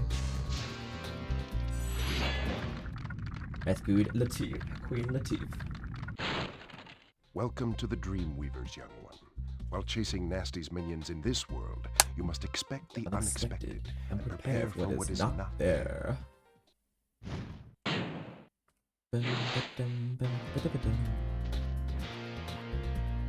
So we actually can't go up there yet until we use the shrink tree on these guys. Nope.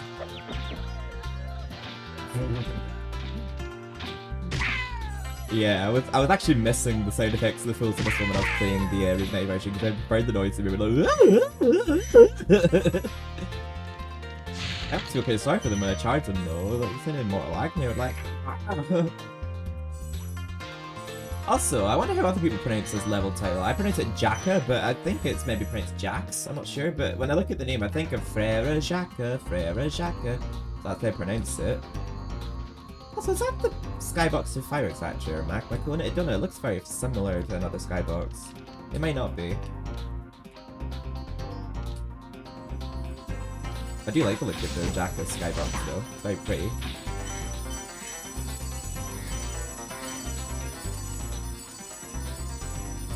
I like the way these platforms look in Reignited though, I thought they looked very edible. Alright, let's defeat this foe. Oh. Those fools, the Jester guys, I think that's what they're called, the Jester guys, can't be defeated, but you can temporarily stun them. So basically you have to defeat enemies that they're making big before they become unstunned.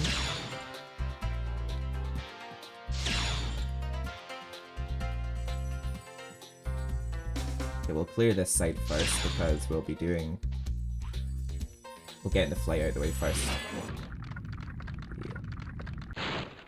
Hello, Spyro. Oh, that'd be cool. Nicely done. I'll be done when I've toasted that nasty Nork. I think we don't even see that dragon disappear, he just disappears off screen.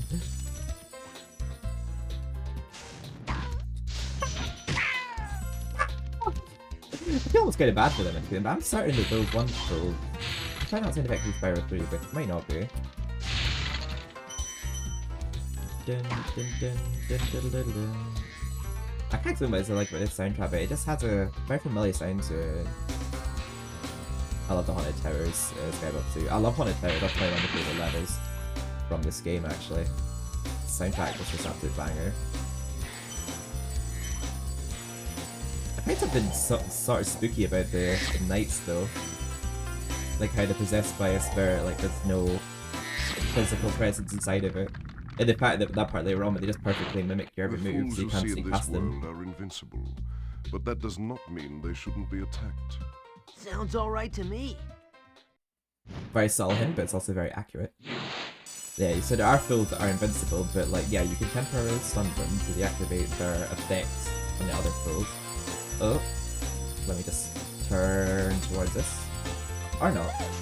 We'll just flame the fool. Yeah, those guys, they look more like jesters in Reignited Trilogy. I flamed there. But they're only like temporarily stunned. Locating the sunrise. Oh, which one is it?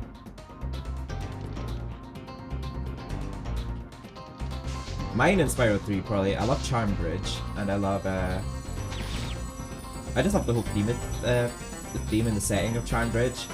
But I also just love the badass of Firework Factory.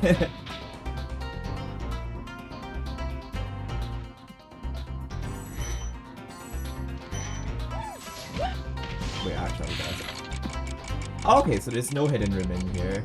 There's a hidden room in there in the Reignited Trilogy, which is a skill point. But I don't actually know how you're meant to know it's even there. Like, even if you're told there's a hidden room for a skill point, I don't know how you're actually meant to know.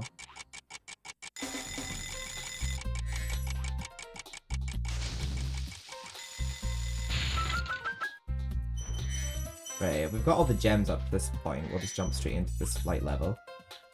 This one kind of gave me a bit a challenge with trying to platinum the game in Reignited Trilogy and doing it again recently, but hopefully... Okay, we got all the gems. Charm Bridge does feel more like a yeah, it does a bit, to be honest. Feels a bit like a throwback one. I kind of noticed that all the flights, actually, this soundtrack's definitely been in the game more than once, but done a bit differently. Can't remember if it's gone to another flight exactly. Let's see how I do with this flight here. This one can be a bit of a pain in the arse for me. Oh, someone actually helps me. Mostly just getting the lighthouses and the chests in this one, I think, are difficult, but I feel like you get given a lot of time to do this one at least. Right, there's some trains here. Did I miss a chest? Can I restart? Yeah, try again. I feel like I missed a chest there. Oh yeah, I see the one I missed. Wait, did I miss this one before? I don't think I did.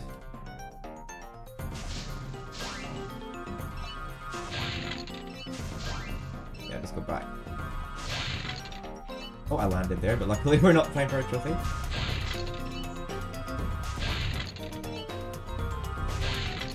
Sorry, I'll look at chat in just a sec. Oh, there we go, we got all the chests this time.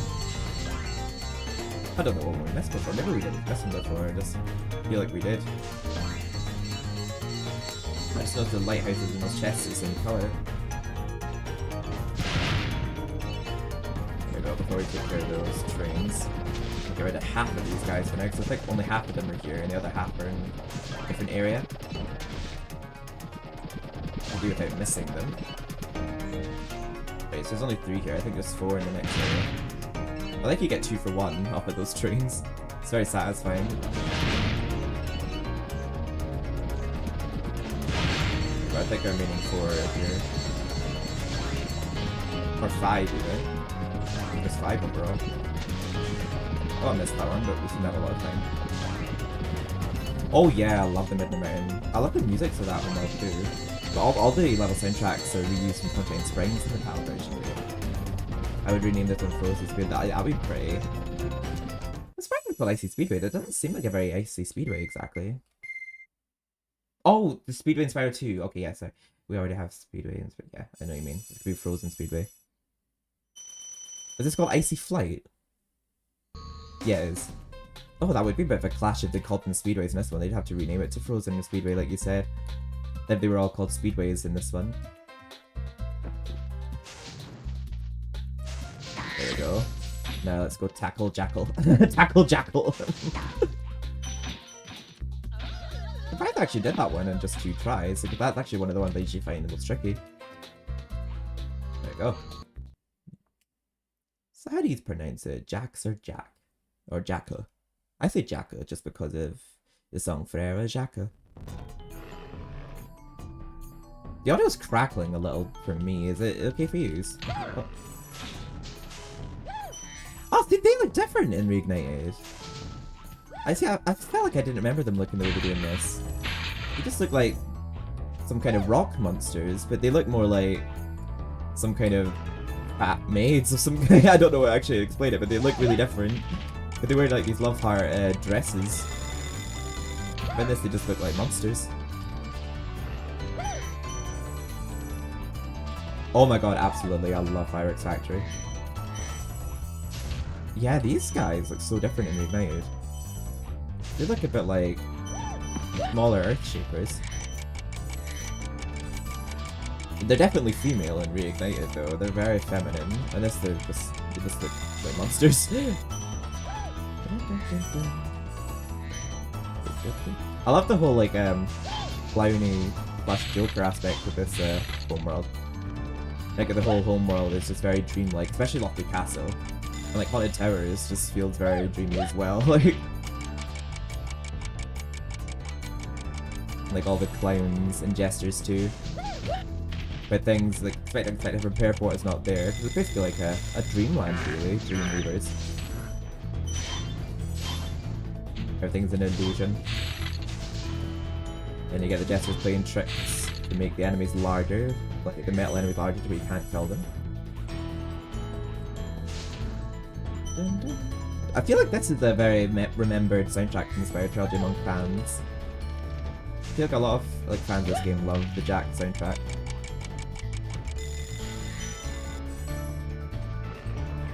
Yeah, Jack Tower is a good one. I like, is it Spooky Swamp? I like that one as well.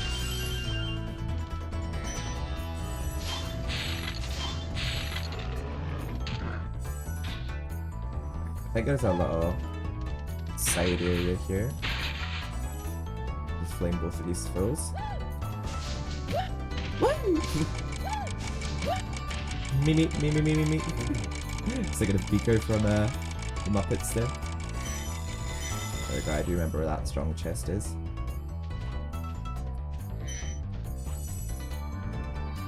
I actually thought I was gonna miss that. Oh. Whoa! I was gonna fall on my death there. Ow. Okay, doke. Which one is it that sends that one up? Kinda what, I'll lower that platform first.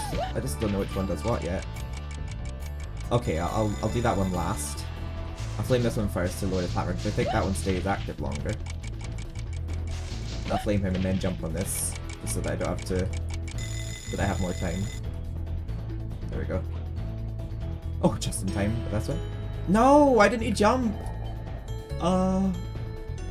He just walked off. I did press X. I promise you I did. Oh yeah, I like Desert Ruins. That's actually the only soundtrack from the PAL version that has its own soundtrack, I think. I guess if you don't count the Speedway, but then they're all Harbour Speedway in the original. I mean in the PAL version, not the original.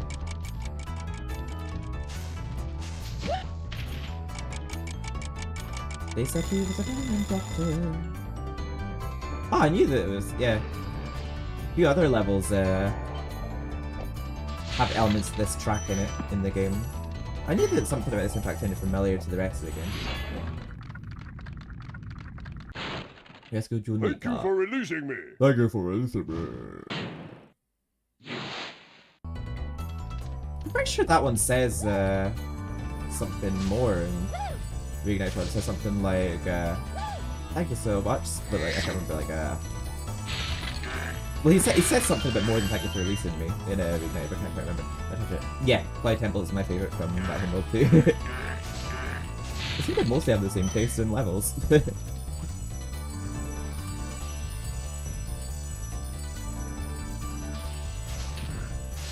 I'm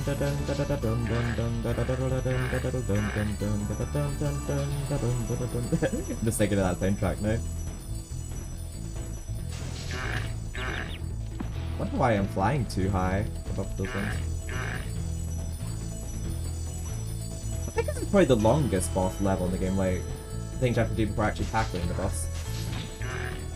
Oh, I didn't get him. Okay.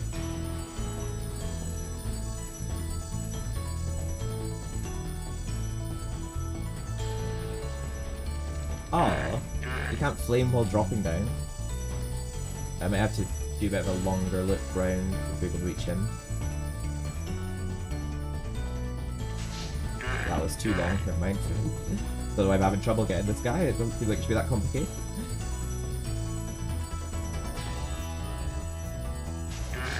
Why am I such a hard to get? Wait, hang on, let me see. Yeah, even the lava in this game doesn't have like an animation to it. Yeah, in Spyro 2 and 3, like they animate things like lava and goo and... Well, I'm only just noticing that now about Spyro 1. There we go. I don't know why he was being so complicated to get.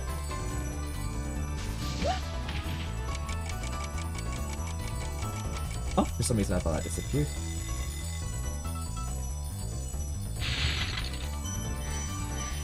Yeah, I love those levels too. I think they're probably my exact same favorites too from that homeworld.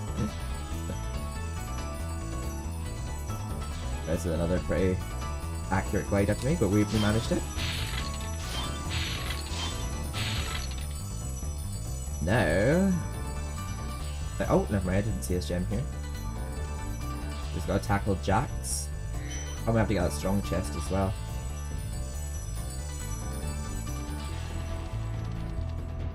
How do we get back across here? Can we actually make this blade from here?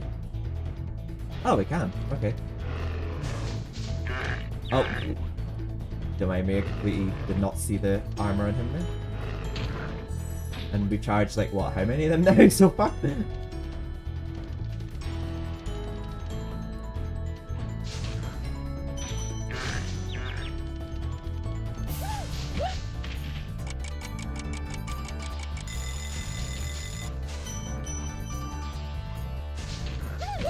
Oh, I didn't charge this chest before.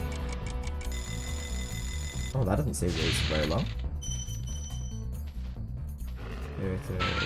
Yeah. No, I like Magma Cone. I do love that level's music. Maybe the level itself so much, not so much, but I do definitely love that level's music. I do agree about Shady Oasis though. Oasis? I mean Oasis. Although it is funny making those hippos big and bar through doors. Also, I think Magma Cone was originally maybe called Fracture Cone, and Fracture Hills originally maybe called Magma Hills. Like, they did tweak and change a lot of the levels. Any advice before this battle? Advice? A wise dragon once told me, aim high in life, but watch out for flying boxes. Huh? Aim high in life, but watch out for flying boxes. That's such a random life motto. A friend once also told me, look out for flying boxes. And again, we don't have to worry about a skill point for getting a perfect here, but I got the skill point first try on both times I played Reignite Charlie, so... Oh! We just have to flame him every time he reaches one of these pedestals. This we just have to follow him and he just runs away. He throws boxes every now and then. Hence the watch out for flying boxes.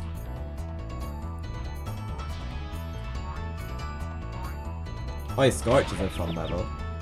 I kind of like how Handel and Greta came back in Reignited Trilogy. Not Reignited Trilogy, I mean Spyro the Dragon, because I feel like their presence in Scorch was very vague. You didn't really see them much. You just saw like Greta at the very start and at the very end, and you saw Handel once, that was it. But you see them more frequently in Spyro 3. There we are, and that is Jack's I think. Oh no, we died! We defeated him and died as well at the same time, but we did defeat him. He is a relatively easy boss fight though. I didn't realise we were that low in health. I'd be very careful, I am going through my lives. I think if you do this boss fight quick enough, he doesn't even get a chance to hit you. Oh, yeah, Skills Badlands is a fun level. I think the skill point at level was a very cool one. Like, it was impossible to get those flying cats without using the lava bombs, whatever you call them. I like how the challenge, like, putting his friend back together comes back in Spyro 3 as well. Wait, have we got all the oh, the rest of them up here. Let's just double check we got them all before we go out. we have completed Jax. Nice. Let's jump into Dark Path. I love all these levels that are coming up now. I'm so excited. Dark Passage is a banger. Lofted Castle is a very relaxing banger. Haunted Towers is a banger. Yeah, the main memories I have of this game was being in college, listening to the soundtracks of Dark Passage and Lofted Castle and Haunted Towers with my headphones in, when studying on my computer, being in the library, doing my studies in child health and social care, and then realizing that I have anxiety and Asperger's and OCD and ADHD and I can't work. So, but yeah, I remember like I was in college right about the time I first played Spyro, and I was obsessed with the tracks from this level. Oh, pretty cool detail. They shake when you headbutt them.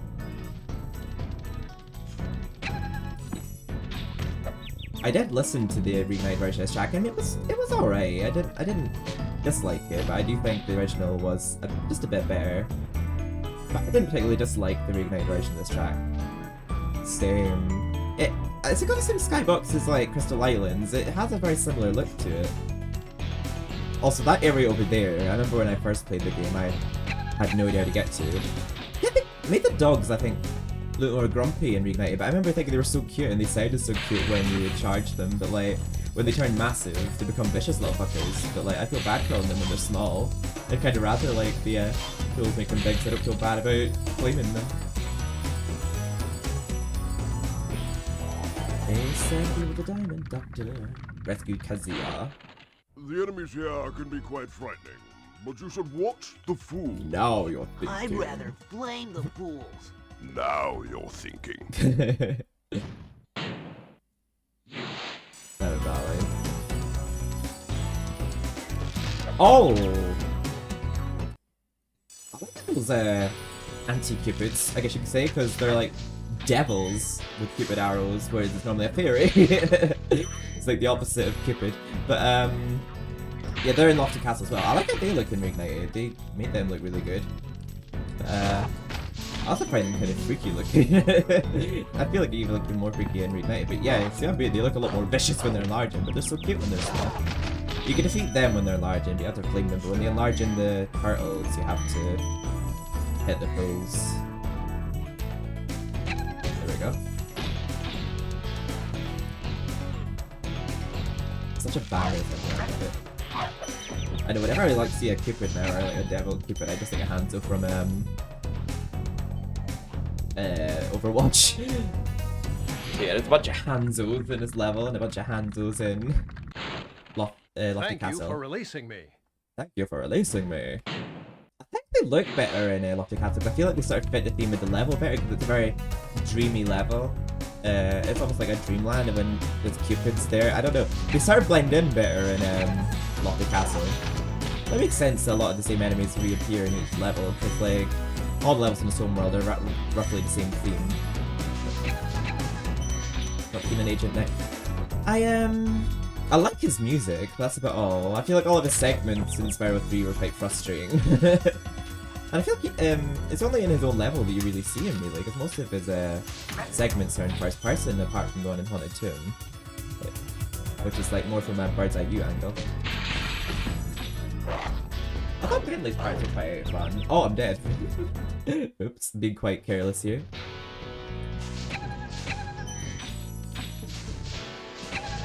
I don't think the dogs even attack you when they're small. But they're definitely doing that. Oh my god. He ran past him for me, he was hungry for it. We'll just keep Hanzo. Okay, I'll just wait for him to be shrunk. Oh? Okay. Get wrecked. I think I'm dead again, yep. Oh my god. Surprise Hunter isn't playable in Spyro 2. Yeah, it's not. Think of it. I forgot you could play them in Spyro 3. To be honest, I find Hunter annoying. I feel every time he gets something to do, it's never something good, in my opinion. Apart from the monkey's part, that part's not so bad. Oh, well, I tried to charge him, but oh my god, I'm down to no health again. Okay, I need to be extra careful. I'm being careless here. Wait, that wow sound. I'm certain that that's a sound effect from Spyro 3. Wow, wow, wow. I'm pretty sure that is. Yeah, I need to be careful. I'm being really stupid. Oh wait, did the dog actually attack you when they're small? Well, he missed that time, but...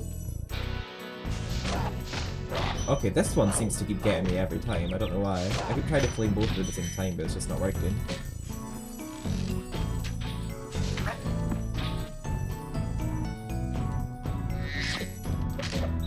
Well, I got him that time at least, even though he damaged me stuff. There we go. This is the end of the level, but we're not quite done yet. We still got a bit to do. Again, I just heard that sound effect there, getting that life, which was a teaser in Crash Insane Trilogy. They said he was a diamond doctor. Wait, am I seeing a gem over there I didn't get? I am. It's out of reach though. It's like that from here. Oh. I felt like I glided at the very top of my jump there. Why am I dying so much? Steven, you're quite a fan of Spyro. There we go. Why can't that happen before? I kept trying to flame both of them at the same time, but the other one just kept eating me. Yeah! Oh, my voice went really weird there. Multiplayer, I actually remember that about the game. It's a pretty small level, yeah, for Spyro 3, because most of them were pretty big. Wait, did I get that gem this time around? Yeah, I did. Like, yeah, even like the little side missions in there are quite short. Oh, Andy, welcome! Welcome back. That's me, alright. That's me, alright. You'll probably recognize the soundtracks in the next two levels because I have the next two level soundtracks with intros to my bottom right piece. I got the Lucky Castle soundtrack with the intro to my Holy White Spree, and I've got the Haunted Tower soundtrack with the intro to my Contest White Spree. Oh, and the fact that you hear me listening to it like all the time. But there we go. No! Well, at least I just freed a dragon, so I just thought, why am I doing so bad here? I don't remember dying nearly this much when I play this level normally. Am I just rusty or something? I've been playing too much Reignited. There we go. I love the music of it. Oh, I love the music of it now. So I feel like I hear a Scottish person going in that soundtrack. I don't know why. I just feel like I'm hearing a Scottish person saying I remember finding the penguins that level so creepy. At least in the original anyway.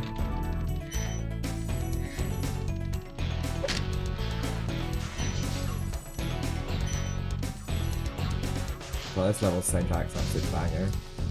At least in the volume I'm hearing it through my headset. Maybe a bit quieter on stream. But... oh my god, at least there's a lot of fodder here. Because they're absolutely shitting on me. Yeah, I agree. I find something about the graphics on the original just fine, to be honest. Like, the skyboxes look great.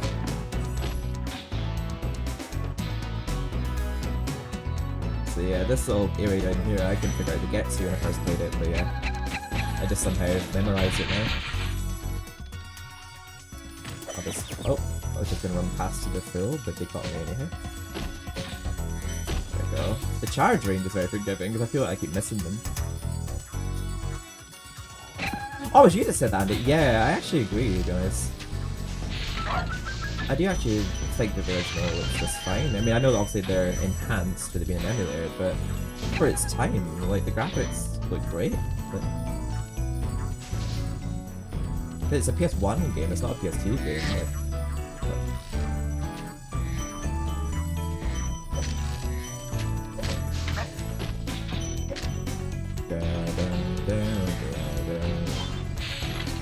God, yeah, the Dreamweaver's soundtrack just reminded me so much when I was in college. I listened to the music so much. Wait, did I go this way or is that the way? Oh, no, I go this way.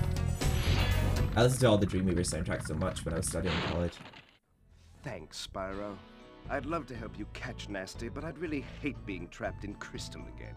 Don't worry. The only one who's gonna be trapped is him. Sunny Valley. I love that soundtrack. I don't know why that soundtrack always think like, make this a better world for me and my family. I would always sing like random lyrics to myself to some levels. Don't judge me. Oh! I just noticed that the water down there is flowing. I think that's the first time I've actually seen that in this game. Huh. Yeah, I completely agree. I like how the gems look in this one, how they're... I know that gems are typically transparent, but I kind of like the metallic look in this. And no why it's shy. I appreciate that you've been here, lurking. I always appreciate people just hanging about, not necessarily being super present, you know. I appreciate you all.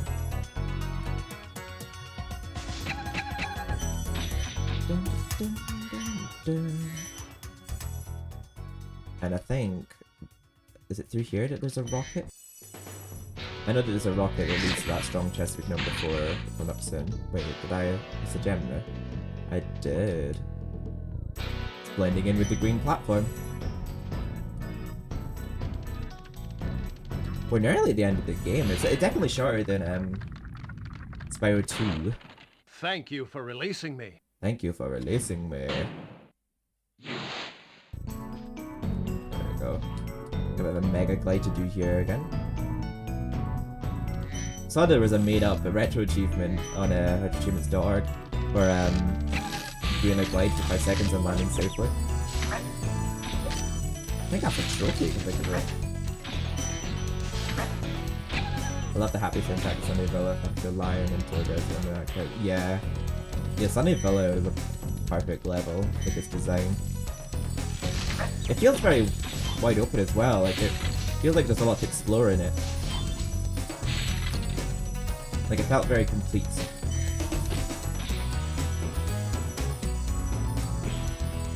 Wait,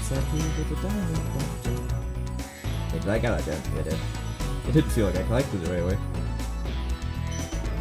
What? I think I sparked the screen, is that why it's not detecting them from this far? I always seem to have it stay away from those rockets before they detonate, but I don't think they actually damage you, I just, for some reason, have a feeling they will.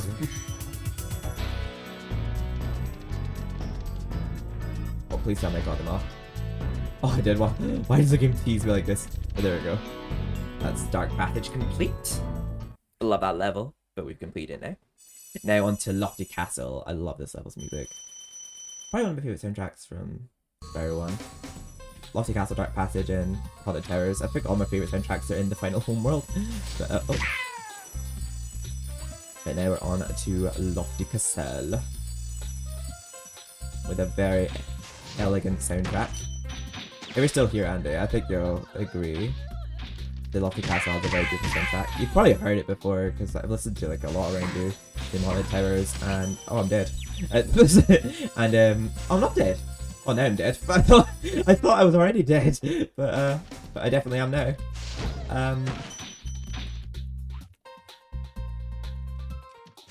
But yeah, I've got Lofty Castle soundtrack at the end to my bottom Holy white CPU, and I've got the Haunted Tower soundtrack to my contest white CPU. And I see a lot of people commenting in my white saying like I love the Spyro references, the medieval references, the Kate Bush references, and people saying like, oh my god, bottom ITPs and Spyro music, two of my favourite things. So like the amount of people that were fans of Spyro in my bottom ITPs, I just loved seeing. Like,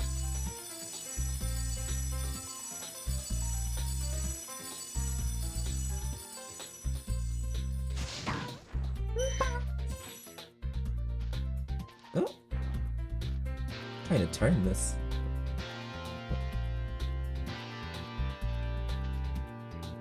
There we go. Oh wait, they're already. Oh, I've killed the filter with a charge arm. Oh, he didn't make them big. Oh god, I think it's because I defeat both of them at the same time, but that sounded extra loud.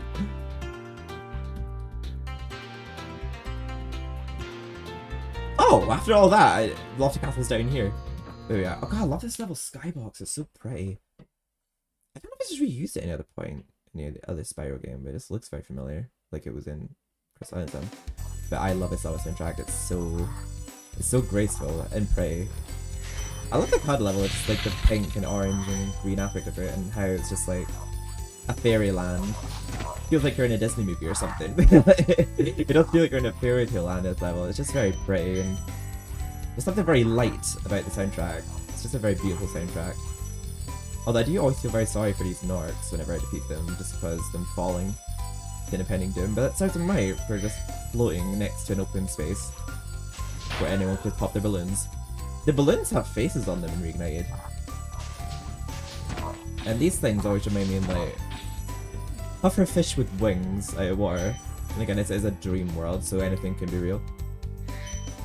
So yeah, fairies have a big part in this level as well. We have to free 3 fairies and I think 3 different areas to activate whirlwinds. And then the fairies are pretty prominent in the next level as well, because the fairy kiss gives us... There's one fairy that gives us a permanent power up in the next level, and all the rest give you a temporary one.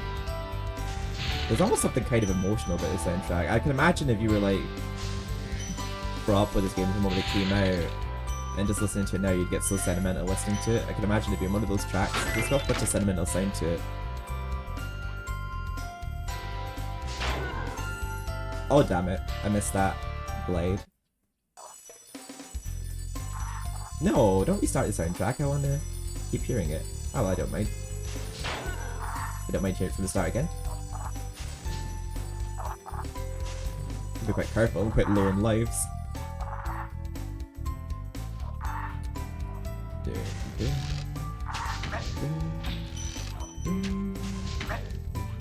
I feel like I find myself just getting lost in this level a lot, just like, don't have much to say about it, I just sit and just enjoy the music. Enter the trap. Oh yeah, I love the music in that level. And I feel like there's not much in that level that really gets on my nerves compared to some others. Yeah, I feel like that's one of the very few levels in Enter Dragonfly that actually felt complete. I thought the other ones felt pretty rushed. And I think Dragonfly Dojo is the only one where you pay money bags. And we're about to see something very special here in a second. Let me just free this dragon first. Fairies are always on your side, Spyro. It is a nice soundtrack. I do love this soundtrack. Oh, 69 Dragons, but it's always been one of my favourite Spyro soundtracks ever since I played this game. Let's get pretty something else to it. I listened to it quite a lot. And I have it featured on my GPs. And the next level is just an absolute banger soundtrack, but I just think this one has such a lovely tune. I just don't have to get lost in the music of this one. Like, oh my god, Stuart Gordon, you've done it again. Oh, they've given this water texture too. Not them proving me wrong like that.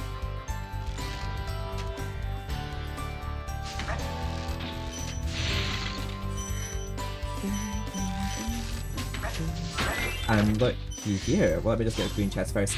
I don't know why there's no more in the game, but this is just a very precious gem chest, and I'll tell you for why.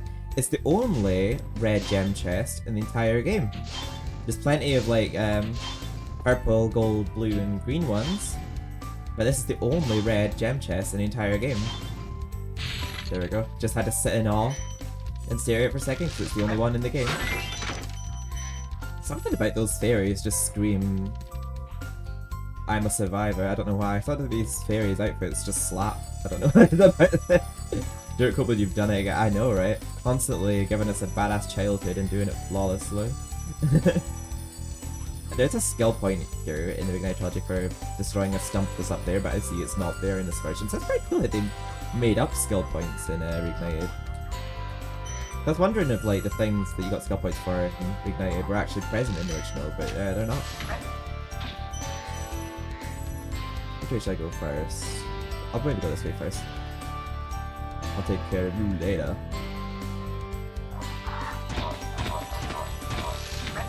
There we go, without getting hit. There is a supercharge in this level, but I don't think it's a particularly tricky one compared to some others. They're not quite like the one we have to do in Haunted Towers. I'll see how I do the one in Haunted Towers. I might have to take a few tries to do that one. Let's see if I can get all the fairies and the Norks here in one go.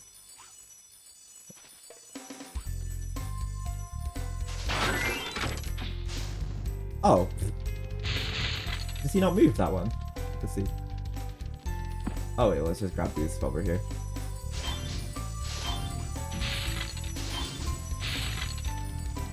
I think you do like one full circle around the... Wait, can I get this one?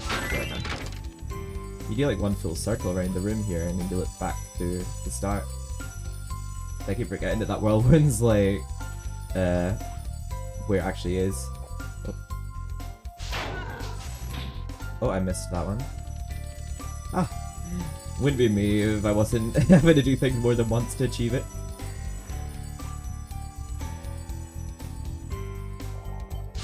There we go.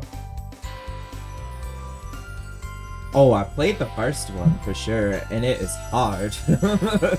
I never completed it. I think I got stuck in the Badlands levels and just sort of gave up. I can try them again now. It's been years since I played them. But I remember there was a friend of mine who raged so much playing them. I almost like broke one of my controllers throwing it at the ground when I was a child. Right. Rescued Yuzeni. Ah, Spyro, thanks. Supercharge. Supercharge will get you to new places here in Lofty Castle too. See where it takes you. See where it takes you. 70.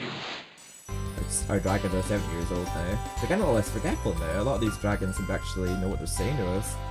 They'd be like, ah, I forget. I love the soundtrack from original Rayman. I get quite nostalgic for those too. I love Badlands and the first level, the forest ones. The other main ones I remember because mostly because I couldn't really get to the later ones. There we are. Okay, they were. This is where we have to go. We'll go to the right side now because we just cleared the left side.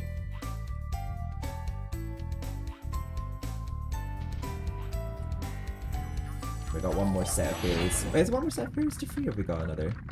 I don't know. Thank you for releasing me. Thank you for releasing me. I just love the look of this level. I think this level looks great in Reignited as well. I remember my friend Spyro Jonathan, who does Spyro videos too. I think his background is the Lofty Castle background, but the Reignited version. They did a really good job of this level in Reignited. Like, it looks beautiful. And I actually quite like the Reignited version of Lofty Castle too, but I think just because I always have the original version in the background, I just play this version in the background when I play Reignited. Like, which whirlwind should I... Can I glide there? Can I actually reach over there? Yeah, I can. Wasn't entirely sure.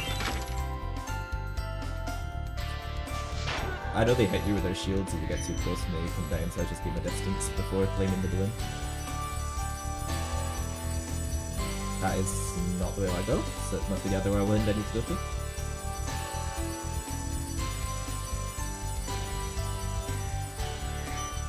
They made Cliffhanger look more like a desert with sand dunes surrounding the level, and yeah, they did. I did get very desert vibes from that level. I feel like I kind of get desert vibes from this too, mostly just because of the cacti.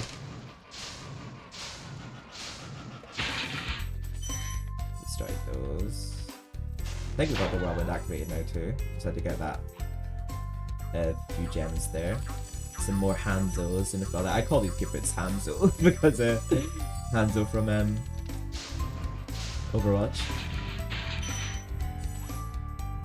Beautiful colours and stuff, they are. I think the settings I've got, like enhancing the colours too, like just make it look even better. But...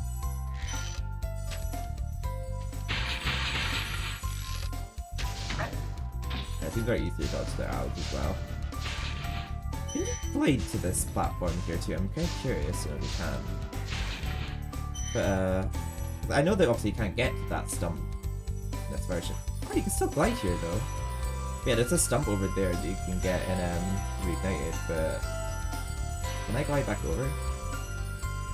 Okay, yeah, that was a risk to be fair, but I just wanted to check something out. But yeah, luckily we didn't go back too far. Oh god, we were at 5 lives before we're at 7. You do get your lives back right quick. I know there's a trophy in Crash Insane Trilogy for getting 99 lives. And there's like a glitch you can do for each one, which is actually pretty cool because I think apparently they were glitches in the original, and they were glitches that they actually added to the remake as well. I think they knew that people use that glitch of the original to get them. I think that trophy was for the diehard fans. There's a trophy in Medieval 1 for trying to do an old school cheat code. Yeah, it's very fitting to the level, that soundtrack. Like, some of the soundtracks just go like perfect at the level, you know it was definitely made for that, and then you got other ones that's like a repeat another level. I'm like, I wonder what was originally meant to go here. Like, the Crack Rails, for example.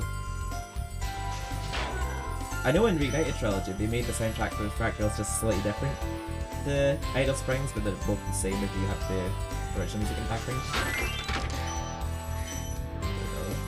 That's read all those stairs.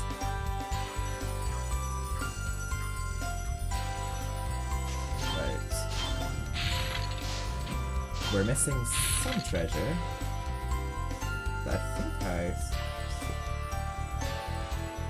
Oh, we have the strong chest. I completely forgot about that. That'll be over here. Let's take care of that now. And it's used to be in Lofty Castle for longer. I love this theme. Magma Cone is good. It's not. Yeah, it's more the soundtrack from Magma Cone I like than the level itself. Because yeah, I find the challenge with those lava monsters kind of annoying, but you have to keep picking up rock to play with them. And the crystal popcorn part with yeah, I can't really say that was a particularly enjoyable level, but the soundtrack's great. I love the soundtrack for the level.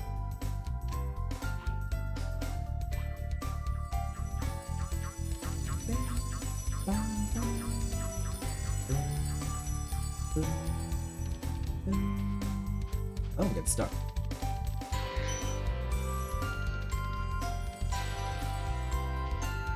Oh, whoa. Easy there. It almost makes you want to cry how beautiful this level soundtrack is. Does that make me sound stupid? Despite too hard music are so peaceful. They are, I completely agree with you on that. Very soothing levels. Oh, I didn't even check if I got all the gems there. I guess we'll know when we see an uneven number here. Yeah. We're not quite done with you yet, Lofty Castle. Let's jump back in.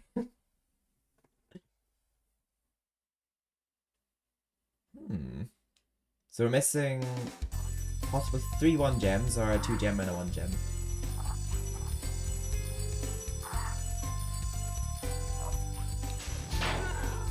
Wait, can we glide straight there from here? Oh, we can. Oh, the fairies are still freed. We don't have to re-free them. That's pretty cool.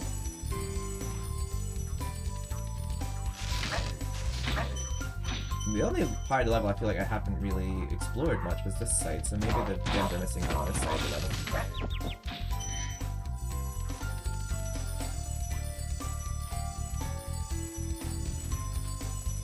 So we have a proper look around here. Oh, yeah. Oh, yeah, 3-1 gems. Yeah, I was thinking the only part of the level I feel like I wasn't at very often was this part. Yeah, we'll just X level here, because we already exited through the portal, but we just missed a couple of gems. So, now, just for Haunted Towers, and that's the last level before Nasty's World.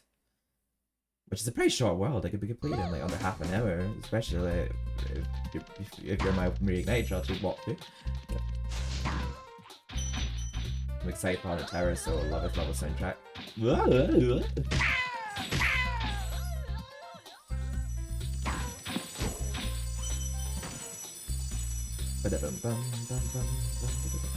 Quite unusual that Spyro 2 begins on a smaller level instead of... Yeah, I actually thought that about Spyro 3, how it actually starts in a level rather than the hub level, because all the other Spyro levels start in a sub-level. They do, but you mean the guys that go... I don't know if to be laughing at this sound. Now onto Haunted Towers. Not the only level with towers in the title, this is like 1 of 3, but oh, the stretch spread is definitely noticeable here. But yeah, the music starts as you're floating into level in this one, but in Reignited Trilogy it starts after you've landed in it. But this is probably another one of my favourite soundtracks from the Reignited Trilogy. It's such a banger. What is that? What is that sound? Something about this soundtrack sounds very southern to me. I can just imagine someone just sat playing this on their banjo while someone's strumming on some drums next to them. Like, I don't know why I just get very southern vibes from this level, like, but I just love this soundtrack. It's such a banger. I let you hear this one recently, Shy, I think, didn't I, when it was showing you this version and the version that's in Reignited. And I think you also agreed with me that this version was way better. Just like, but luckily you can have this version playing in Reignited if you play the original music in the background, but yeah, it's just way better. Oh, I might actually complete this level the way that person does in their YouTube video. Just so that I get more value out of oh, I might as well just him since it's in the way. But I remember someone who speedrun this level, they say to like, just ignore all the enemies and just like rush to the end of the level to get the super power up and then just like go back to your level and just blast through everything. So I think I might actually do that now. Yeah, I actually did. Hey Spyro, I wonder why that is, know to be there's honest. magic in the fairy's kiss. See what it can do to your power of flame. It took me ages to realize what you said there. I think it took me yeah. Because it's like the magic in the fairy's kiss. Like it's quite often saying piss now, but that's okay. So like, I don't know. I just can't make out what you're saying. Magic in the fairy's kiss. I may as well just get this stuff in here. It's not like we really need a super flame for this part. Oh dear. Bit of a malfunction there. I pressed the charge and jump and I turned around, but I only charged. So that was a bit awkward. Luckily I just respawned where I already was.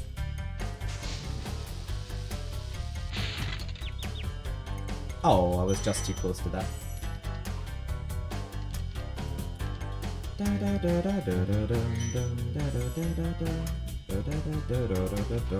almost walked off the ledge there again. Oh, okay, we'll need the Fairy's Kiss here to get to this one door. Yeah, the video I was watching advised to just like, basically just speedrun to the end of the level to get the permanent Super Flame. That one with the orange dress gives you a permanent Super Flame power up. Maybe that'll defeat the Knights with the Super Flame power up. There's a lock gate. In the artisans. Is that? I wonder where that is. Is it not there in the original? Also, I wonder, I'm actually going to glide over here to see if you can land here, because in the Reignited trilogy, you can glide over here and there's a wizard. It's not there though. There's a wizard hat up there that if you flame it, you get a skill point. In Reignited, I don't even know if you can reach there in this version. But even though this level's such a banger, I can imagine it, like, if it was not a kid's game, it'd be spookier, those floating knights. Like, I can imagine this being like a spookier level if it wasn't for the music, but like, God, the music definitely just makes it a banger. But when you think about it, they're just floating knights that just don't have any body or physical presence, and they're just like a soul. It's just so freaky. It's not in there. Oh, have a look at what you mean. You mean like as you enter it? Yeah, I'm just gonna get this supercharge of it. I wonder how I'll do the supercharge. I did it, I think, instantly last time when I did it on Reignited. See how I do here. Oh, I just headbutt the wall.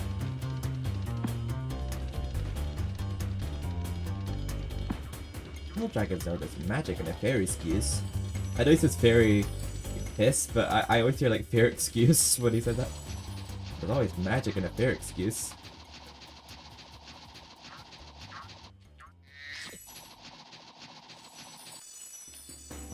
No! Why did he start charging again? I wasn't holding square! I swear this game is trying to make me look stupid. Oh, I have to reflame that, oh, okay. It's in the cat. Oh, okay. I'll have to see what you mean by that.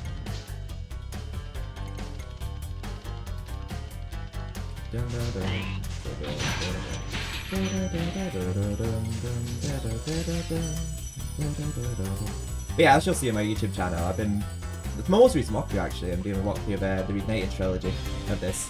But I'm just casually playing an OG Spyro today.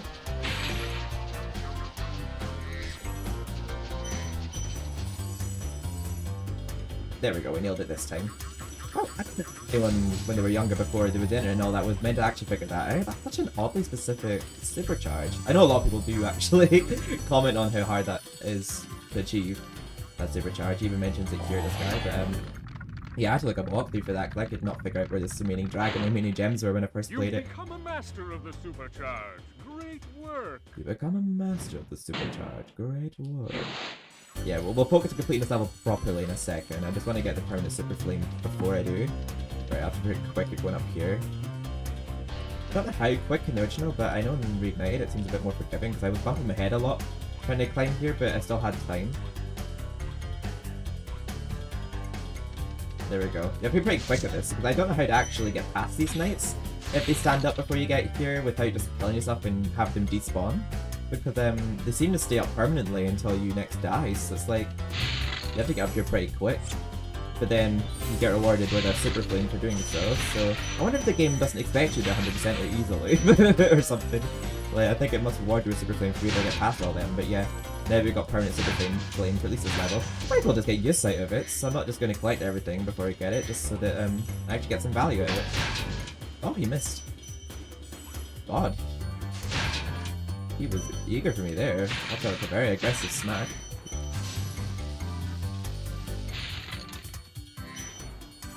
Was looking much harder with 6 levels. Oh, the map. Oh! There were some of them scrapped, because we only got Twilight Harbor and North Cove.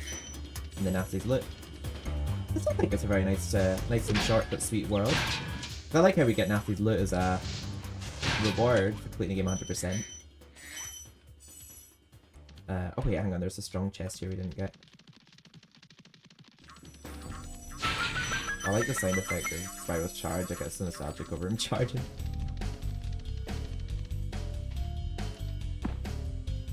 Wait, I think this is the ending area? We won't go there quite yet. I thought they're grenades, these Norks.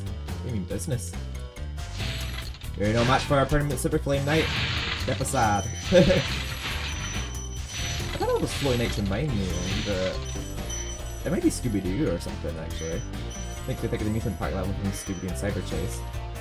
Yeah, that game doesn't hold up as well as I remember. I mean, I remember being difficult and really struggling with the Egypt levels. I did a walkthrough of it a little while ago. Here comes Spyro. Patience, Patience, little one. You'll soon have the opportunity to battle the one who matters most. Nasty Nork. Nasty Nork.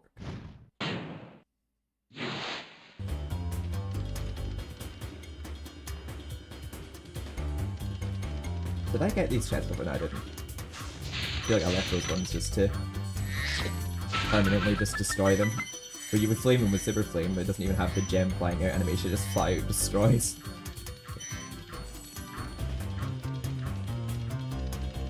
Yeah, so we'll come back here in a second. Just so that when we've collected everything, we'll just go out through the exit portal. Yeah, I can't remember who said it, but it was good advice to like just basically speedrun the ended level, get the permanent Super Flame, and then just tear your way through all the enemies that you ran past at the start. Like,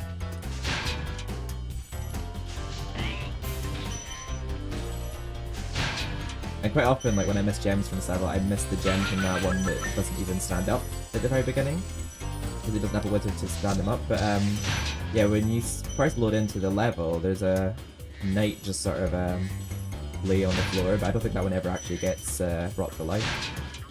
But it actually gives you a gem if you defeat it. That's quite often one I forget to get.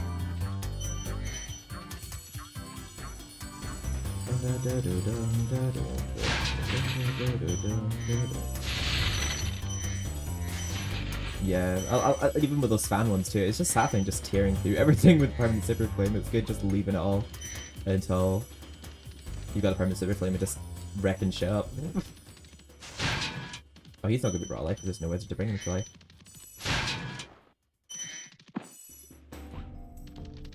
They kind of remind me of the cat wizards minus the cat heads, but like they just look a bit like them body-wise. And they, it's kind of cool actually, they're not on Wizard Peak.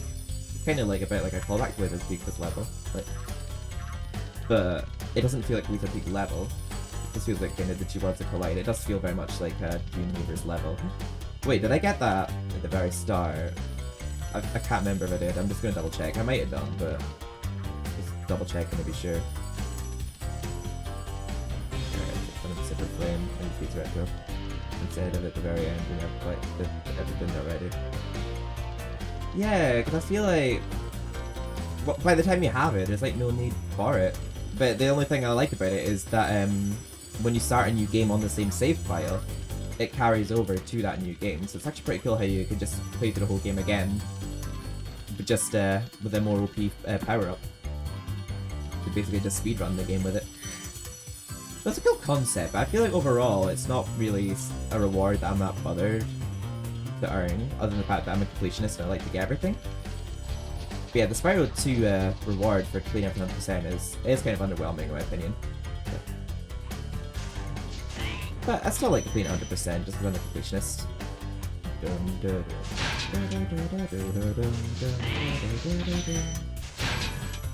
It's a bit like if you were to play like Resident Evil or something, you know, log into Rocket Launch and you could do a new game and just switch up the Rocket Launch. That's kind of like what the reward is in Spyro 2. You can start a new game, switch to a new game on the same save file with permanent super flame.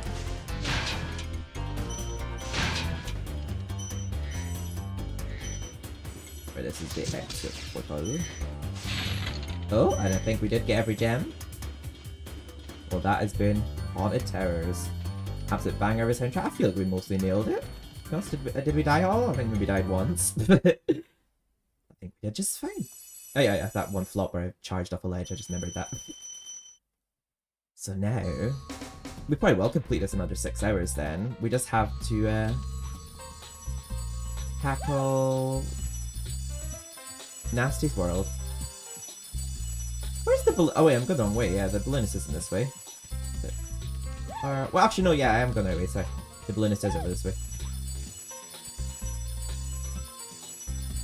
I feel like I completed Dream.